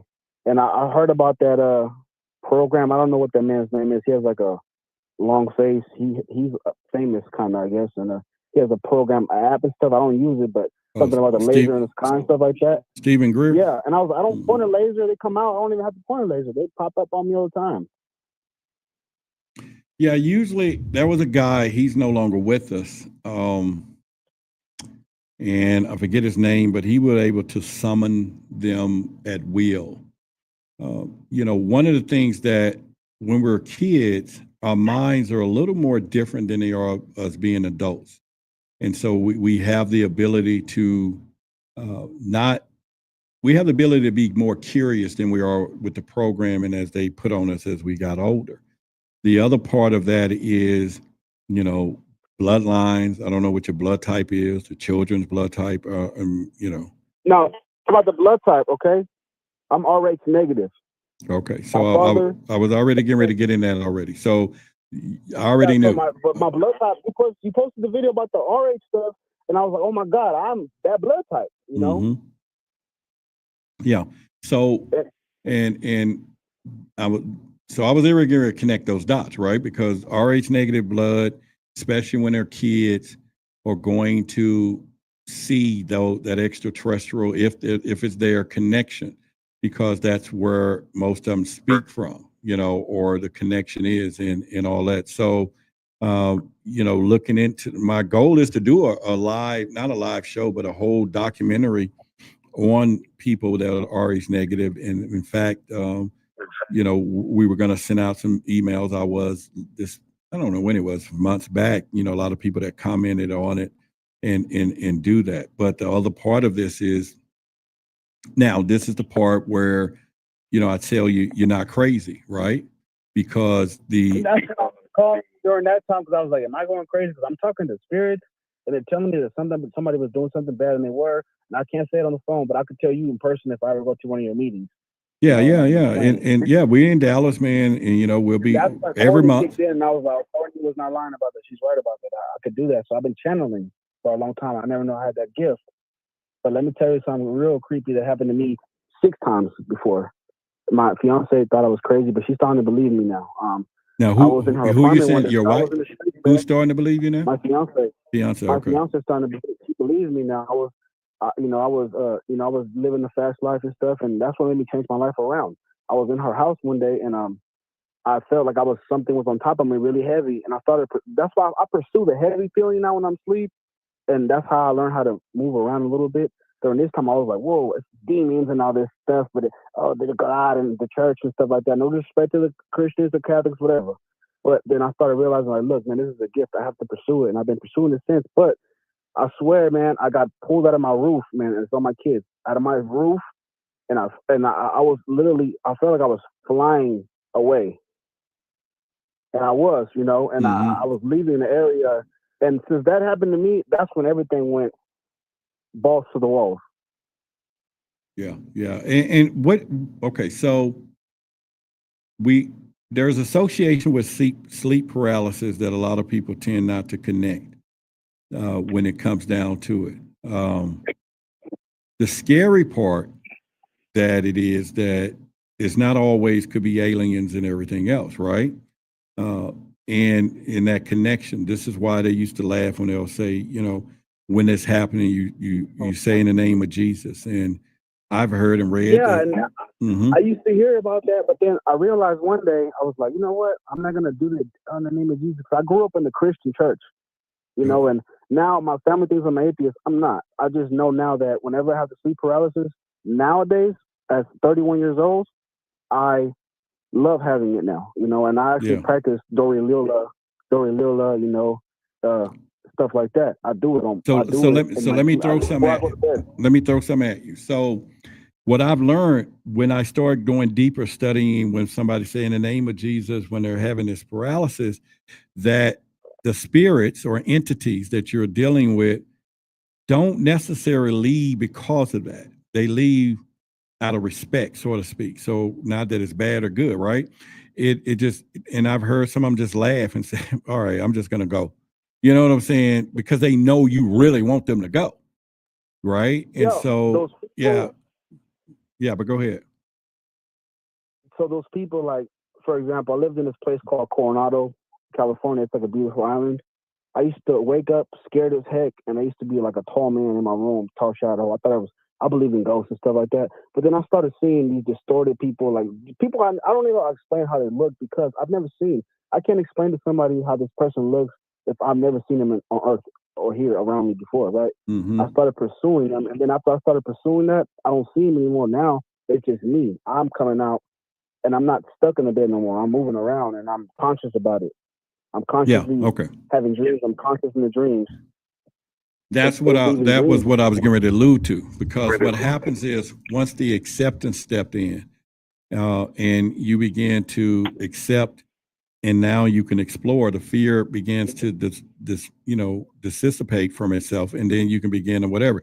And again, there is power in the name of Jesus, right? We know this, but it's just in certain instances, because a lot of people, you know, even when you're remote viewing or you're doing out of body experiences, once you're in that realm, you're really in their realm, and they can control, do whatever, because the power is there. You're just meeting them on their playing field. Now, once you grow stronger and start looking into your, past life. So my thing is that'll be the most powerful thing for you to do is a past life regression, because that is going to give you the answers. So, Roderick, about the past life regression. So there was a time, it was about a 2-month period where I was having these crazy, I swear I thought I was never going to wake up, you know, and I was there, and I told myself, I was like, this, I was having a Akashic record experience during my sleep where I was seeing what happened to me in my past lives. Something was guiding me through it, you know. I don't know if it was thought guiding me through it, but I was working with the deity for a while, and I've been trying to work with him, but I'm not consistent. Now, it's not that easy. What deity are you working with? Well, I was trying to work with the deity, you know, Thoth, you know, the Egyptian priest king. I'm not consistent with it, you know, but I did a lot of research on him, and I practiced, you know, I called out on the frequencies all the time because, like I said, I had the book that I was telling you about, the Emerald Tablets. And that's when a lot of weird stuff started happening. That's when I was more conscious about what I was dreaming about. And now I force myself to try to go into it. And sometimes I do, sometimes I don't. But when I do, I'm conscious in there, and I know that I'm sleeping in my bed somewhere, and it feels like kind of like I'm trapped in a hole because I'm like, oh my God, how do I get out of here? Yeah. So I kind of let it take its course. I know that I'm somewhere else, you know, and that's what taught me about not being scared of death anymore. Well, yeah, I mean, you're not going to be afraid of death if we know death is not the ending. It's just a new beginning, right? Exactly. Yeah, and so you're not, you know, and I got to that point a long time ago, right? So you don't, you don't go to that point. Yeah, you just have to look at the transfer of the soul, or where it's going. But I will say that just talking to you now, I mean, I know life is different for you. There's no one you can really have spoken with with imagining these things. I can feel the pain through it. I can feel the conversation, and now I also understand your frustration in the beginning of the texts. So it's one of those things that you just need to know you're not crazy. You need to find, or the old saying, know thyself. You got to go do shadow work and begin to know who you are beyond this physical body, beyond the mind, the I, the true I, and then you will know the existence of all of this, what is happening, because if it's genetics, then you pass something down to your children. And now they're at the most open state right now because they're not exposed to experiences. They're not programmed. They're not in all of this stuff. And so you may hear one of them at some point. How old are they right now? Well, I have a lot of kids, man. Like I said, I was doing a lot of, I was living in the past life, and I had a lot of kids in the process. So how many kids you got? Like I said, man, I have 9 girls, man. I have 9 daughters. And all of my daughters, right? The latest are 3 triplets, yes. All daughters, no sons. No sons, man. Now, this is me and you talking. We boys. How you gonna accuse me of women and you can't make none but women? You know what I'm saying? I think you talking to yourself. You get what I'm saying? All you want to do is talk to women. All you do is make women.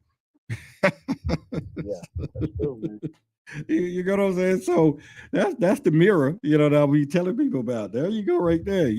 I know, but that tells you too that your seed, your existence, the bloodline, the DNA, whatever is constructed for, is supposed to replenish, because that's where it's going to come from, at some point. Now you can have 9 males, and then now those males can have. I was a girl in my past life, or something, like I'm a girl spirit or something. There you go. So now you get where I was going earlier for all the conversations that we were going. So there's a significant thing in your life for not only when we open up the conversation of women and not men, to a point where you're having women.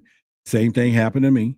I had all girls, and I finally started realizing it was for a reason, and so when you start thinking about those things and everything else, now we don't have to go into this carnal world of, okay, you need to, learn the lesson of maybe how you treated other women. That's what most people are going to tell you on a basic level. That's not it, because you brought in beautiful spirits in life. Your thing is going to be listening to the wisdom of your children at some point, because, they are the guides. They are the ones who are connected the most, women, and so I think that'll be something for you to, to look at it. And like I said, you're going to get to a point on the level of people might say, oh yeah, this is how, I no longer go to a point. There is karma, and we can think about that, but I don't believe our children are born into our karmas, where I have this kid was brought into this world to teach me a lesson of that situation, because I can control that. I am, what I'm saying? I can overpower that kid. If there was something, and this is why we don't look at our children as negative or as evil, or, this shouldn't have happened. It's something bad, or, you get what I'm saying? So I think it's pretty much that we look at the other side of this, from a spiritual side. Yeah. On the shadow work part, I know I had to do a lot of shadow work for the past 3 years. I did it. Like I said, I was a criminal, and I changed my life around. Well, listen, you might have done what they say you did, but you ain't that. So you're not a criminal. Yeah, I'm not that. And that's what I'm the shadow work part. Like, I was living in this old antique home, man. I had a spirit, man. I swear to God, man, listen. So I swear to me, man, like between me and you as a man and word, man, I had a spirit, man, and he showed me how to do woodwork in my home, and I do woodwork until this day still. Mm-hmm. And, you know, and that's when I started, I knew stuff, like poltergeist activities, you know, like, and still to this day, I can identify. When I go to somebody's home, I can see, I know something's wrong with this home, you know, something's good, something's not good. I live in a new home now, and, you know, there's a little kid spirit around here, and he's not a bad little, I don't know if it could be a little kid spirit, somebody that passed away, and now their soul went to here, like Dolores County used to say, and now they're here. You know, and they're in a kid version, but they're not, it's not malevolent. It's not a bad thing. That's why you heard me say, pay real close attention to what's coming out of your girl's mouth at a young age. Somebody is going to be the one that's going to be here to tell you something. They're going to say some weird stuff. But when you... So let me tell you about the weird stuff. Well, there you go. Yeah. So, you know, I stay up all night. You know, my girl, she's working the daytime. I had a landscaping company. I saved up some money to stay afloat until she can, so I could, like, you know, take care of my babies, because she's worked. She has a job. She can't just quit her job. You know, I could do that when I had my landscape company. You know? Mm-hmm. My daughter, she just would not go to sleep. She has the fear of missing out. We have windows all around our home, and we live in the country. You know, I have about 2 acres. She ran from something there. She's 2 years old. She went where? If you went away right there. She did what? She said she wanted some chicken nuggets. Style table. So we went to the table, and then she said, "Oh my God, what's that?" And she was looking out the patio window, and she ran to me, and she was crying. She was trying to get away from the living room area, man. You know, she's seeing things, you know, just like I could do it. I never knew I could do that, but she's doing it now too. But the shadow work part, I was telling you that I used to be a skater when I was a little kid, and one day, I swear to God, I felt like, you ever been like drunk and then you're not drunk no more and now you have a hangover? No, I never been drunk. So.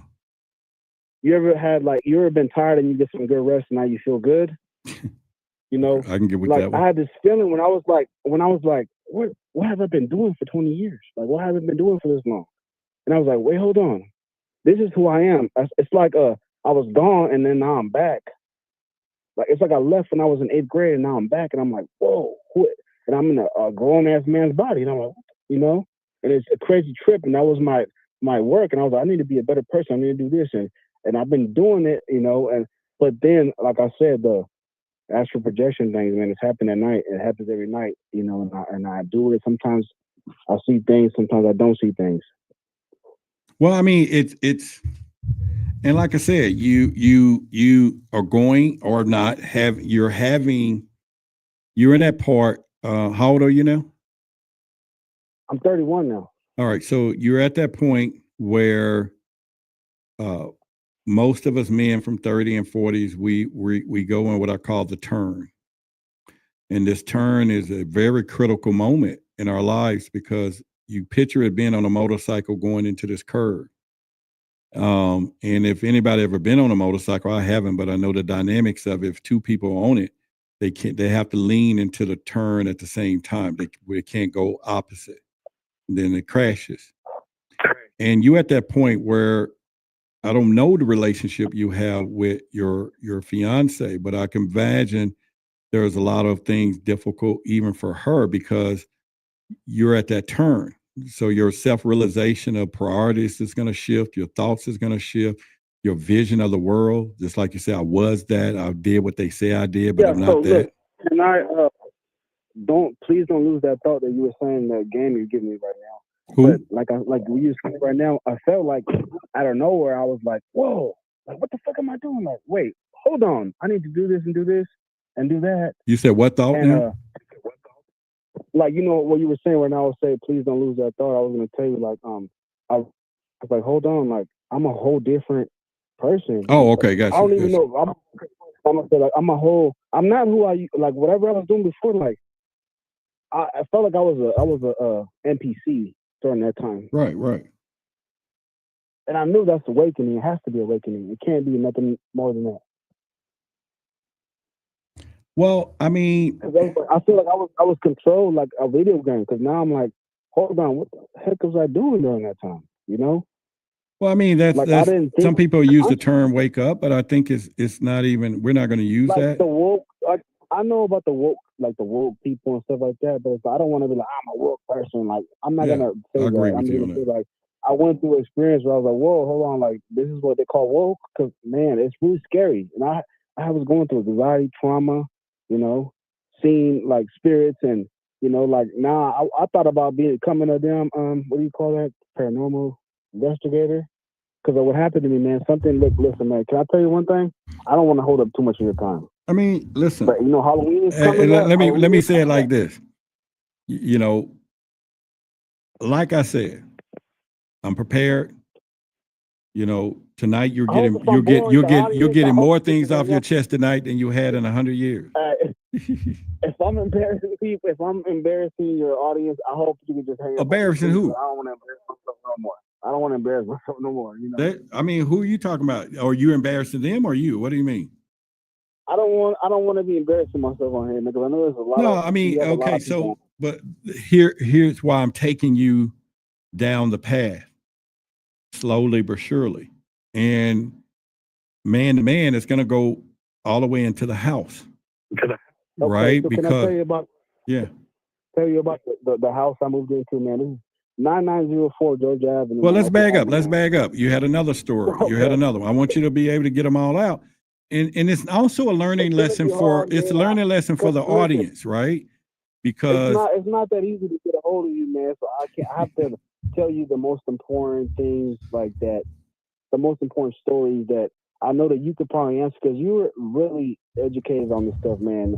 I feel like I'm talking to, I don't know, man. If you had an Egyptian school, a mystery school, you'd be. Well, I'm not. Listen, I'm not. I'm gonna tell you who I am, so that you know. I'm just a person who, and listen to this real closely because this is the essence of something I don't talk about a lot, but I say it every now and then. I believe you believe what is happening to you, and for that very reason, I'm going on a journey with you. I can't see what you see. This is where most people go wrong, whether it's in your relationships or your fiance, probably. They need to try to verify what you see, and they don't understand it doesn't work like that. However, well, she's afraid. She's afraid of, Oh, absolutely. Like I can tell you 100% because she's afraid to believe anything else. That's why she has to get to a point someday. I'm not saying that she will, and it doesn't destroy the relationship. Just she has to flip it. I feel like it might. I feel like it might. It might. Well, yeah, you're gonna be afraid. Okay, so now let's pause now. I want you to go in listening mode for me, okay? This is why my discernment started going to you personally, and I start saying your age, where you are, the turn that you're making, because I already know, and that's where this is where it actually go. This is where it is. This is where the meat and potatoes is. It's you making this turn in life as a man, and you either need someone turning in that curve with you and believe in you, even though how weird it is. But also you got to understand where they are too, right? Because they don't have the DNA power that you have. So when you're trying to convey the unseen, the unthinkable, the unnoticeable, all of these unstuff to someone else, there is a limit that they can take. So you have to start deciding with the stronger presence of where they are and where you're hoping they could be. But anyway, I'll bag out of that. But that's the whole point where I started going into saying, hey man, you're in this turn, because I'd been there. I know it. My whole career was going to shift. I was in a house and I was married. I couldn't talk about aliens. And this is a conversation. It wasn't even experiences. This is me being a conduit. And I remember the day that I was going to the wife at the time and say, hey, I'm just not going to watch this stuff on TV, because she had problems with me watching TV, or wake up in the morning and how the TV pauses if you was watching something all night, then it stops. And then she'd be like, oh, you watching that stuff all night before you went to sleep. Now, only reason I'm saying this is that was it Ancient Aliens? It was Ancient Aliens, yeah. And so now you're looking at this And I remember to say that I was not going to talk about this. And imagine the lives that I touched had I went in and made that decision that I was going to talk about it. I wouldn't have done my podcast. I wouldn't have got on Clubhouse. I wouldn't be here talking to you, blah, blah, blah, blah, blah, blah. Right. And that's how powerful her essence was, because I was getting ready to do the man thing, is be the protector of her mind. Who's protecting our minds though? Right. Nobody's, and this is where we come in with the guys, the fellas, the vibe, the whatever, because most women don't know we need our minds protected too. It's all about them. It's all about, oh, you feeling this way. What about me? No. I'm going through this shit as the leader. And so as the leader, I need some support too. And it's more than just, you worrying about the bill getting paid tomorrow. Shit, I'm going to do that. Exactly. I'm going to do that naturally. That's my responsibility.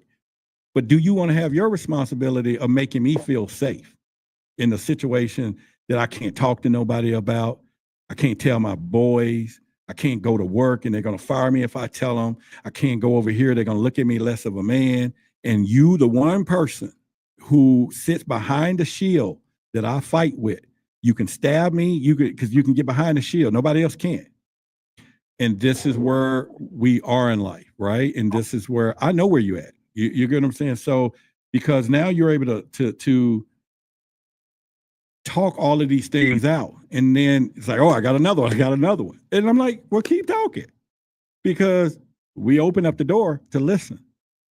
You get what I'm saying? But an average person can't hear them over and over and over. They'd be like, so you're not in an audience where people are feeling, you know what I'm saying? You're not. Are you sure? Because somebody said they're going to sleep. So I'm like, no, that's because listen. I don't want to ruin. Okay, how long have you been listening today?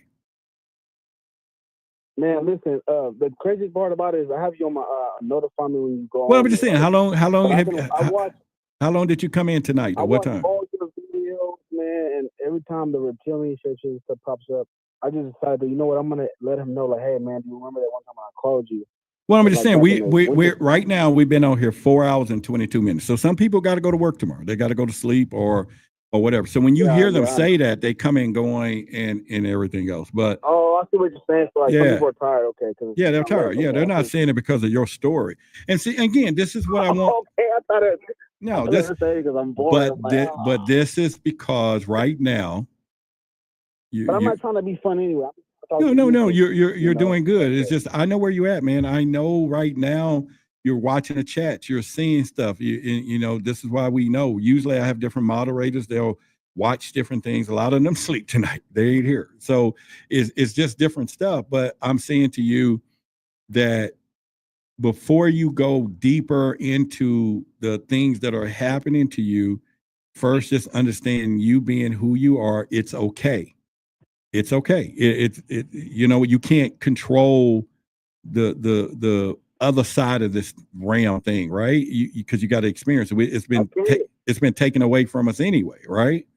So now you embrace it. You know, my last home, man, I swear, everybody says that the last home we lived in. You ever seen the Conjuring movie? They said that was the Conjuring home. I swear to God, it was like just like that, you know. And like I said, man, look, I had a, you know, I listened to Corny Kane, and I was like, you know what, I'm gonna start trying to talk. So I learned how to do some woodworking, man. And one day I have an attic, and all the homes in Oklahoma have attics in the top. You know, I went up to the raggedy attic, and one day, Sam told me to just go up there. I went up there, man, and I had to cut first. I'm sorry, I'm jumping around. No. Listen. I want to say something that I never said out loud before. Okay, I never said this out loud. I've always tell people that I'm looking for the woman in my life, blah, blah, blah. I throw that out there on purpose. And I scare a lot of people. I can meet them firsthand and say, hey, this is all the responsibility that comes with me. And I'm going to tie this into what you're saying just now. The reason for this is my goal in life is to meet that one woman who's going to let me talk for 2 hours and she don't say a damn thing. And when I'm done, because that's what you need right now. You get what I'm saying? Just as you're talking to us, you got to be able to bounce around story to story and someone listen to where you go. I just don't want to. I just feel like I'm appreciating your time because I know. No. It's good. Is all I'm saying. You have other callers, man. No, it's good. So I don't want to like intervene. Nothing just happens, brother. If Nothing you feel just like happens. I'm legit, I want to know that I'm legit. I don't want to like make because I know this is your show and you don't want to be disrespectful. No, listen, my show doesn't work. My show doesn't work without you. Okay. My existence of being who I am for this moment, and for me to recognize this moment, not as an extraterrestrial moment, but a brother, man-to-man moment. This is a man-to-man moment. This ain't got nothing to do, and this is why I keep bringing it back home for you to know it's way deeper or beyond your experiences, because right now, this is your life. This is your feeling. This is your support structure. This is you feeling safe. Safe enough to see someone in this chat to say, I'm getting ready to go to bed, and they're not talking about you. You get what I'm saying? It's us knowing that you are in the right place. And me and you are talking. It's not them. They're listening, and there are people on your side too. There's people in this chat who are rooting for you just as much as people who should be, right? And so it's all those things. But it's going to be home as to where the battlefront is all I keep saying, because when I started this journey, I noticed that there was a lot of men that would cry when I had them on the shows, because they can't cry in front of their woman. They cannot cry about the thing that's so powerful in front of their women, and the women can't see it. So what you crying about? Well, hell. Hey, Roderick, but I want to say something, right? I want to tell you that I kept it 100 with her, years ago, and nowadays she tells people like, "Oh, he's a medium." Okay, that she's growing because she has to. She has to compensate for it. Yeah, she's growing. Yeah, she's growing, but not to get off topic or anything like that. But like I said, I cut that wood. I cut a hackberry tree one day. I was cutting it. It was from Ace Hardware. It sucked. I cut the piece off. So I ended up going to the attic one day, man, and the piece I cut off was up there under a floorboard on the attic with the piece of paper that my daughter was drawing on. And that blew my mind, man. And I swear to God, I've never felt like someone was going to kill me in my life until that happened. And that's when I knew I was in the wrong house. Okay. All right. So here's that's what they call. Oh, go ahead. That was a haunting. It was terrible. It was terrible. And I was already going through all that stuff with my galactic family things that I want to connect to. And that right there, I realized that I could see certain things people can't see. And, and that's when I knew. So let me ask you a question. When we hang up tonight, who do you talk to? Oh, when I hang up tonight, I'm just going to go inside and go to bed. All right. Well, let's say tomorrow. Tomorrow, when you have these thoughts and feelings, who do you talk to? Man, I just sit here and try to research things, man. Okay. Try not to go on Google all right. So what I'm saying is you don't have anyone to talk to. You have a fiance, you have a family.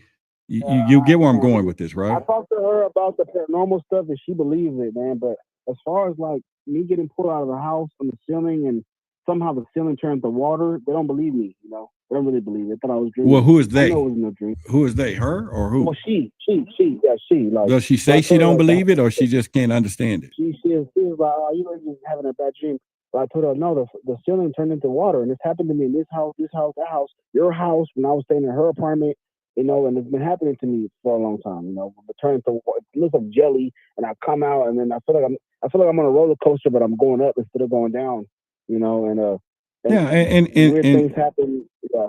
So what I'm saying is, and I want you to understand where I'm trying to go, because I've done this or went through it too and talked to people enough.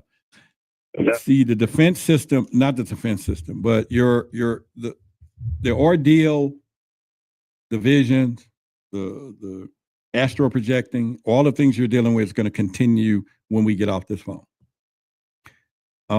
Just as much as me telling you. Huh? That's what you saying. You're trying to get off the phone. It's okay, man. No. Listen to what I'm saying. Okay, I want you to just know I'm on your team tonight. Okay, tonight I'm here for you right now. I'm making that pledge. And so, and I'm saying to you is that, but I want you to understand that the battlefront is in your mind. It's with you, right? Not what you're seeing. That's not even it. The other side of it is where I study the stillness now, and I'm going deeper in that right now. To shut down, I command the mind. I tell it to stop it. Stop seeing these things or doing these things or whatever. But it also is the word what we call peace, is that what you're going to need. And I'm saying that it's a great way that it can get to you. And even with her, even though I made the statement of how women don't listen to men, but it's also your observation to understand that what is it taking her to get to a position to believe you, right? And so once that happens, that's a whole nother story. Or outside of that, that's when I use I believe you believe. And that way I don't have to see it. We don't, because we don't know. But my mind is telling me to share with you, and then I'm controlling it to make sure whatever is going to come, make the mouth say, you know, is the right thing for you, is to say that, let's take you out of it for a moment. Let's take everything that you've been going through for a moment. Let's take all the houses or the beds, you know, you've been taken out of.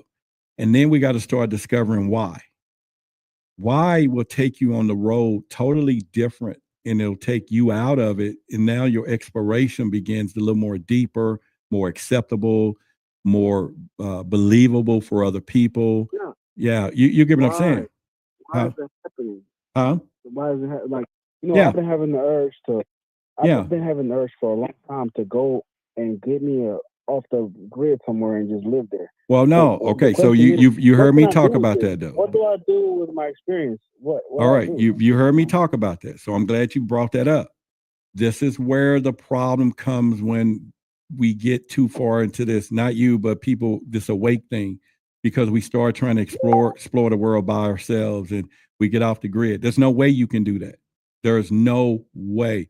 And we actually had, if you had came to the last meetup, we had a round table discussion. There was 2 women there, and they both said that they like to just, you know, go off to themselves. And I said, well, how can you do that? And then they thought I would have a relationship issue. Though you must got somebody did. No, wait a minute. Now, if you disappear, there's going to be a lot of people wondering where you are you safe? And all of these things. Or do you call them and say, hey, y'all, I'm off the grid for 2 weeks and don't worry about it, but I'll send y'all messages or call every 2 days to let you know, because other people's going to worry. But because we get into ourselves and we're trying to find ourselves, we forget the world has connections now. We have other people. You got children, you got a fiance, you have other responsibilities in the mind that or not in the mind, but in this world. You can still go on those journeys and still hold your responsibility and stand true as a king and stand up and don't need exile. Kings don't get exile. You don't, well, they do by threats, but exile is not the answer, you know, for us. Exploration is our answer. Ownership is our answer, you know, redemption, the power is our answer, you know, to then find yourself around other people that when you talk about it, they go, me too. Right? It's like, you know, we ain't trying to steal the Me Too movement, but the whole point is you're not alone. And when you begin to go through the point, so if you can, and that was the very reason I started putting those meetups together, because I noticed last time we was there, people started talking and I can tell they have never told somebody their stories. And I was like, okay, this is not going to be a place where people will come and lecture to the crowd. I'm not going to allow that. I'm not going to allow people come in and take their one moment to teach them something that they know instead of not listening to the people. And if they can't come and listen to other people, even though they advanced, even though they may know how to overcome something, but they can't see where this person is in their life, and then they want to speak where they are in their life, we know they're okay because they're not saying nothing, right? And we know there's nothing wrong with the people who's talking. We just know nobody's listening to them in a while. So all of this stuff is where it is, you know, and like I say, you can do whatever. Now, that doesn't mean that you don't take the peace, you know, the wilderness, the whatever. Like I said, it's a different story of enjoying it, utilizing it, accessing it. Then all of a sudden you disappear and become a mountain man.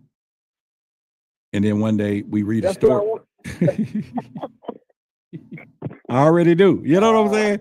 Well, you know, you become a mountain man. I already knew. I've heard, listen, I've heard this a bunch of times. You know what I'm saying?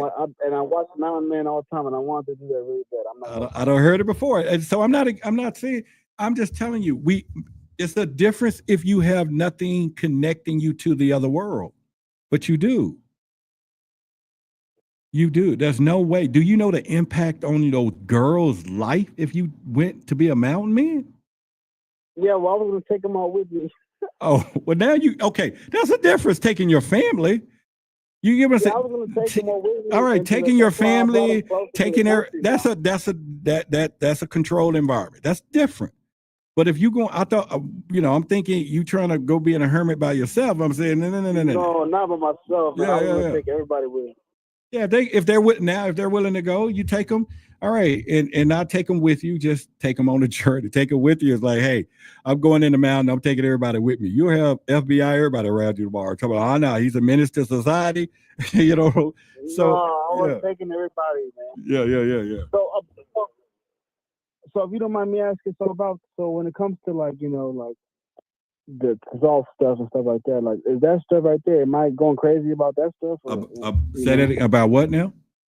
Like when it comes to like self and they're calling on the energies and stuff like that, am I going crazy? You talking about self? The self? Did you use the word? I'm talking about like the emerald tablets and stuff like that. No, I mean I'm. This is where I'm at now. I'm in the journey of not just learning but claiming the self. I'm in my I journey. I am. And but I'm not. I'm more than this body. I'm more than this physical matter. I'm more than this physical world. And so I'm learning that this is a role. This is a role that I'm in right now. And everything that I create, it could be my mind or doing what I'm doing. You get what I'm saying? And so it's where we are.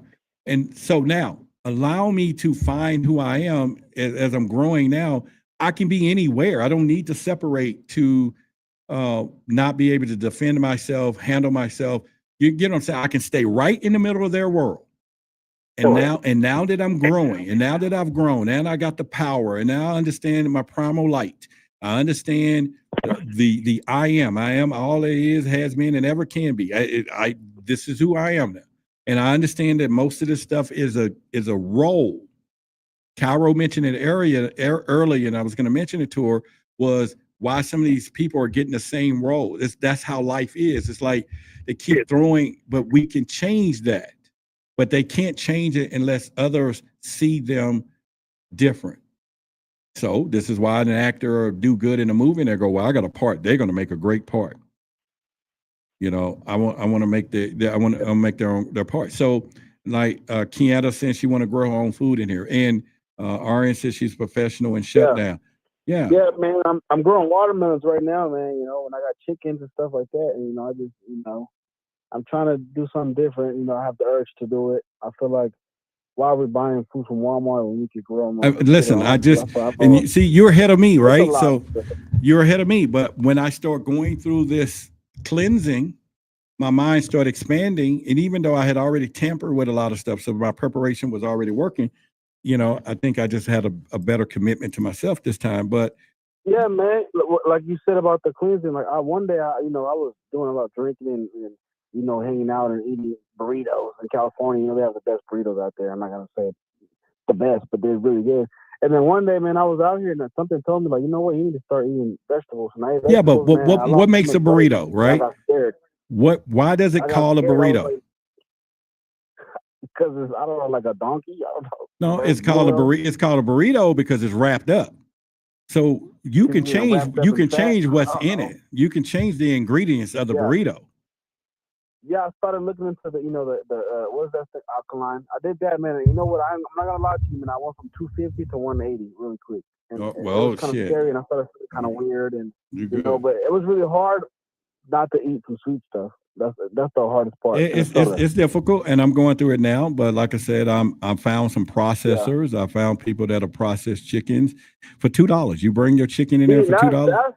That's the same thing as vegan, eating the food that you got your, like you buy a hog on your own, that's good. It's not gonna get, you know. Yeah, I want to go. Hey, I want to man, go I'm in gonna half with hold somebody. hog. Like we buy a cow, we raise it, and then we go and have them and split the meat up for our families. Butchered, Yeah. So it's so I'm gonna do that, you know. And so like now I'm in an office, I'm in a studio, but I got a backyard with a shed, and I talked to the landlord and I said, you know Send me what? a hat, man. Huh?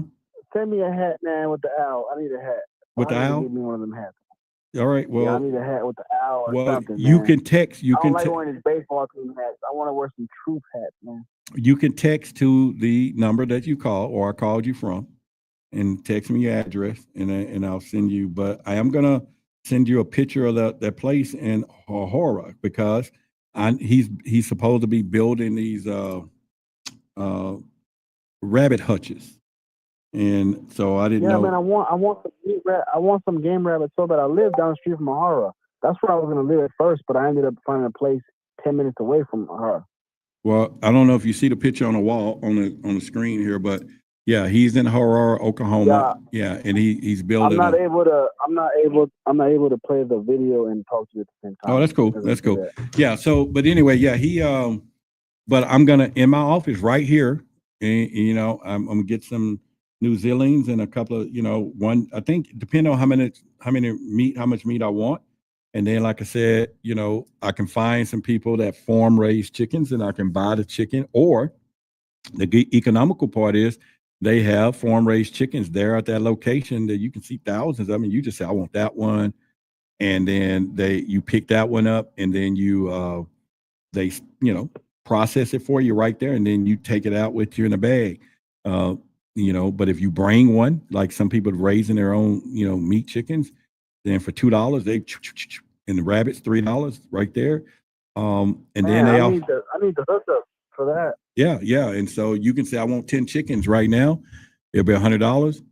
You'll pick them up. You want that bird is running around, catch it, boom, boom, boom. And then they do what they do, or, you know, so, but at least you know where your meat coming from. It's not going through the process of they process it, spray it down, put the chemicals in it so it can last between now and 6 months of going through transportation, or, you know, 6 weeks. Yeah, and they're pressing the chicken and all that stuff. Yeah, there's a lot of stuff. You know, blind chickens or chickens you don't even know what it looked like before. Blind chickens that lived in the dark all their lives. They're doing that now. And people don't know that. They're genetically raising chicken with no eyes so that they're easy to catch when they try to round them up. So imagine that, you know, and so, yeah, so all of those things that you know, again, now I'm a city guy. I live in Dallas, and so I'll move to, you know, maybe right here where I'm at is outside of Dallas, and so 15 miles right here is no restriction. So I am going to just get a little place, but I'll still have the city look. You know, you come by the crib, be like, oh man, you got the big screen, but in the back you're gonna hear, you'll be like, damn, yeah. You know what I'm saying? You're gonna hear bad, you know, you're gonna hear a whole lot of shit in the back, you know. So I got a book tomorrow that you know, I got a book tomorrow. Yeah, I would like to read it. I would like to read it, man. Yeah, I got it. All right, so listen, now this has got nothing to do with you. I've been here 4 hours, 43 minutes, and usually I only do hours. I want to do your thing, man. You know, I don't want to. All right, but here's what we're gonna do. Listen to me right now, okay? Okay. Listen to me right now, and I'm saying this, but you got to do your part too. All right. I'm gonna text you my personal number to this number I call. I'm gonna be your guy. Now know that I'm human too. So some days when you call, let me talk too. Listen to ask me how my day is too, right? You know, and hey, what happened to you today? And then let us back and forth and be mirrors and tell each other stories, because I'm not a therapist, right? And that's one of the reasons that I have a lot of people, they don't never ask about me. They don't ask about me. They don't worry about your day, but you know, they'll tell me what's going on with them. So I'm saying, if you okay with building you're not a therapist? You're not a therapist? You could have fooled me. Hell no. I'm just your guy. I'm your boy who you can hang with, listen to, and tell stories. And just so happens I got some information. I know you have stories you can exchange on here, and I hope you can exchange them with me soon. Yeah. But again, it may not be the experience. It's just, I may tell you about Shadur Sanders today, man. You know, I was watching Shadur, and then we talking football. Or we talking chickens or form life? I'm just saying the relationship is reciprocal and open to all things, being a mirror. I tell you my leg hurt, you can tell me your leg hurt. But if I tell you shit about me and you can't tell me about you, I'll be like, okay, you know. Because I left my old circle.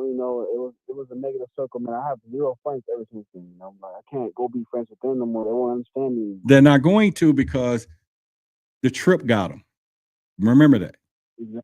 They're not going to. The trip got them. Your key is to don't let your family get behind on the trip. They got to go for the ride too, but in the best way that you know how they are going, and and just know that you have a stronger presence. Your genetic is strong. All of this stuff is higher. See, because it doesn't make any sense for people to think extraterrestrials are smarter and we don't believe that. When you say about the genetic presence, what do you exactly mean by that? When I say what about who? Talk about that. The genetic presence. RH negative bloodline. This is not. That's not normal. No, that's not. No, go look it up. It's an extraterrestrial bloodline.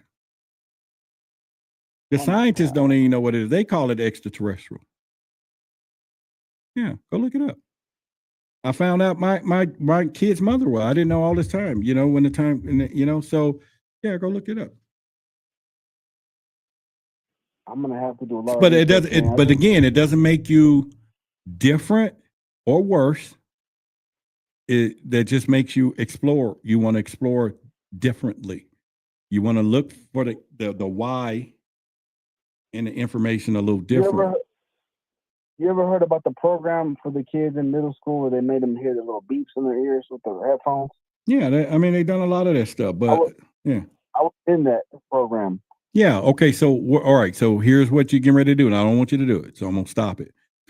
Don't start looking for things that make you different and special. You just are who you are, and it could be like that, right? So everybody who was in these programs who were or were not something, they just tested anybody. They did all of us, different people.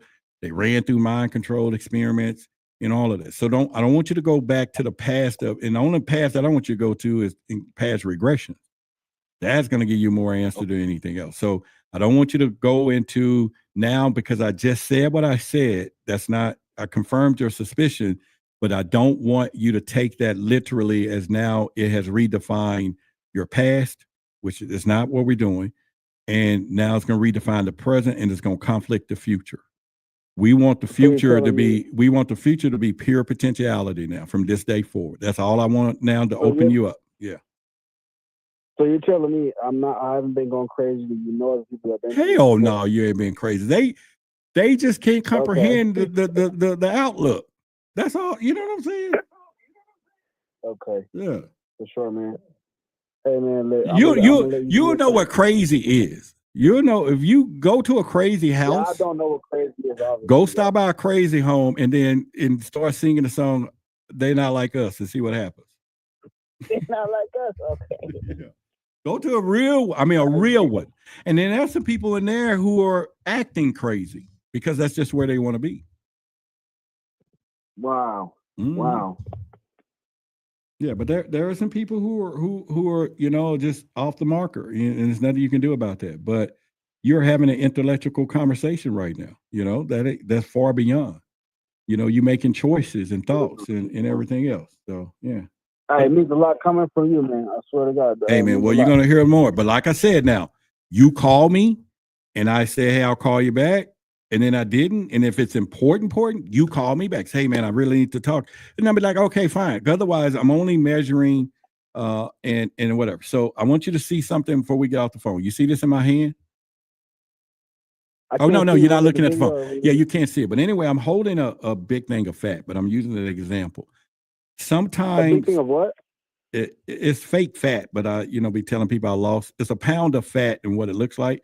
And now that I've lost so many, I tell people, okay, I lost this in my body. But I'm using that as an example.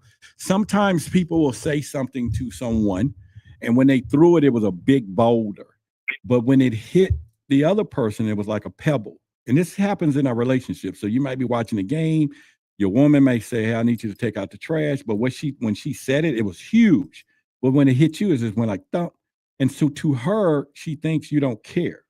she's thinking he's not listening and it's not that important, but it was a small pebble that it hit you. It's not the fault. It's just the way.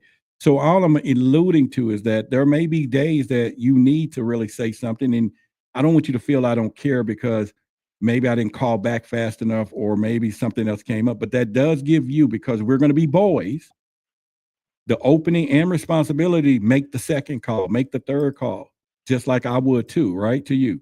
And I'm giving it. So you're not crazy calling me a couple of times, and then I should know that there's a sense of urgency, because over time we're going to develop a pattern.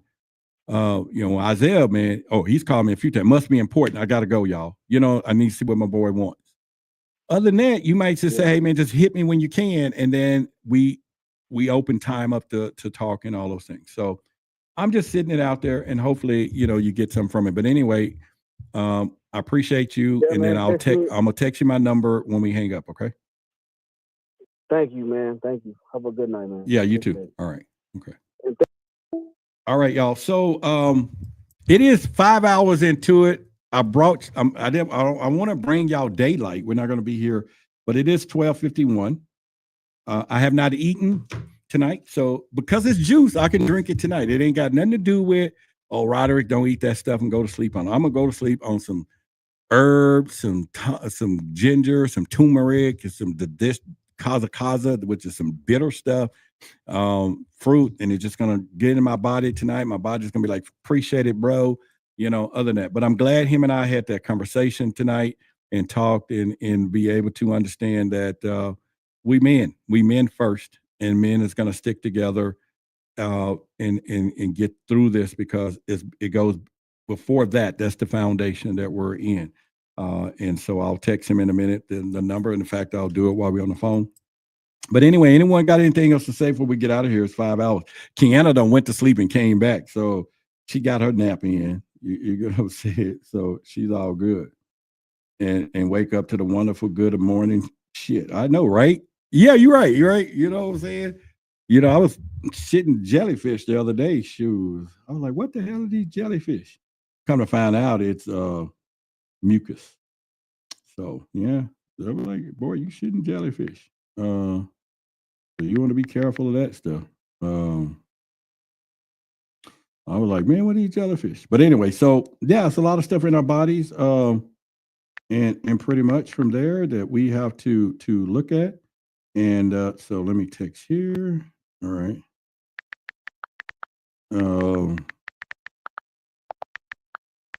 So I'm texting him now, so he'll have it, and then save me in.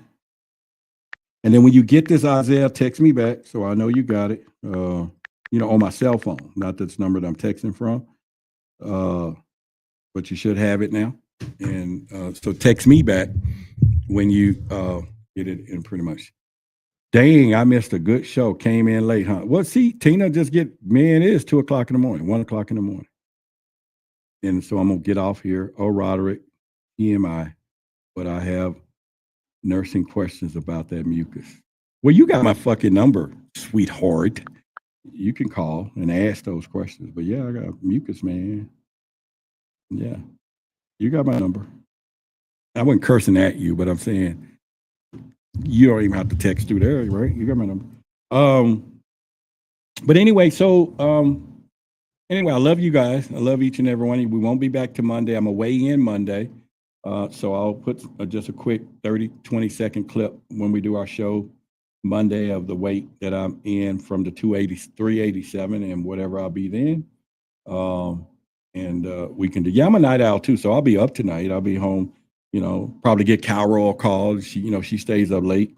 So talking, if she ain't gone to sleep already, so all my friends I talk to at night, Yeah. So if y'all ever up at night, I'm the person, at the crib, we'd be like, yeah, what's up? And not FaceTime, though. I do a lot of FaceTime. I like to know who I'm talking to. She said, Papa Smurf. Girl, you know what? We're going to have to, let me make sure. I got you. She said, Papa Smurf. I ain't mad at it, though. I'm not mad at the name. Now, don't get me wrong. Yes, I want to know. Oh, all right. I'll call you this diva in a little bit. But, yeah, you know what I'm saying? I think Miss Poppersmer is we're in where we at. There we go. She said Mr. Poppersmer. I ain't mad at it though. It's not a bad name. You get what I'm saying? But, either way, it's like, again, life is where it is. But if y'all can come to Dallas, man, and really talk to everybody. And she said, I love the white bread. What is the white bread? Is that this right here? Girl, I'm starting to grow hair on my chest. I even saw, look, right there, it's starting to turn white. Unlike my friends, I ain't gonna claim it, but they got white hair in their eyebrows and stuff now. And we're like, oh crap, they doing it up.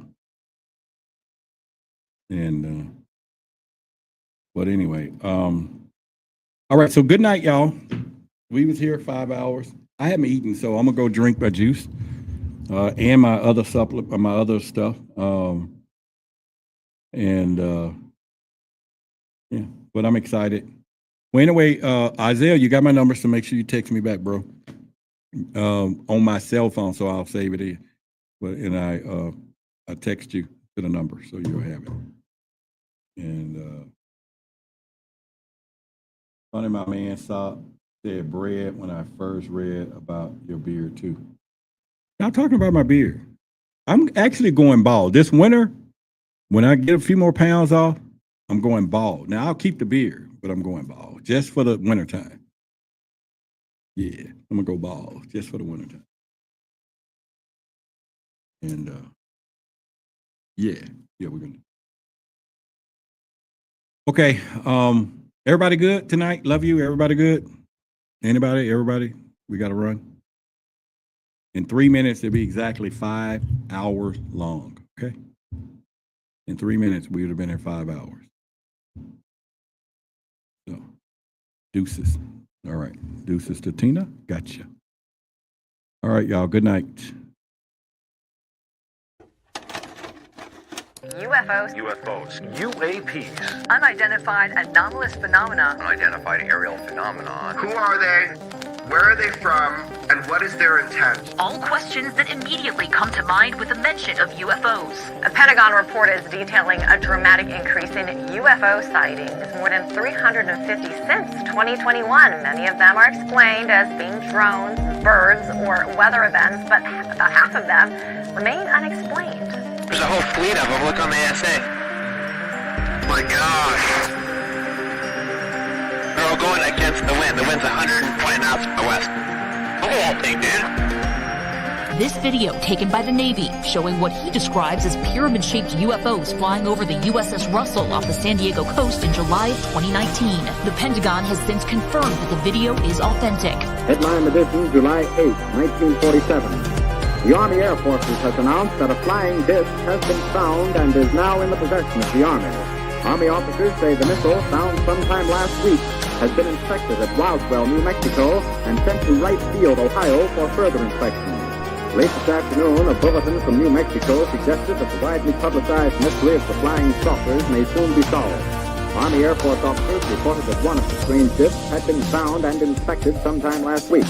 Our correspondents in Los Angeles and Chicago have been in contact with Army officials endeavoring to obtain all possible late information. Joe Wilson reports to us now from Chicago. The Army may be getting to the bottom of all this talk about the so-called flying saucers. As a matter of fact, the 509th Atomic Bomb Group headquarters at Roswell, New Mexico, reports that it has received one of the discs which landed on a ranch outside Roswell. The disc landed at a ranch at Corona, New Mexico, and the rancher turned it over to the Air Force. Rancher W.W. Brazil is the man who discovered the saucer. There's footage and records of objects in the skies that we don't know exactly what they are. More people are coming forward with their own sightings. Videos recorded by U.S. Navy personnel have added a new layer of evidence to the current national debate about UFOs. Right at that moment, I saw what looked like 5 lights flying in formation in kind of an inverted check mark.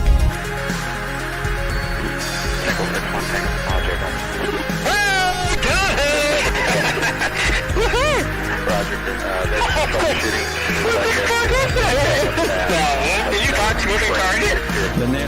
independent study team did not find any evidence that UAP have an extraterrestrial origin. We don't know what these UAP are. The mysterious flying objects are still a mystery. NASA will continue investigating them and has appointed a director of UAP research. Technology that we faced was far superior than anything that we had.